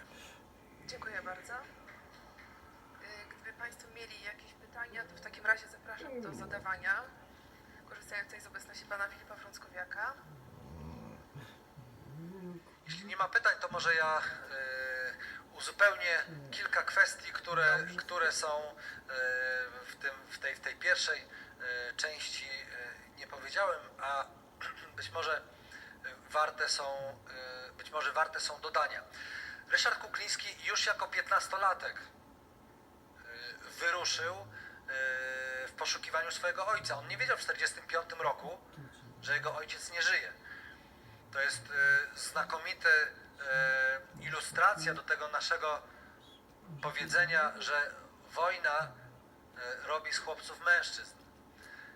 Jako 15-latek udał się na zachód Polski, nawet chciał przedostać się do Niemiec. Dopiero w korespondencji ze swoją matką dowiedział się, że ojciec nie żyje i już nie wrócił do Warszawy, zatrzymał się we Wrocławiu i tam pragnął rozpocząć swoją służbę wojskową. Wielu zadaje pytanie, no dlaczego jako 17-latek? Ryszard Kukliński wpisał w dokumentach, że urodził się w 1928 roku. Faktycznie urodził się w 1930. I on dopiero te informacje prostuje podczas swojej służby w Kołobrzegu, kiedy rozpoczyna szkołę, klasę 3. i 4, które kończył właśnie w Kołobrzegu, licealne. Tam też pisał maturę i kiedy rozpoczynał klasę 3. w Kołobrzegu, to jeszcze w papierach jest data urodzenia 1928, ale już na świadectwie maturalnym. Tutaj chciałem bardzo podziękować dyrekcji liceum imienia Mikołaja Kopernika, która zgodziła się przekazać kopię świadectwa maturalnego Ryszarda Kuklińskiego do naszego muzeum i otworzyła znakomite archiwum swojej szkoły. Właśnie już w tym świadectwie maturalnym jest data urodzenia 1930 rok. Inną ciekawostką jest z wczesnego etapu życia Kuklińskiego to, że on urodził się i wychowywał się na Nowym Mieście w Warszawie, w ogromnej mierze, w większości chyba które było zamieszkane przez Żydów, obywateli polskich, żydowskich w Warszawie i to byli koledzy Ryszarda Kuklińskiego, z którymi chodził do szkoły, z którymi grał w piłkę. I kiedy jego żydowscy koledzy zostali przez Niemców zamknięci w getcie, a mury getta były od ulicy Freta około może 200 metrów, tam na ulicy Freta, Róg Długiej, Kukliński mieszkał, to wraz z innymi kolegami przerzucali przez mur getta jedzenie, co muszę powiedzieć, że pewnie nie było ich wizją bycie bohaterem, a raczej po prostu pomóc kolegom, pomóc swoim żydowskim kolegom. To też już był Kukliński, trzeba powiedzieć, bez wątpienia był, jego profil charakterologiczny, może tak, był taki zawadyjacki może nieco, bardzo odważny. jeszcze raz powtórzę, miał 15 lat, kiedy wyruszył w poszukiwaniu własnego ojca. Chciał zresztą iść za ojcem na front, ale miał wtedy 9 lat, co oczywiście było niemożliwe. Inną ciekawostką jest, do której chciałbym wrócić, to były pytania o jacht Kuklińskiego. No, Kukliński wtedy, gdy był w Kołobrzegu, dostał zgodę na wyłowienie z takiego doku w porcie kołobrzeskim starego poniemieckiego kutra rybackiego, nie wojskowego, i on ten kuter latami sobie remontował. Także opowieści różne były, jeśli chodzi o stan posiadania Ryszarda Kuklińskiego. Inną ciekawostką było to, że także on nie zapłacił za ten kuter jakichś nie wiadomo jakich pieniędzy, bo on był nic nie wart. On latami leżał pod wodą, wystawał trochę tylko nad tafli wody. Inną kwestią była kwestia budowy segmentu na ulicy Rajców. Otóż to nie Kukliński sam sobie zbudował segment, tylko była to wojskowa spółdzielnia i tych segmentów zbudowało tam około 10 oficerów różnego stopnia. To jeżeli były wątpliwości, czy Kuklińskiego było stać na to, no to w takim razie należałoby też zadać pytanie, skąd innych oficerów było stać na budowę tego. Prawda jest trochę bardziej trywialna i ci z Państwa, którzy pamiętają warunki załatwiania, i celowo używam tego sformułowania, załatwiania czegokolwiek w PRL-u, wiedzą o tym, że no właśnie załatwianie było kluczem do tego typu sukcesów. I na przykład Kukliński wniósł do tej spółdzielni materiały budowlane. A skąd materiały budowlane miał mieć Kukliński? Jego najbliższy przyjaciel, inżynier Roman Barszcz, był jednym z inżynierów budujących wiadukty na tak zwanej Gierkówce, czyli trasie katowickiej, oraz na trasie łazienkowskiej. I on miał dostęp do materiałów budowlanych. I tak, dokładnie tak, jak to się załatwiało w PRL-u. Jak gdzieś rzucono czy materiały budowlane, czy inne dobra, do których przeciętny człowiek, czy prawie nikt nie miał dostępu, tylko w wyjątkowych właśnie takich sytuacjach trzeba było załatwiać, czy w jakichś centralach handlowych, czy czymś innym, czy pod ladą, począwszy od papieru toaletowego i kiełbasy, aż po materiały budowlane. I tak to było załatwione. I ściągnął sobie starego Opla, który miał, gdy go kupił, czy ściągnął, kupił go rzeczywiście, ale kupił podczas jednej z delegacji do NRD, starego Opla kadeta, rekorda, przepraszam, który już miał 7 lat w momencie, kiedy go kupił i ściągnął go do Polski. Także wiele opowieści o tym, ale na przykład mogą Państwo zobaczyć, jak wciskano fałszywe materiały, Służba Bezpieczeństwa fałszywe materiały wciskała do kieszeni munduru Ryszarda Kuklińskiego, żeby znaleźć dorobić jakieś fałszywe dowody na rzecz niewłaściwej postawy Ryszarda Kuklińskiego. Już tu mówimy o 1981 roku. Także jeszcze raz Państwu bardzo dziękuję. To był dla mnie ogromny zaszczyt, że mogłem w poznańskim IPN-ie spotkać się z Państwem. Bardzo dziękuję za zaproszenie. Ja także dziękuję, że przyjęłam zaproszenie. Opowiedział bardzo interesującą historię o Ryszardzie Kuklińskim i także tych takich nieznanych jeszcze tutaj na sam koniec wątkach życia kuklińskiego.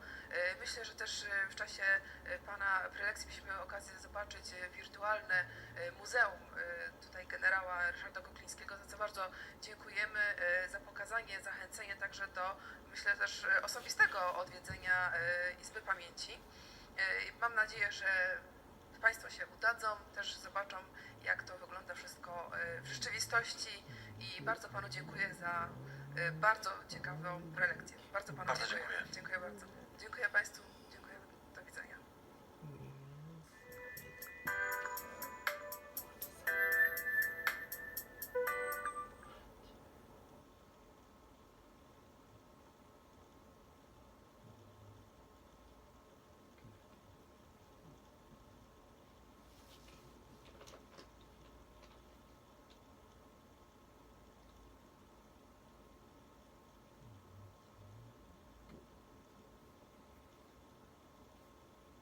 Guests and participants. Before officially beginning the program, I would humbly request all participants to ensure their mobile phones are switched to silent mode. Thank you. On behalf of the Sambat Policy Research Institute, I'd like to welcome you to today's special lecture. Our subject today will be on Hindutva particularism, a threat to Indian Union. We are fortunate to have with us today Dr. Muhammad Mujib Afzal to speak with us on the subject today. Dr. Afzal is Associate Professor at the School of Politics and International Relations, Quaid-e-Azam University. He is author of the book titled BJP and the Indian Muslims, which was published in 2014. Dr. Afzal is an expert on Indian domestic issues, and he regularly participates in national and international conferences. Thank you so much for being with us here today, sir. Now, with commencing with the program, I would like to request Acting President Brigadier Rashid Wali Janjua to please offer some opening remarks.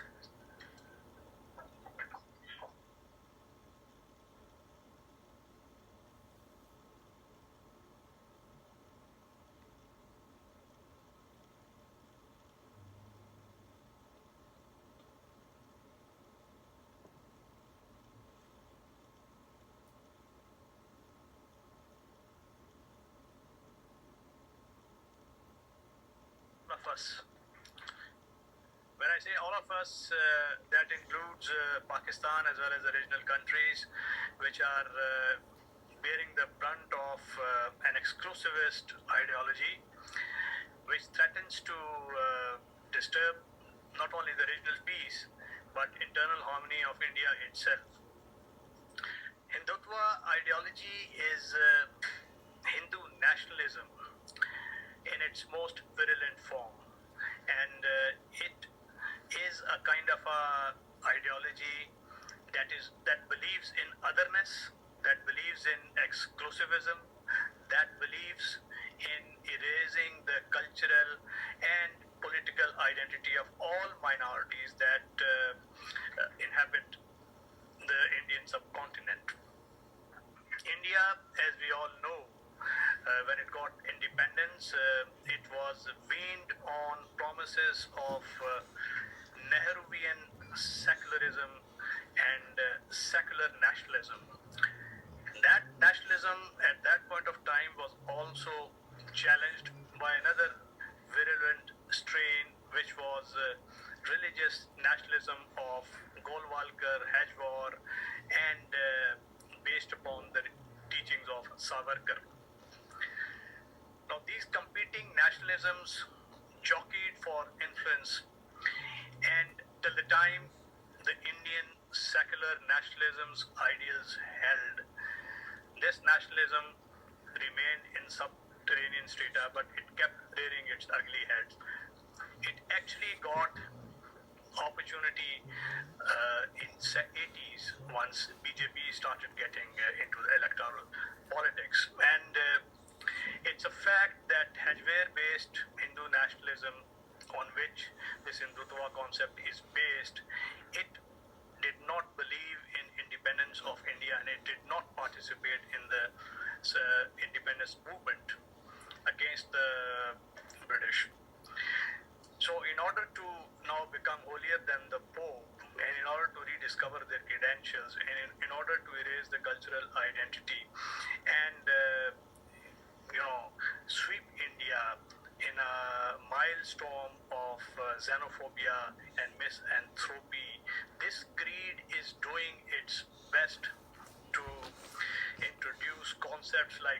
Wapsi, which in simple terms means that all inhabitants, whether they came from Central Asia, whether they came from Middle East, and they adopted a new faith and lived in harmony like the India was since millennia, it should erase its religious and cultural symbols and embrace the old faith.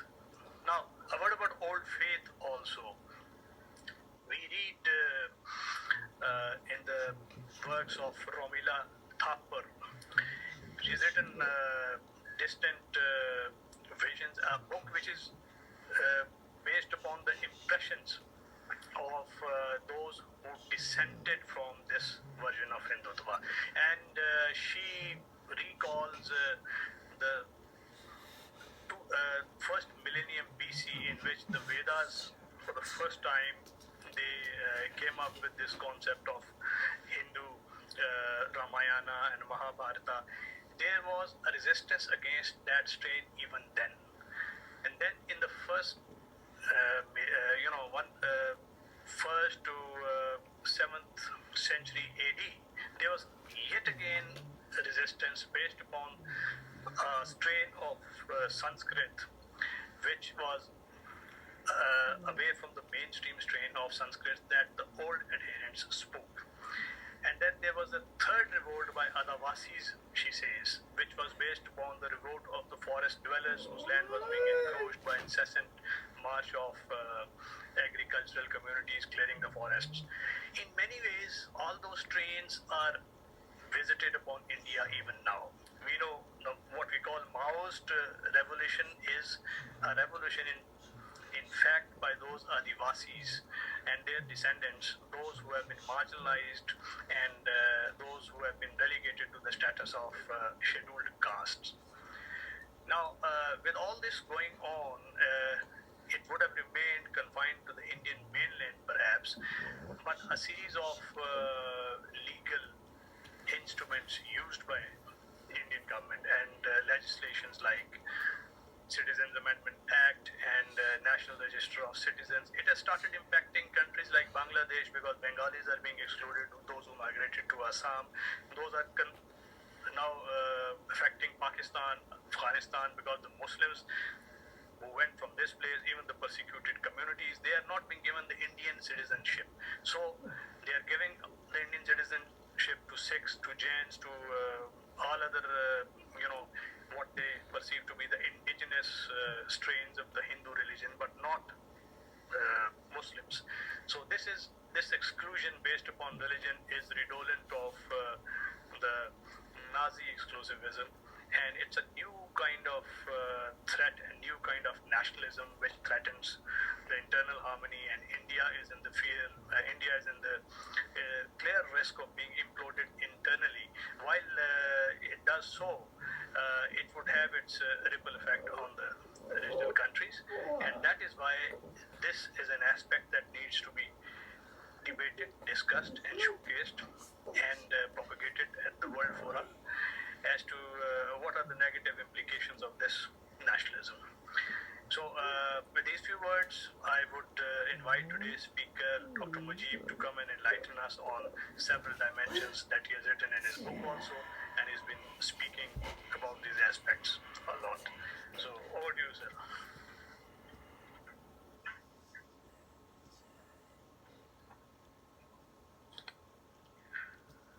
Thank you. I'm grateful, sir. Thank you very much. Grateful to IPRI for giving me this opportunity. Ladies and gentlemen, thank you very much. Every society has certain sets of ideas that essentially provide basis to evolve principles on the basis of which the societies are organized. They organize themselves. It's a kind of an organizing principle which they create right through processes of interpretation and reinterpretation again and again. These set of principles essentially link these societies to their religio-cultural heritage, geostrategic location, and provide justification for the use of power, force inside and outside. Essentially, these ideas evolve through the interaction of these three processes: religio-cultural heritage, geostrategic location, and justification for the use of power, or at a certain point of time, the balance of power in which the societies are placed. So in a historical process, they evolve and help construct those elements on the basis of which identities are constructed, a kind of self-definitions through which they define themselves and differentiate themselves from others. So we generally call these elements that evolve over a longer period of time ideology or ideologies, because they are always more than one. These ideologies emerge through a very complex and dynamic process and involve competing ideas and competing interpretations. So ideologies are essentially not monolithic. They are competitive within and with other ideologies as well. So these ideologies are essentially the basis on which societies are organizing themselves, identifying themselves, or creating their self, on the basis of which they are defining themselves and differentiating others. Particularism essentially emphasizes those elements that differentiate these societies from others, provide these societies uniqueness, and make them exceptional.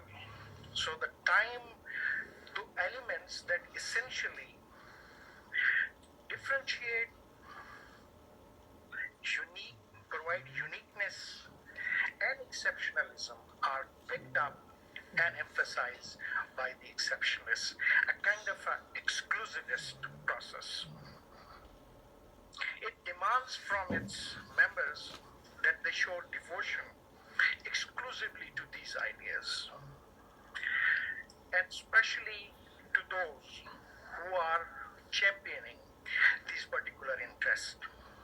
Argument is that you cannot be a member of more than one loyalty group. Your loyalty is with one group. Essentially, most of us think that we are part of a multi-loyalty groups. We have loyalties with smaller groups, the family, the town in which we are placed, the profession, and all these things. But this is a kind of a step in which multicultural societies are actually told that either you are loyal to your own community or the entire communities. You have to make a selection. And if you are not making the right selection, you are not a patriot. So in this entire process, alternative interpretations are rejected, and absolutism, irrationality, and xenophobia is promoted. Minority groups are asked or coerced to accept the majority view of life and sacrifice their own self and their self-definition in order to provide proof for their patriotism. If you are patriotic to us, you are patriotic, national citizen, then you will accept our definition of it. So essentially, particularism is exclusively demanding those interpretations that they think in their interest, and they are then implemented on others. And the myth that is created is generally absolutist, irrational, and it creates xenophobia, because without xenophobia, it is virtually very difficult to justify why other interpretation of those ideas are being rejected. Hindutva is a religio-cultural concept that essentially they think Bharat, where it is situated, is a sacred, and it is only meant for Hindus.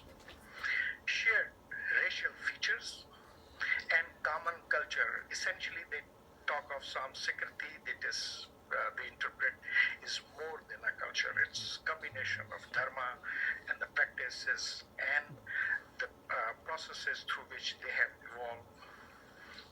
So for you, if you want to be part of Hindutva, you have to be Indian by blood, by culture, and by faith.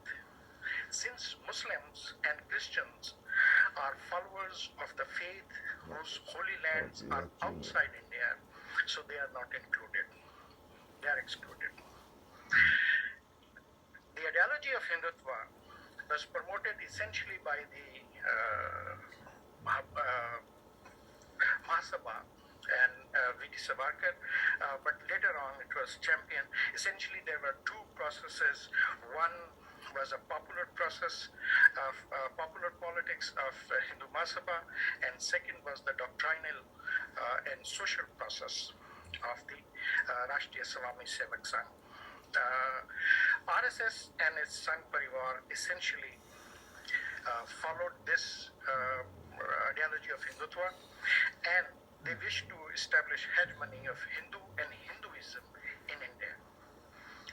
Essentially, Hindutva ideology wish to, number one, preserve the socially privileged positions of the Brahman through reinterpretation of the caste system, because it is the caste system or the Varna system essentially that ensure the privileged position of the Brahmins in the society, and it is this structure which has sustained Hinduism for 10,000 years. So the social survival of Hinduism is argued that was dependent on the survival of the Brahman. So Brahman is essential, and mostly these were the Brahmins who initially started the RSS. Virtually, initially all the members were Brahman and middle class, educated young men. Secondly, they wish to reform the traditional Hinduism on modern lines so it can face the challenge of modernity and Islam and Christianity. It is essentially a process through which they wish to create a kind of a monolithic culture, monolithic religion that take over this commonwealth of the faith and create a cohesive, singular, practical, modern religion. And they wish to reorganize society, Hindu society, on the basis of caste, the caste society, or all the four castes, on the basis of Brahmanic ethos. Since it is difficult to convert all of them to be Brahman, so they should be organized on the basis of the Brahmanic ethos, essentially because the demand of modernity is that all the citizens of a nation should be equal. It's a egalitarian process. The modern process is a egalitarian process. So they have to be equal, so they have to be trained, socialized on the basis of Brahmanic ethos. But at the same time, they wish to create a hierarchical communal society in which Hindu community is placed above all the communities, because India or Bharat essentially is for the Hindus. That is the way, a hierarchical structure in which they wish to create Hindu Rashtra through Ram Rajya. Rashtra is nation, or Ram Rajya is essentially a country that is governed by the Hindu Dharma. So through this process, they wish to face the challenges of modernity, essentially the modernist values of rationality, popularity, and progress. And that essentially is Hindu nationalism.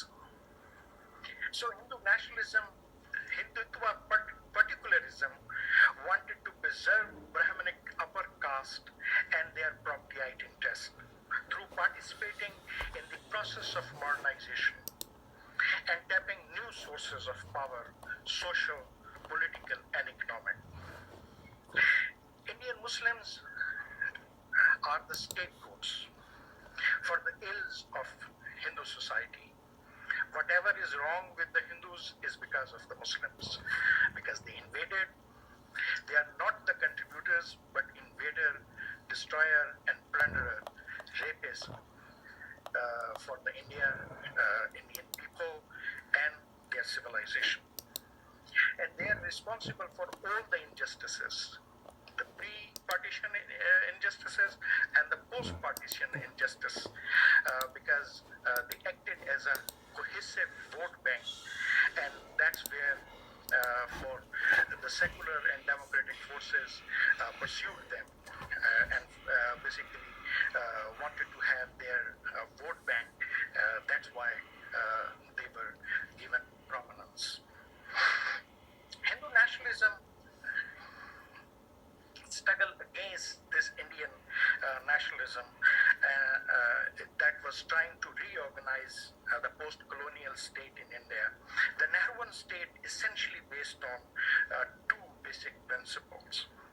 One, it recognizes the diversity, that India is diverse, and this diversity should be recognized.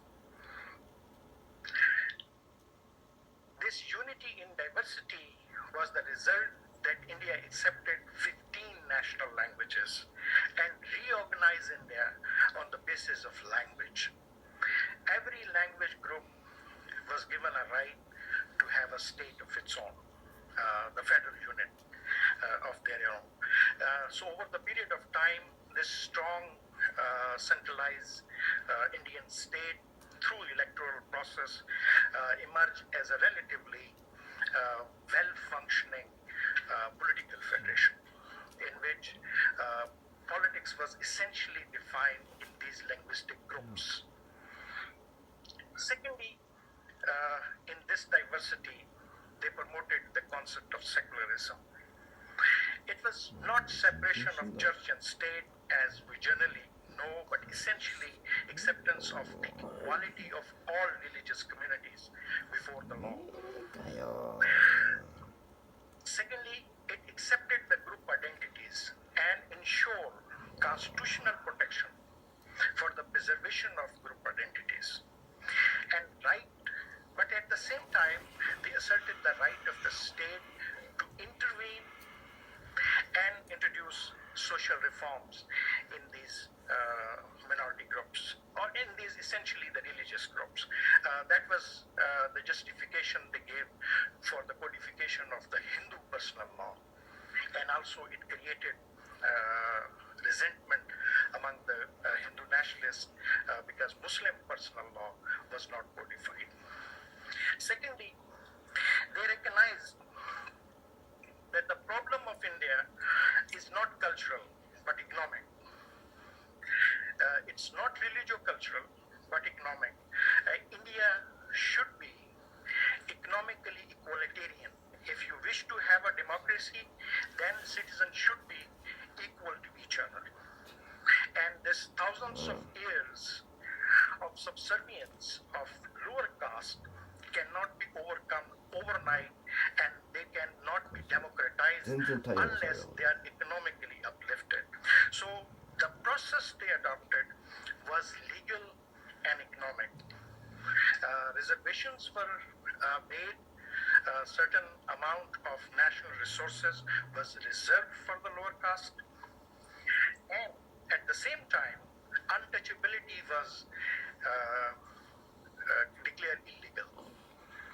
So both legal and economic incentives were given to these lower caste, lower income social groups to uplift them and make them equal to the other social groups so democracy can function. Essentially, over the longer period of time, this secular caste, secular, benevolent, liberal state of Nehruvian state interpreted all these concepts through the lenses of majority.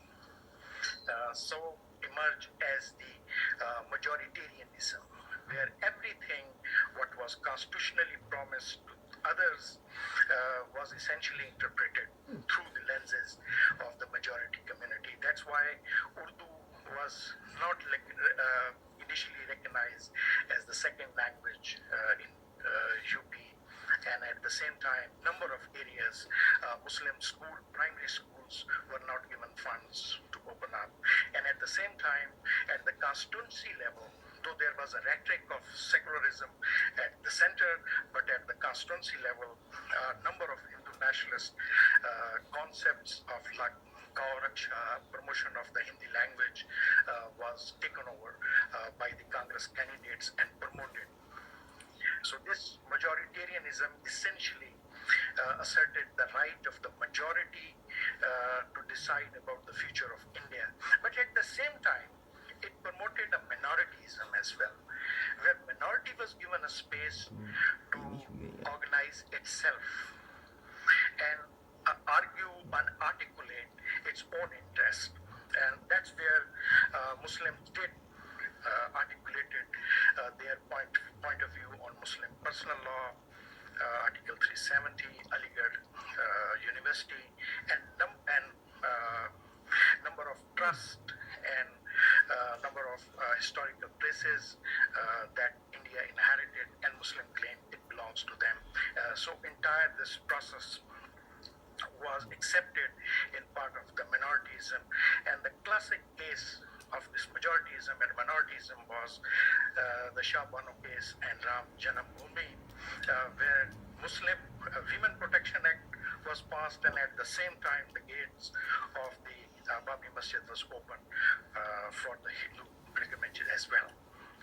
So essentially the Nehruvian state ended up one as a majoritarian and minoritarian state. The mixed economy didn't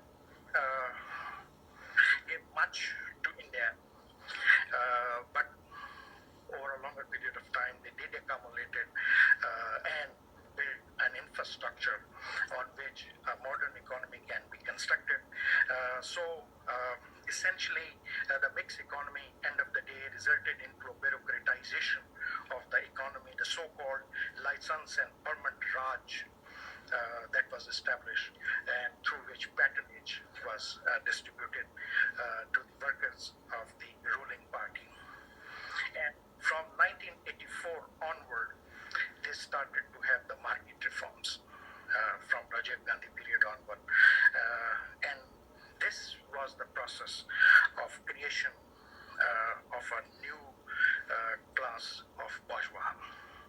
New bourgeois class, essentially elite middle class urban areas that was benefited from this progressive gradual process of market reforms in India, and virtually created a new social group of the capitalists within India. Hindu nationalists attempted to delegitimize this state. The first argument for them was that all the principles of the Nehruvian states are non-Indian, Western ideas, and essentially rob Hindus of their right to govern themselves. And Muslims have 50 states where they can live. They have Pakistan, they have created Pakistan, but Hindus were not liberated. They are still subject to the Western ideas, and they wanted to liberate Hindus and govern Hindus on the basis of their own ideology. And they termed this entire secularist process as the pseudo-secularism. Essentially, the interpretations of this idea was very interesting. Like say, Aryas, what was the origin of Aryas? Congress accepted that Aryans came from outside India and made India their home 10,000 years back. If 10,000 years back Aryas can come from outside, then 1,000 years back Muslims can also come. So principle is accepted. But in case of Hindu nationalism, it rejected this concept, and they say Aryas are indigenous people, they were born within India, and rest are the invaders and outsiders. Second argument was that even these ideas were implemented with bad intention. Essentially, it was an appeasement process for the minorities for simply their vote bank, to get their votes. That's why this appeasement process was initiated. And it is also not in the interest of the minorities as well. It is the same argument when they were amending the Article 370 in case of and dividing Kashmir into two regions. They made the same argument that now Kashmir will be integrated into the mainstream India and will be part of the larger market, and it will benefit the ordinary Kashmiris. Third, it was against the will of the people. It was not against, it was not a democratic process. It was an undemocratic process because Hindu majority's will was ignored. So on all three levels of being indigenous, with intentions, and democratic principle of popular consent, this secular state was not a legitimate state. This Nheehammer state was not a legitimate state, and that was the basis on which they delegitimize the Nheehammer state. And their mobilization strategy was a combination of two basic principles. One, spreading communal hate and fear. Hate because Muslims were the outsiders, destroyers, and the fear that Muslims are still conspiring to take over this entire demographic base. Argument that Congress ruled India with 30% votes, and soon Muslims will be 30% since they act and behave like a vote bank. They will elect a Muslim government and they will govern India, and Hindus will be enslaved again of the Muslims. So this fear, and then the entire terrorism and Middle East rise of the Muslims was used entire this process to feed this fear. But at the same time, they promise a clean and good government. And the instrument was the emotional appeal of the Ram Janmabhoomi. Essentially, Ram Janmabhoomi is not simply to erect a Ram Mandir, but reclaim India for the Hindus. The India that was lost to Hindus should be reclaimed by the Hindus and governed according to their own Samskritti. So social change, for the social change, Sangh Parivar penetrated into the society through their school system of Vishwa Hindu Parishad, their own RSS-run school systems, their media, and these mass contact movements of Yatra, through which they preach this entire message, and on a perpetual and constant level. Secondly, there was an instrument of communal violence. The moment you have a communal violence, you sharpen the fault lines between the two communities. So this process of sharpening the fault lines were essentially done through the process of communal violence. And they had in this the support of new bourgeois class that was emerging after the reforms, market reforms in the Indian economy. It was a very successful strategy. In 1984, they had 2 seats and 7.7 votes. In 1988, when first government came, it was 25.6% vote with 82 seats. And then after this, it was not a very successful model because they contested 2004 election with Shining India, the slogan of Shining India, and actually India was not shining, so they lost the election, and 10 years rule of the Congress was followed. Then emerged the personality of Narendra Modi.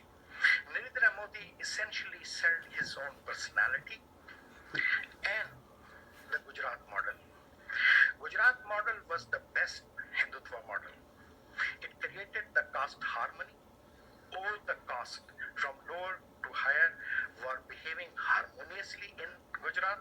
Secondly, under Modi, it was the third most prosperous state in India. And thirdly, Muslims were subjugated. So all the prerequisites to make a Hindutva state were very much there in the Gujarat model.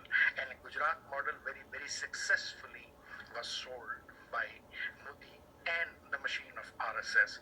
And 2014, they had 284 seats of Lok Sabha and 31% vote. And 2019, it was 37.5% votes and 303 seats of the Lok Sabha. It's a gradual process of Hindutva, which they have followed when they came into power. In 1988 to 2004, it was a rhetorical Hindutva. It was a coalition government. They could not implement their Hindutva agenda. So essentially, a rhetoric of Hindutva was promoted.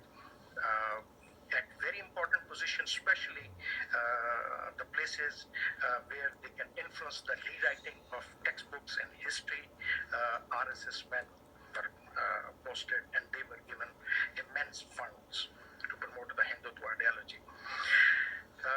They essentially in this process and through rhetoric try to make Hindutva as a new normal, a new way of life, acceptable, legitimate, no more on the periphery and delegitimate within the Nehruvian state, but a legitimate force in Indian politics.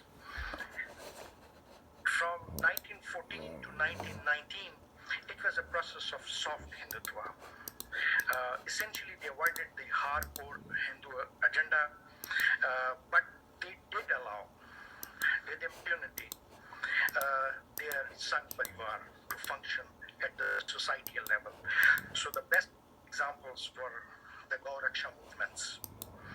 Virtually, the Gauraksha movement, the vigilantes of Gauraksha movements acted throughout India. And we have this figure of 44 Muslims were lynched, almost 290, around 290s were injured, and more than 5,000 smaller businesses were destroyed in this entire process. The so-called love jihad, essentially this provided them basis to ban the cow slaughter. Second, the love jihad, where Muslim young men were accused of seducing Hindu women and girls to convert them to Islam. So anti-conversion law were introduced in most of the states that were governed by the BJP. And then the Ghar Wapsi, the Muslims and Christians of Hindu regions were asked to convert back to Hinduism. It was basically continuation of the Shuddhi movement. 2019 election essentially provided them opportunity to implement the hard Hindutva, and that's where we have the process of initiation of codification of the Muslim personal law through legislation on triple talaq, amendment in Article 370 with reference to Kashmir, Citizen Amendment Act, and the complete destruction of the Babri Masjid and the construction of Ram Janmabhoomi by the Vishwa Hindu Parishad. Supreme Court essentially given entire title of that land to Vishwa Hindu Parishad. It was just one of the party among the three. Rest of the two were told you can have 5 acres somewhere else. The issue of Babri Masjid was not that it is simply a masjid where people use them for prayer, but essentially it it was a historical heritage, and Muslims failed to protect their historical heritage under this hard Hindutva. The tensions which this Hindutva has created in Indian Union. First, RSS and entire Sangh Parvar, BJP included, wanted to have a strong center, promote Hindi language and upper caste social structures.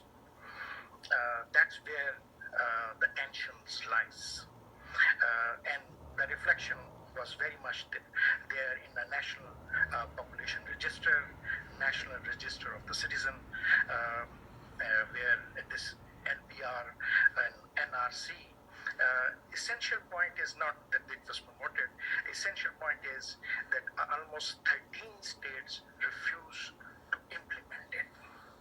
First time it was a tension within the Indian Federation. And it can continue if there is no legal remedy for their objections. Secondly, Jammu and Kashmir was partitioned without the consent of the people. Jammu Kashmir Assembly was suspended at that time, and the Federation representative on the behalf of the people, the governor, actually gave this consent. So anytime, any unit can be divided through this entire process. So constitutional guarantees for the protection of a unit is virtually become under serious questions. Bengal consider itself to be the next, and that's go on and on. It creates over a longer period of time tension within the Federation. Second is the economic reform between rich and poor. BJP is openly pro-capitalist. This entire concept of integral humanism is essentially based a combination of capitalist system with dharma. Voluntarily, you contribute to the society, but otherwise you have right to your own property and maximize your profit. The reaction to all this process, the best example is the Kisan movement, where the lower class, struggling middle class, lower middle class, and the lower class resenting this entire process. Within Sangh Parivar itself, the Swadeshi Manch is also created tensions for the RSS. So economic reforms, this capitalist agenda is the second source of tension, the broader source of tension. Secularism, it is not simply with the minorities, but essentially within Hindu community as well, between secularist and non-secularist, traditionalist Hindus, the Gandhian Hindus, all these Hindu groups, they are also facing the tension at the same time. So this masculine Hinduism, the best example is the Kerala, where they face from the feminist clash from the masculine interpretation of the Hinduism. Muslims, issue of Muslim is serious. They are not a small community. They claim that they are around 25 crore, and they are 14%, 15% of India. So it's a very significant. It's a majority in itself, and they have a strong sense of identity, distinct identity. And then the entire process justifies the creation of Pakistan. We all would have been suffering the same fate that the Indian Muslims are suffering now. Much of our time and energies would have been wasted to preserve our identity than to participate in the process of modernization. How much damage it can done to Indian Union? It will be a serious tension over the longer period of time. But will it, we quickly ask the question, will it disintegrate? Essentially, there are three major advantages that India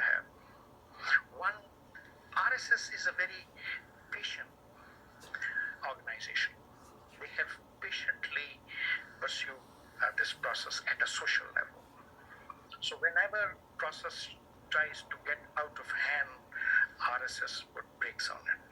They know it can create a serious problem. Last time when Babri Masjid was damaged in 1992, there was bomb blast and reaction in Bombay, and RSS simply stopped the process. And then it was put on hold for a longer period of time. So they also are not rushing, but they know the political power is good for their project. It is a social movement, but like to be in political power. That's why Bharatiya Jana Sangh was created to provide political support to this social group, and that's how the entire BJP mobilization strategy was supported by the RSS. To have a political support is more important and follow a gradual process. Secondly, Indian electoral institutions. Indian electoral system is very powerful. Opposition do have a space to exist, and they are winning elections. They are governing their states, and there is a possibility they can remove Bharatiya Janata Party in power. Though it will take some more time, but still it is there. Congress faced the same process. BJP maybe faces the same process, but the electoral system is very much there, and it is sustaining India, the federation. Thirdly, no external power is interested to disintegrate India. China is not interested. They have their own problem of Tibet. They have more than $80 billion trade with India, where 50 billion essentially in favor of China. Pakistan don't have a potential, and rest of the the Western powers like to use India as an economic market and so-called balance against India. Thank you very much.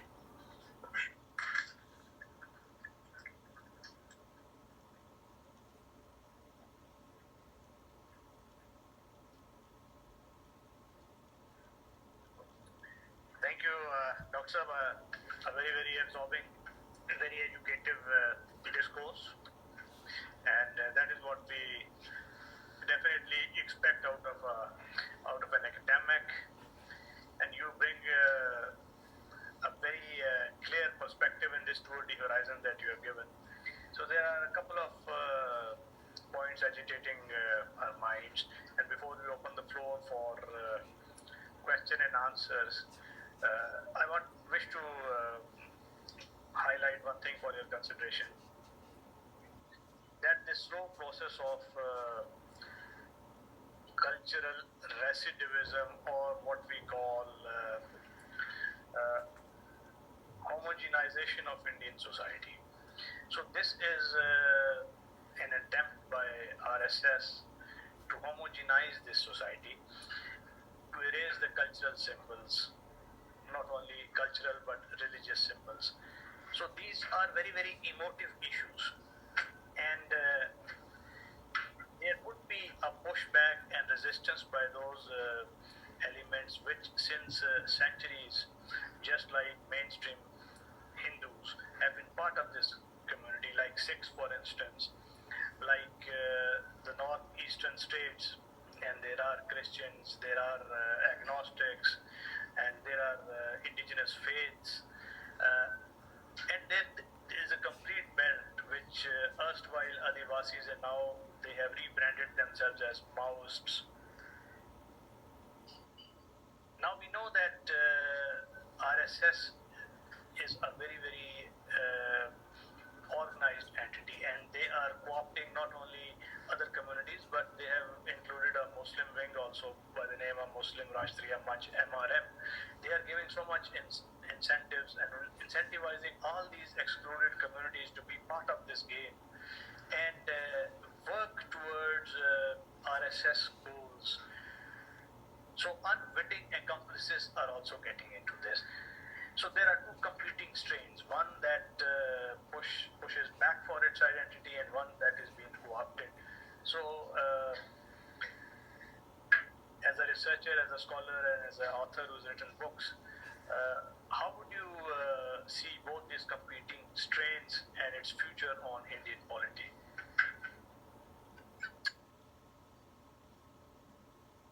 I think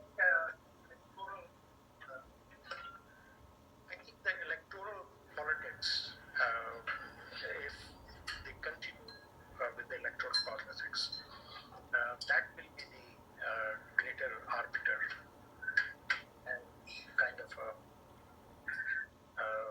hurdle in creating extremist trends within the Indian community.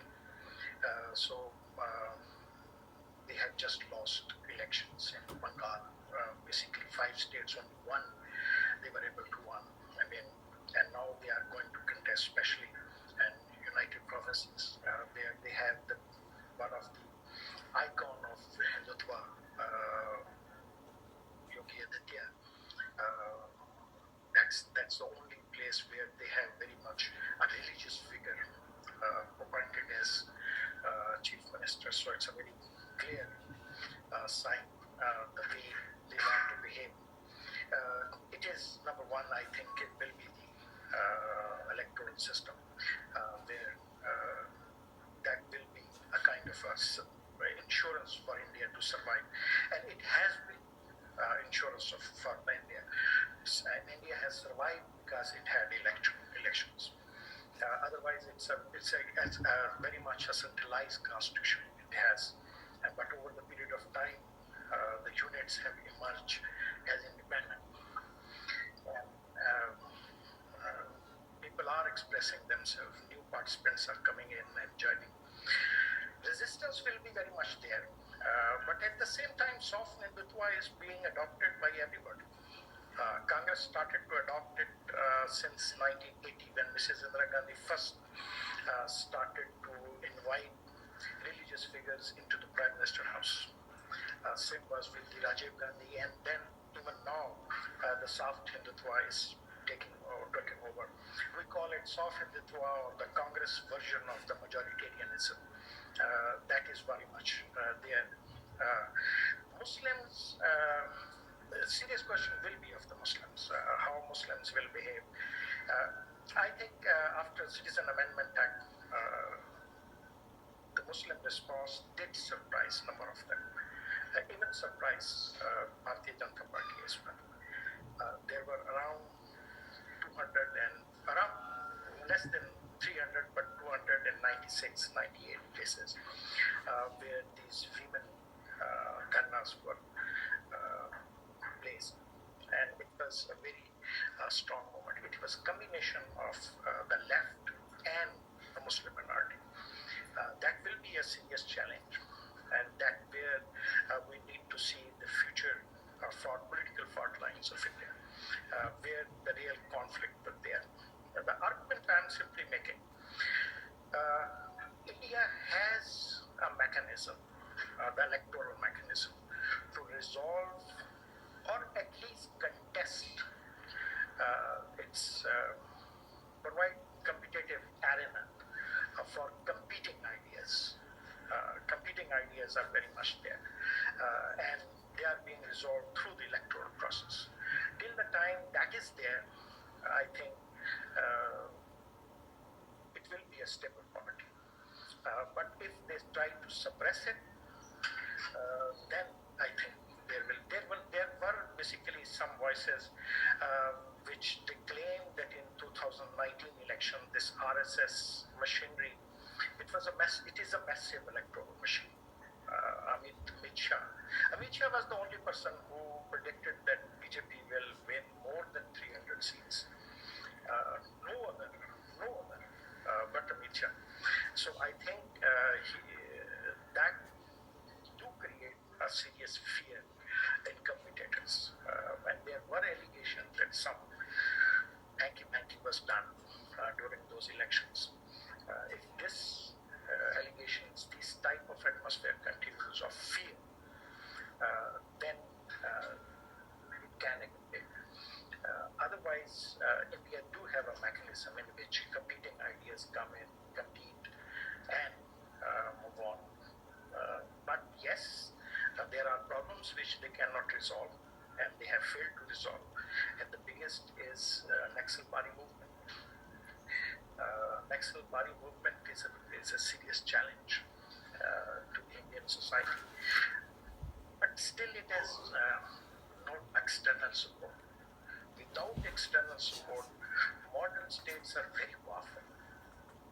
They can penetrate in these groups, they can coerce them, they can destroy them within. So number of instruments are available.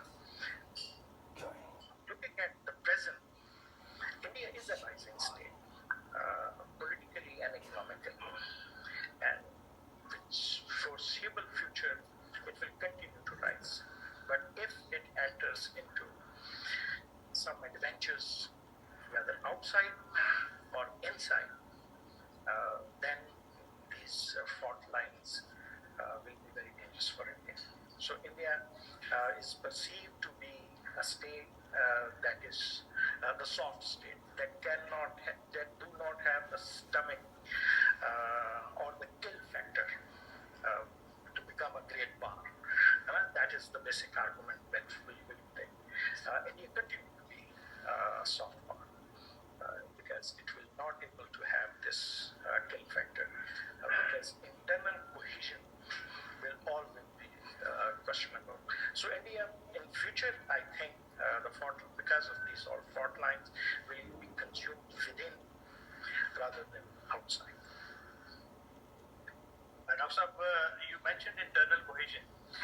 Now, Arabian secularism and the secular constitution was the center of gravity.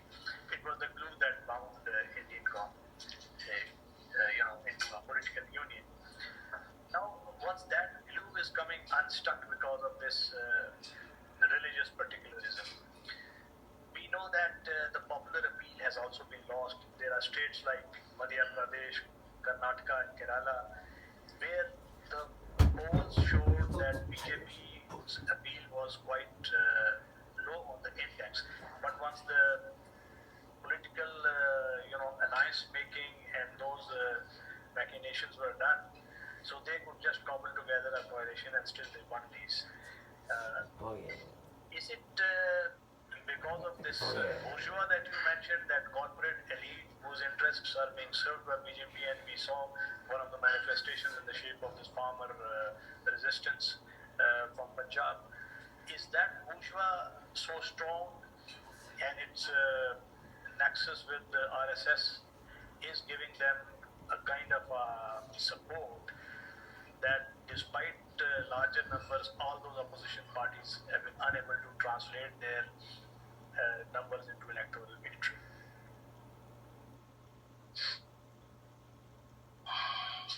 I think it's a normal politics. Coalition building, it has been there in India. There have been horse trading after the loss of election, loss of the prime ministership in 1996. They did almost the same thing in UP. That was the first time when they came into power in United Province. Horse trading. Horse trading is part of Indian politics, so it's a normal politics that is taking place in India. But yes, they do have massive support from the capitalist class. There was very interesting speeches by Rahul Gandhi and Prime Minister Narendra Modi on the Kisan movement, and very explicitly both actually talk about the future economic structure of India. Rahul talk of the mixed economy, lower classes, the so-called the basic support base of Congress, and Narendra Modi talk about the pure capitalist, West-oriented India. So this broader two strains are very much there in India, and it will continue to play. But how much it will, how much the resources will go down to the people. In 2019, one of the elements which most of the analysts ignored was the small loans for motorcycle, building of a small house, the small business, some thousands, 50,000, 200,000, kind of a small loan that reached throughout India. And actually that was the real vote which they affected. So they are not ignoring it. In case of beef issue, moment it trespassed into the Dalit territory, Modi Sahib, who is most of the time is silent on the killing of the Muslims or the violence against the Muslims, was very prompt to stop it. And that's where Gauraksha vigilantes were controlled by the RSS because they were creating reaction within the Dalit community and Dalit vote bank. So they are very much aware of it. And still, I think over a longer period of time, these tensions will be very much there. Economic will be on the top of it. There are states where people are living, 30% families are living on 1 acre of land. And the number of peasantry Kisans who are committing suicide is continuously rising in India. So economic crisis will be there. But India has been facing these crises for a longer period of time. The biggest crisis is now that awareness is coming into the people. They were poor, but they didn't know it. Now they are poor and they know it. But still, I think the identity politics did created a Hindu vote bank, and initially they captured the Congress vote bank, later on the caste vote bank, and now also they have, after 2019 the 6% vote bank essentially of the regional parties. And first time regional party vote bank has dropped to 44% of India. So it's a very powerful vote bank, but from 53% it has dropped to 44%. So it's almost a 9% drop in this vote bank. Is it a permanent phenomenon? That is the missing question. Is it the Bhuti phenomena or the permanent phenomena? I think it's kind of a mix. It's a mix. Definitely, this almost 16% vote which they have acquired is a mixture of Modi Sahib, his personality, failure of the opposition to capture those vote bank, reach out to the vote bank. There is virtually no personality in the opposition that can compete with Modi Sahib. He is at the moment a larger than life figure. He is very powerful personality, and he don't have ideas of his own, but his idea is Hindutva. Unlike Nehru, he don't have his own idea. He's not his own man as a way, but he is representing Hindutva. And so is this vote will be there permanently for the BJP, or with the decline of his personality, or question marks against his personality, the BJP will lose this vote bank? That will be something that we should see in the future election. Just one point, India do have now almost a trained voter that decide about dual ticket. They will be voting for BJP for the center, and they may be voting for their regional party at the region. And this is happening. And we have just seen that's why BJP lost election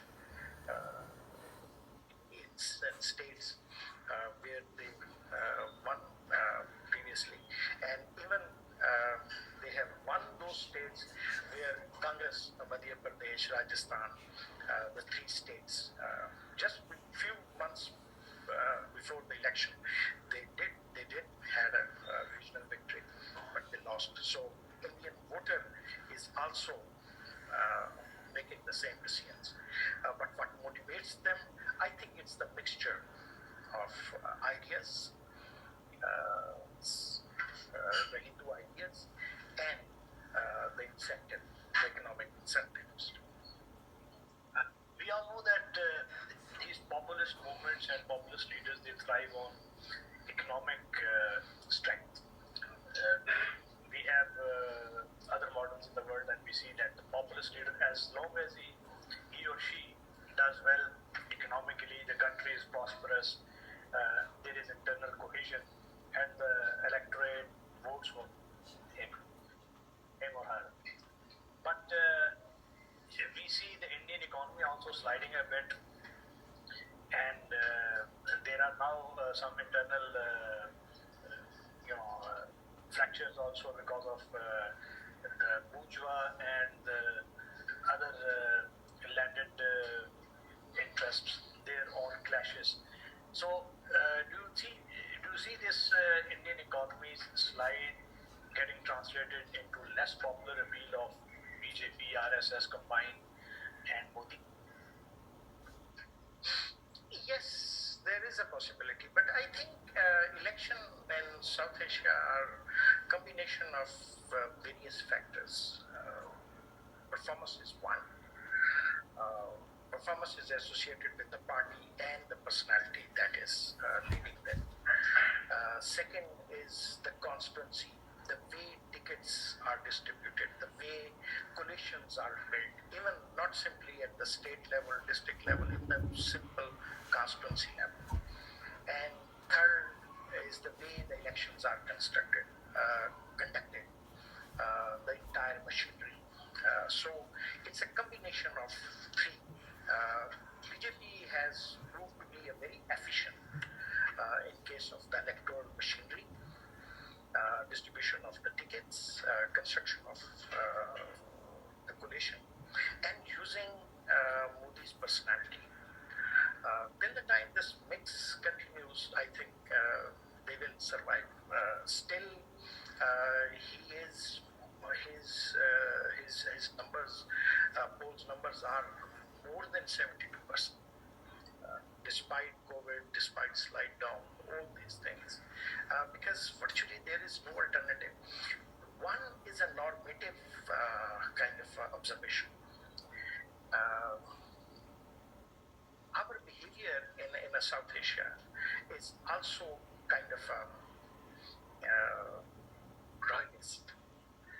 Once we pick king, we try to stick with the king.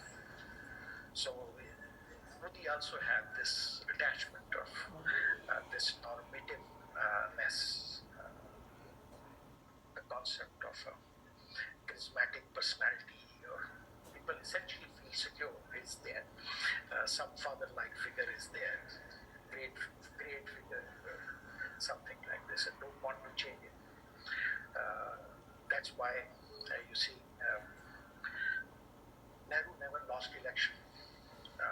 Indira never, just once she lost election, she came back immediately. Same was the case with number of regional leaders. Jatoi Basu ruled West Bengal for 30 years. So that type of royalist imagination is very much there. Royalties thing there.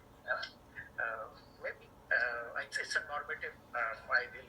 I'm not going to give numbers on it, but our behavior do sometimes reflect in that way.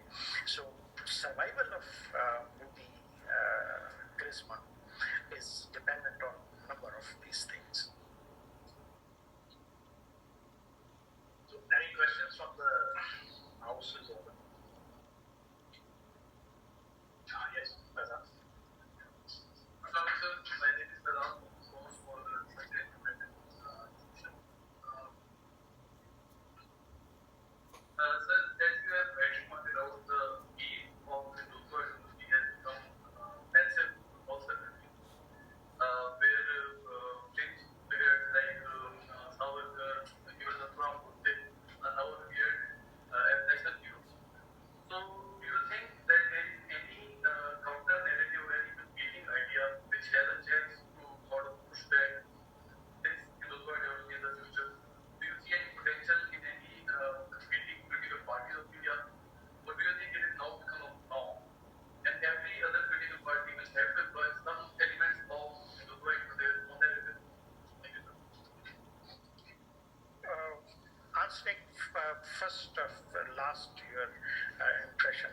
yes, this Hindutvanization of Indian politics is definitely taking place.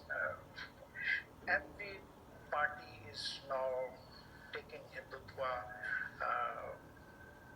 discourse into account. They don't want to be on the wrong side of Hindutva, even if they are they are struggling against that Hindutva. So that is very much there. Alternative, not yet. Virtually there is old time tested ideas are there. Left is discredited. Caste parties lost in UP election, the Samajwadi and Bahujan Samaj Party. Regional parties are still functioning well. 44% vote is quite a vote. And they had very powerful bargaining position at the center. And all the time they had it. But essentially, because of this 303 votes, seats the BJP won. This time they have less clout at the center. But in future, if BJP do not repeat this performance, and I don't think, still it's difficult to make a prediction, but I don't think we will be repeating this performance again. So regional parties will be very much there. I think number of gravities will be there, center of gravities will be there. Muslims should not be ignored. They do have, but at this moment they don't have to have the centralized. Shaheen Bagh did emerge as a very powerful force, and this combination of the left and the Muslim community, youngsters, supporting constitutionalism and secularism was almost a new thing. But it's all happening within India, not outside India. Virtually the so-called anti-Indianness is not there. And that I think is the success of Hindutva. Because it transcends the fault lines. First, Hindu vote bank, which was 80%, was divided into caste, into ideological lines and the regions. Now it is transcending this and making it cohesive. So it is kind of a positive factor for India that majority community is getting together. But at the same time, it is negative because it is creating fear factor in others and promoting the absolutist tendencies. But yes, the alternatives, alternative personality is not there because both time, 2014 and 2019, BJP ran its campaign as a presidential campaign. It was a vote for Modi. So still any personality that can challenge with stature Modi is not there. So answering your question, as a broader strategy, I think secularism, reinterpretation of secularism with much more equalitarian prospects, less with the previous majoritarian minoritarian divide, a kind of a new interpretation of secularism will be promoted by this young group that supported the Shaheen Bagh. And that will be the serious challenge at the societal level for Hindutva. And I think, and then it will be the coalition making, how regional parties arrange and rearrange themselves with these, and how Congress will emerge.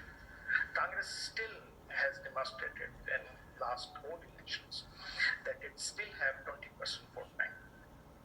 It's a very loyal vote bank. Anytime, just few percentage here and there, and everything will be changed. So it's, I think, the behavior of the Congress will emerging, that will be kind of a counterbalance to BJP.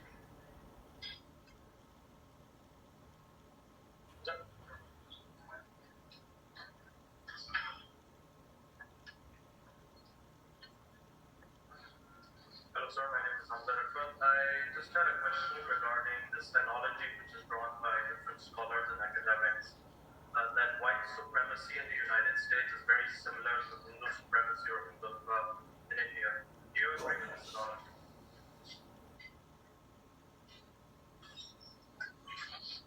I think there are certain trends in academia. If we challenge them at the cost of ourselves. I think it's a very much Hindu nationalism. The rise of Hindi is very much a domestic phenomenon.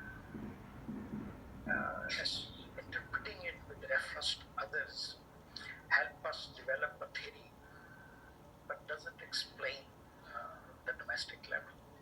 It does explain the rise of kind of a new class, new urban class that is looking for security, direction. It is living in this new capitalist world where you don't have a secure life. India is the so-called security, which was there gradually vulnerable. So that was the common point. Second, assertion of the indigenous cultures. That was very much local phenomena, the Asian and African phenomena, and it continues. The second colonization, which we call. Modi Sahib, or the BJP, rise of the BJP, is byproduct of that. Third, I think, is religion does provide security, kind of answers in the unsecure world, make you secure. It was very much there in the absence of, or the failure of the communist ideology. Religion did try to replace. That's where the entire religio-cultural, reinterpreted religio-cultural tradition was actually this trend of the identity politics. That was very much there. But to link them with those white supremacists, I think slightly different. Here it's a majority community that is looking for its place in a new structure. Claimant on the behalf of the majority community are actually trying to look for their place. They are losing their dominance of 500 years, the whiteness which ruled all of us since the rise of Europe. It was the decline, and that was the insecurity.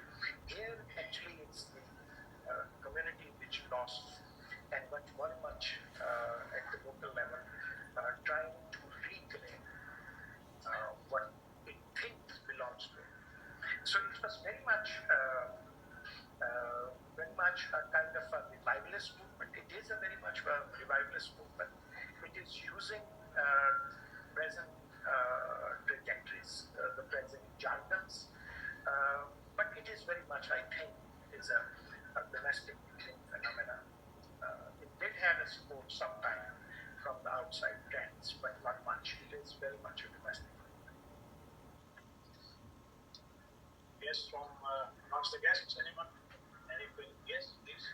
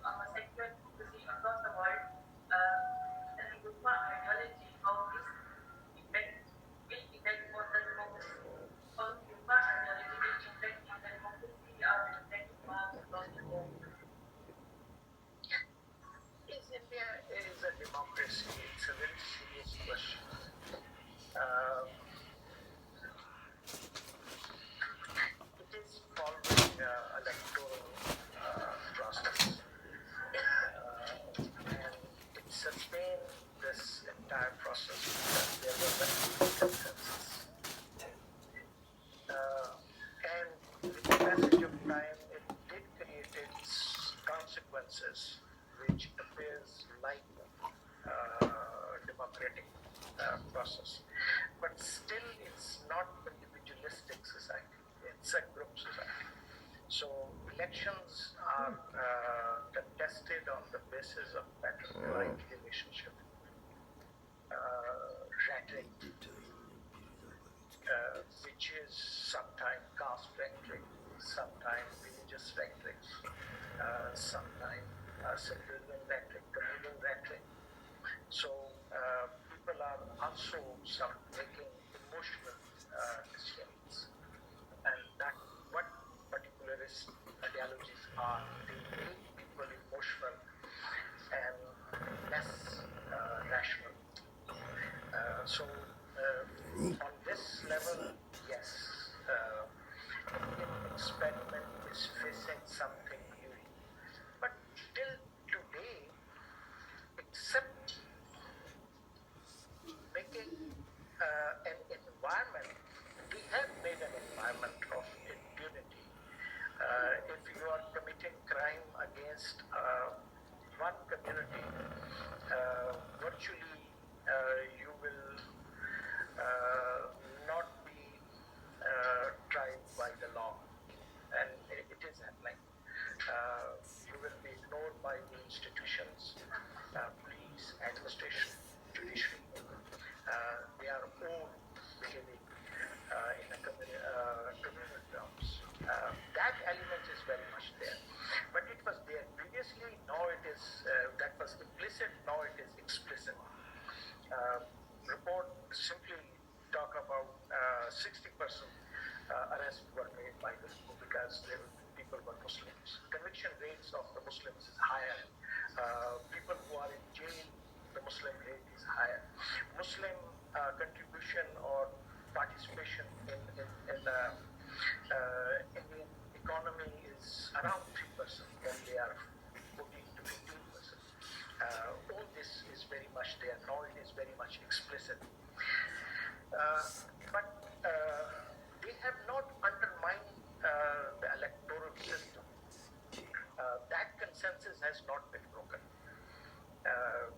Last time they won election of the Lok Sabha but lost it within a few months. Same is taking place now. So that electoral system is intact. Electoral democracy is very much there. But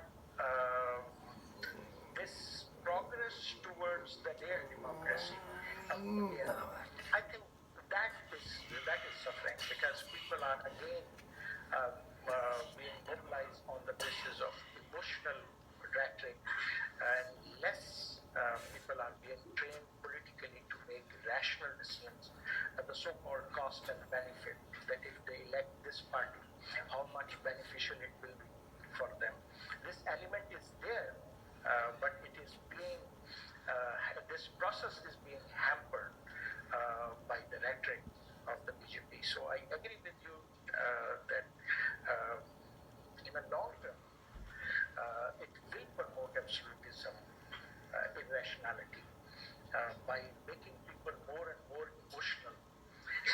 Most of these heinous crimes are not committed by the criminals, but the ordinary people. This recent riots, most of the riots were committed by the ordinary young men.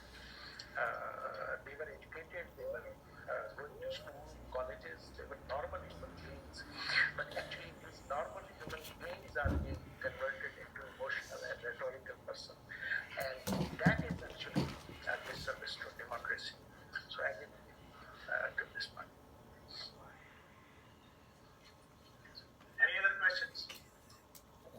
Yes. Thank you for your talk. So taking cue from your remarks, if you were to assume that Hindutva is a state in India in one form or another, soft Hindutva, hard Hindutva, would it be prudent for other countries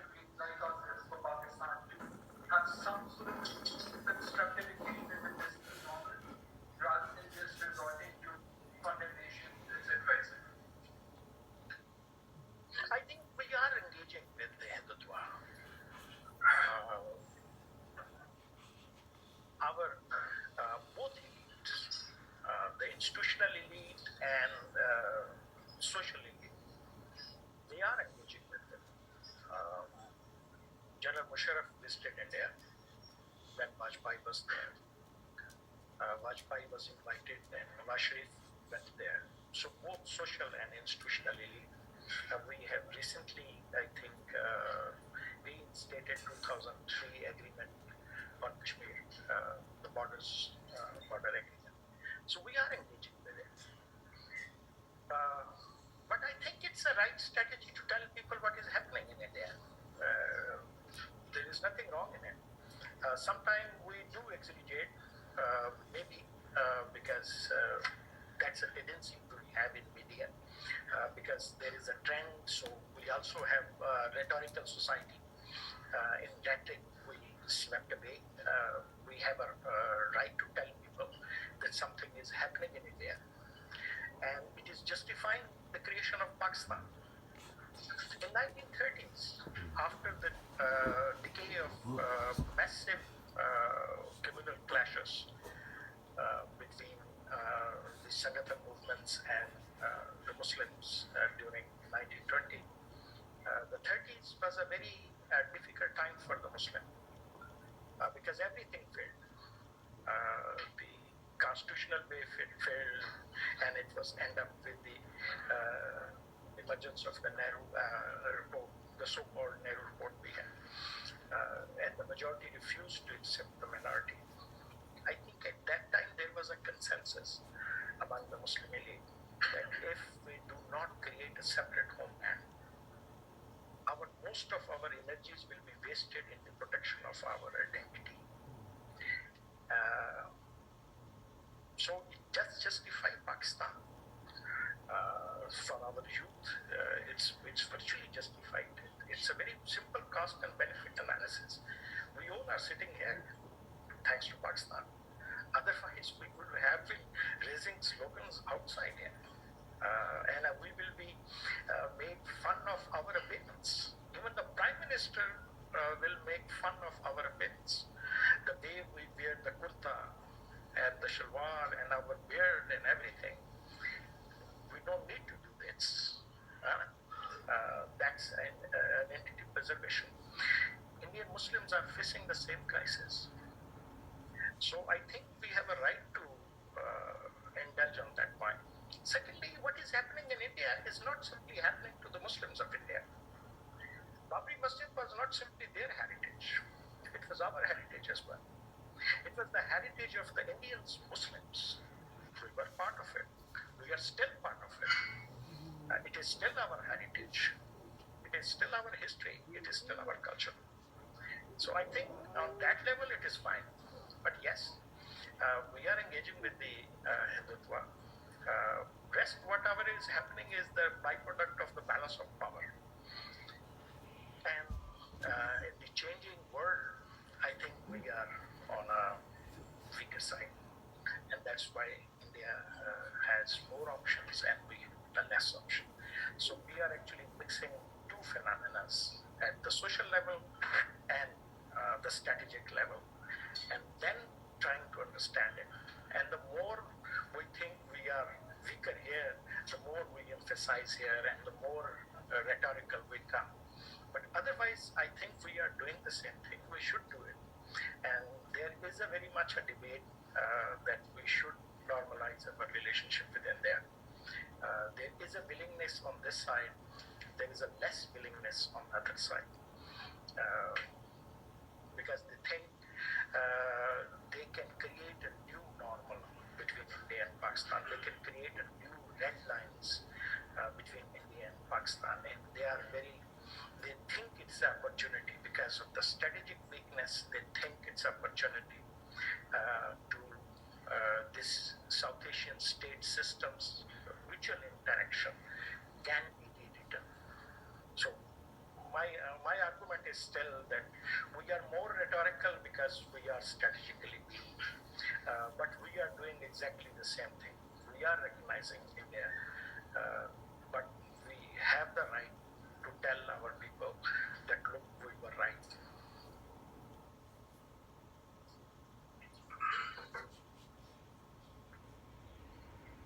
So thank you very much, sir. I think all the important questions have been very articulated an answer. And we carry some very important takeaways that this rise of majoritarianism in India, in fact, would be countered by equalitarian nationalism, and which would emanate from the society itself. And meanwhile, our engagement strategy should be based upon sovereign equality and highlighting the excesses of majoritarianism. With this, we close this discourse, and we look forward to future interaction with you as well to come and enlighten us on this aspect. Thank you so much. If I could just request Acting President Abri to please present a memento to our esteemed speaker.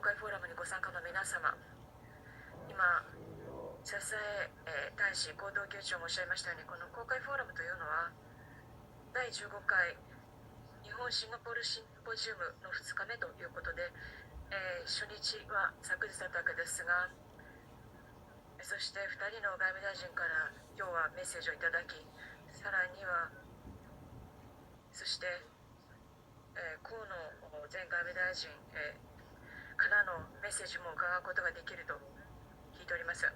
この日本シンガポールシンポジウムですが、このイベントというのはトランク 1.5 という形で開かれてまいりました。つまりその代表はそれぞれ政府からまた民間、そして市民社会を代表してかつ個人として参加します。で、昨日は大変にさまざまな議論が行われました。この地域の状況を考え、また経済発展を考え、そして重要なことに二国間の関係についても議論いたしました。で、今笹江理事長がおっしゃったように、その両国の方から合意された点として、この二国間の関係というのは素晴らしい体制にある、温かく、そして実質的でしかも問題がない関係であるということでした。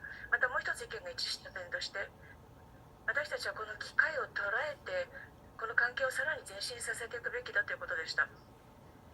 そして一つの可能性として、2カ国が合意し、それによってお互いの国を訪問できるようにする、また2国間においてそれぞれが強みを持っている分野について機会を設けて議論する、例えばデジタル経済、e コマース、e サービス、あるいは、金融関係の技術、そしてグリーンエコノミー、スマートシティ、こういったものです。ということで、新しいさまざまな機会が開けており、その中で両国の関係をより強化することができ、またこの地域と世界において協力していく機会があるというふうに考えております。私からは以上です。ありがとうございました。あ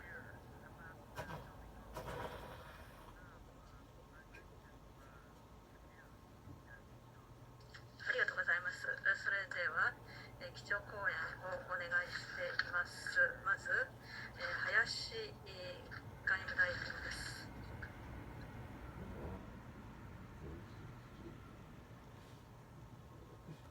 バラクリシュナン外務大臣、河野日シンガポール友好議員連盟会長、トミコ共同議長、笹江共同議長、ご列席の皆様、外務大臣の林芳正です。本日の第15回日本シンガポールシンポジウムの開催を大変喜ばしく思います。そして日本政府を代表し、日シンガポール双方の関係者の皆様にのご尽力に深く申し上げます。実は私は1996年の第2回シンポジウムに出席して以来、4回にわたってこのシンポジウムに出席をさせていただいています。そうした特別な思い入れのあるシンポジウムにおいて、日本の外務大臣として基調講演を行いますことを大変光栄に感じております。本日は日シンガポール関係や地域国際社会への両国の貢献について私の考えを話したいと思います。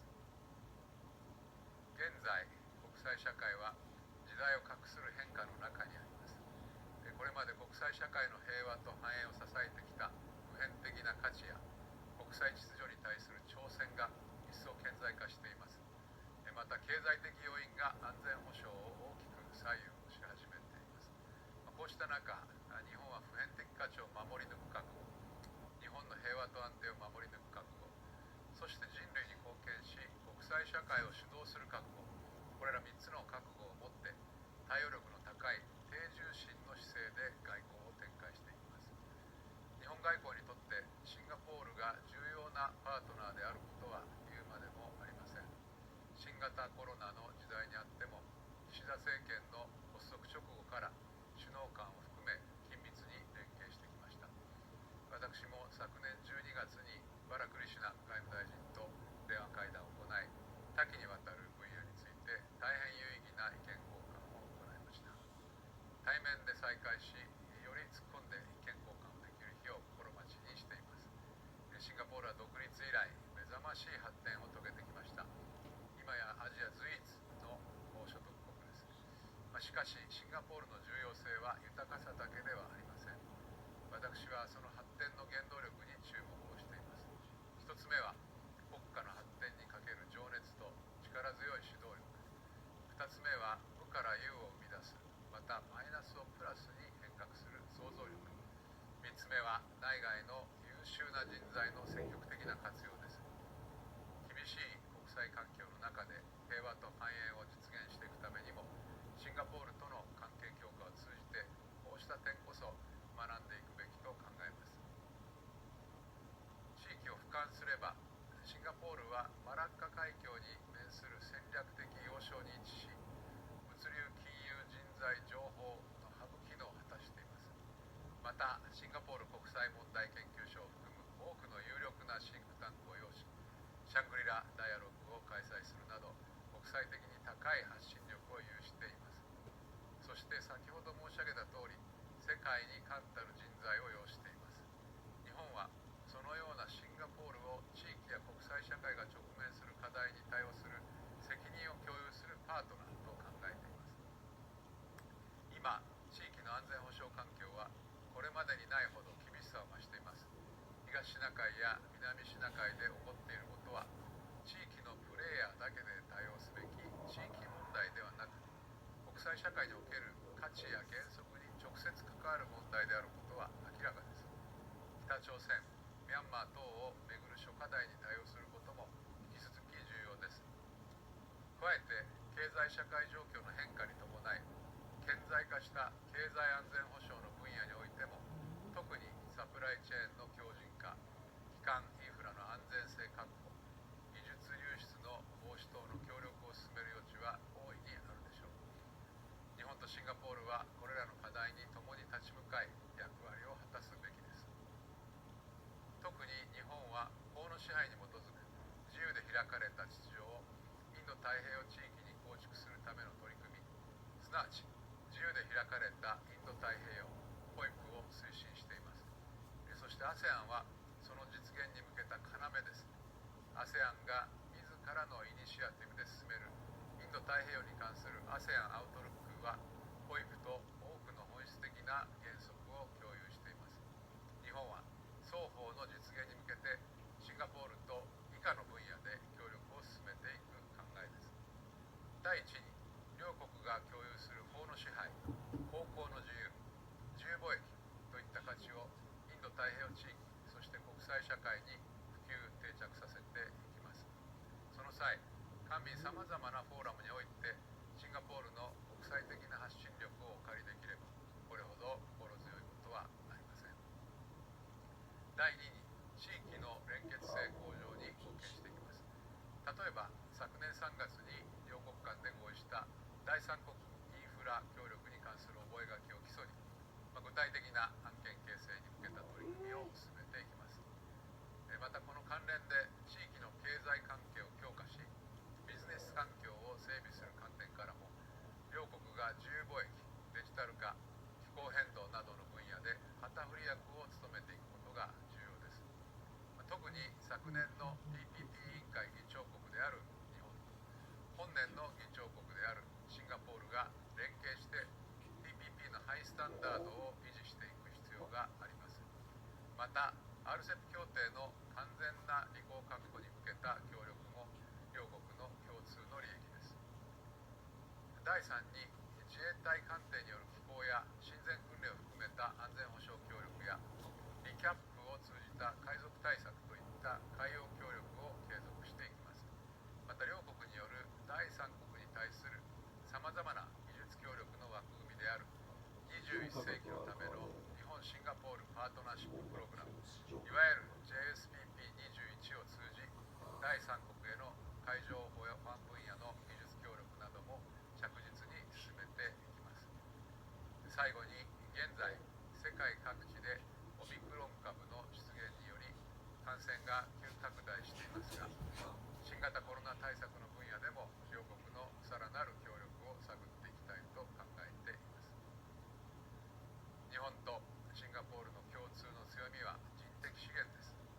地域国際社会が直面するさまざまな課題について、両国が共に知恵を絞れば、必ずや先進的かつ効果的な解決策が見つかると確信しています。残念ながら昨年に続いて今回も同ンラインの開催となりましたが、前向きに捉えればオンラインだからこそ、より多くの方々に議論を聞いていただけるというメリットもあるだろうと思います。本日のシンポジウムの議論が二国間関係、そして来年50周年を迎える日アセアン友好協力関係の一層の発展と地域国際社会の平和と繁栄に向けた両国の協力の飛躍の端緒となることを記念して私からのご挨拶とさせていただきます。ご清聴ありがとうございました。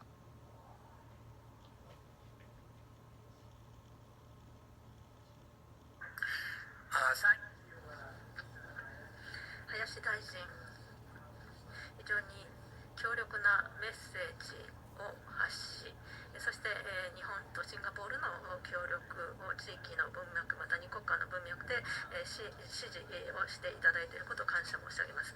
それではここでシンガポールの外務大臣、ビビアン・バラクリシュナン大臣です。林義正外務大臣閣下、ご来賓の皆様、ご列席の皆様、おはようございます。この第15回日本シンガポールシンポジウムでお話をすることができ大変嬉しく思います。1995年に始まって以来、このシンポジウムは日本とシンガポールの指導的立場にある方々、オピニオンリーダーが定期的に一堂に会し、二国間や地域、世界の今日的課題について意見を交換する場となっています。個人的には2016年東京での第11回シンポジウムを懐かしく思い起こします。その際に放映にも日本シンガポール外交関係樹立50周年の当日4月26日に基調講演を行うことができました。日本とシンガポールは素晴らしい関係を構築しています。それは頻繁なハイレベルの交流や強固な経済的なつながり、また緊密な人と人の関係に支えられています。昨年はシンガポールと日本の外交関係樹立55周年でした。コロナの前にもかかわらず、両国はハイレベルの関与のモメンタムを維持しており、例えば2ヶ月前の昨年の11月にリー・シェンロン首相と岸田首相が電話会談を行っています。また、先月ですが、林外務大臣と二国間関係や地域の動きについて良い議論を行ったばかりであります。タン・チュアンジン国会議長、そしてドウイン・トン地域文化青年大臣は昨年の8月、オリンピックとパラリンピックのために東京を訪れています。また、ウーバー・コーノスケ外務大臣政務官も同月シンガポールを訪れています。二国間関係を強化するこのような交流をさらに推し進めていきたいと考えております。シンガポールと日本は非常に強固な経済的なつながりを有しています。日本シンガポール経済連携協定は両国の経済関係の中核となっています。日本にとっては初めての二国間経済連携協定であります。2002年11月の発行以降、このジェスパはさまざまな機会を企業に提供し、そして双方の市場の魅力を向上させています。現在の経済関係は広範囲にわたり、ホスピタリティや物流といった伝統的分野からより新しい医療や精密工学といった新興分野にも拡大しています。コロナによるグローバルサプライチェーンや貿易における混乱にもかかわらず、日本はシンガポールにとり最大の貿易相手国の一つであり続け、またシンガポールの方も日本からの投資先として引き続き人気を博しています。グローバル経済が進化する中、我々はさらなる協力の機会を積極的に模索すべきであり、特にデジタル化、イノベーション、グリーンエコノミーといった新興分野、また第三国におけるインフラ協力に模索すべきです。そして、この両国のデジタル能力を考えれば、今回のようなオンライン会議はほんの氷山の一角です。ますますデジタル化する世界を進む際に、技術的変化の最先端に位置するために、互いの専門ルールの能力を活用すべくさらなる取り組みが可能です。シンガポールの情報通信省は日本の総務省と昨年7月に協力のための覚書に署名し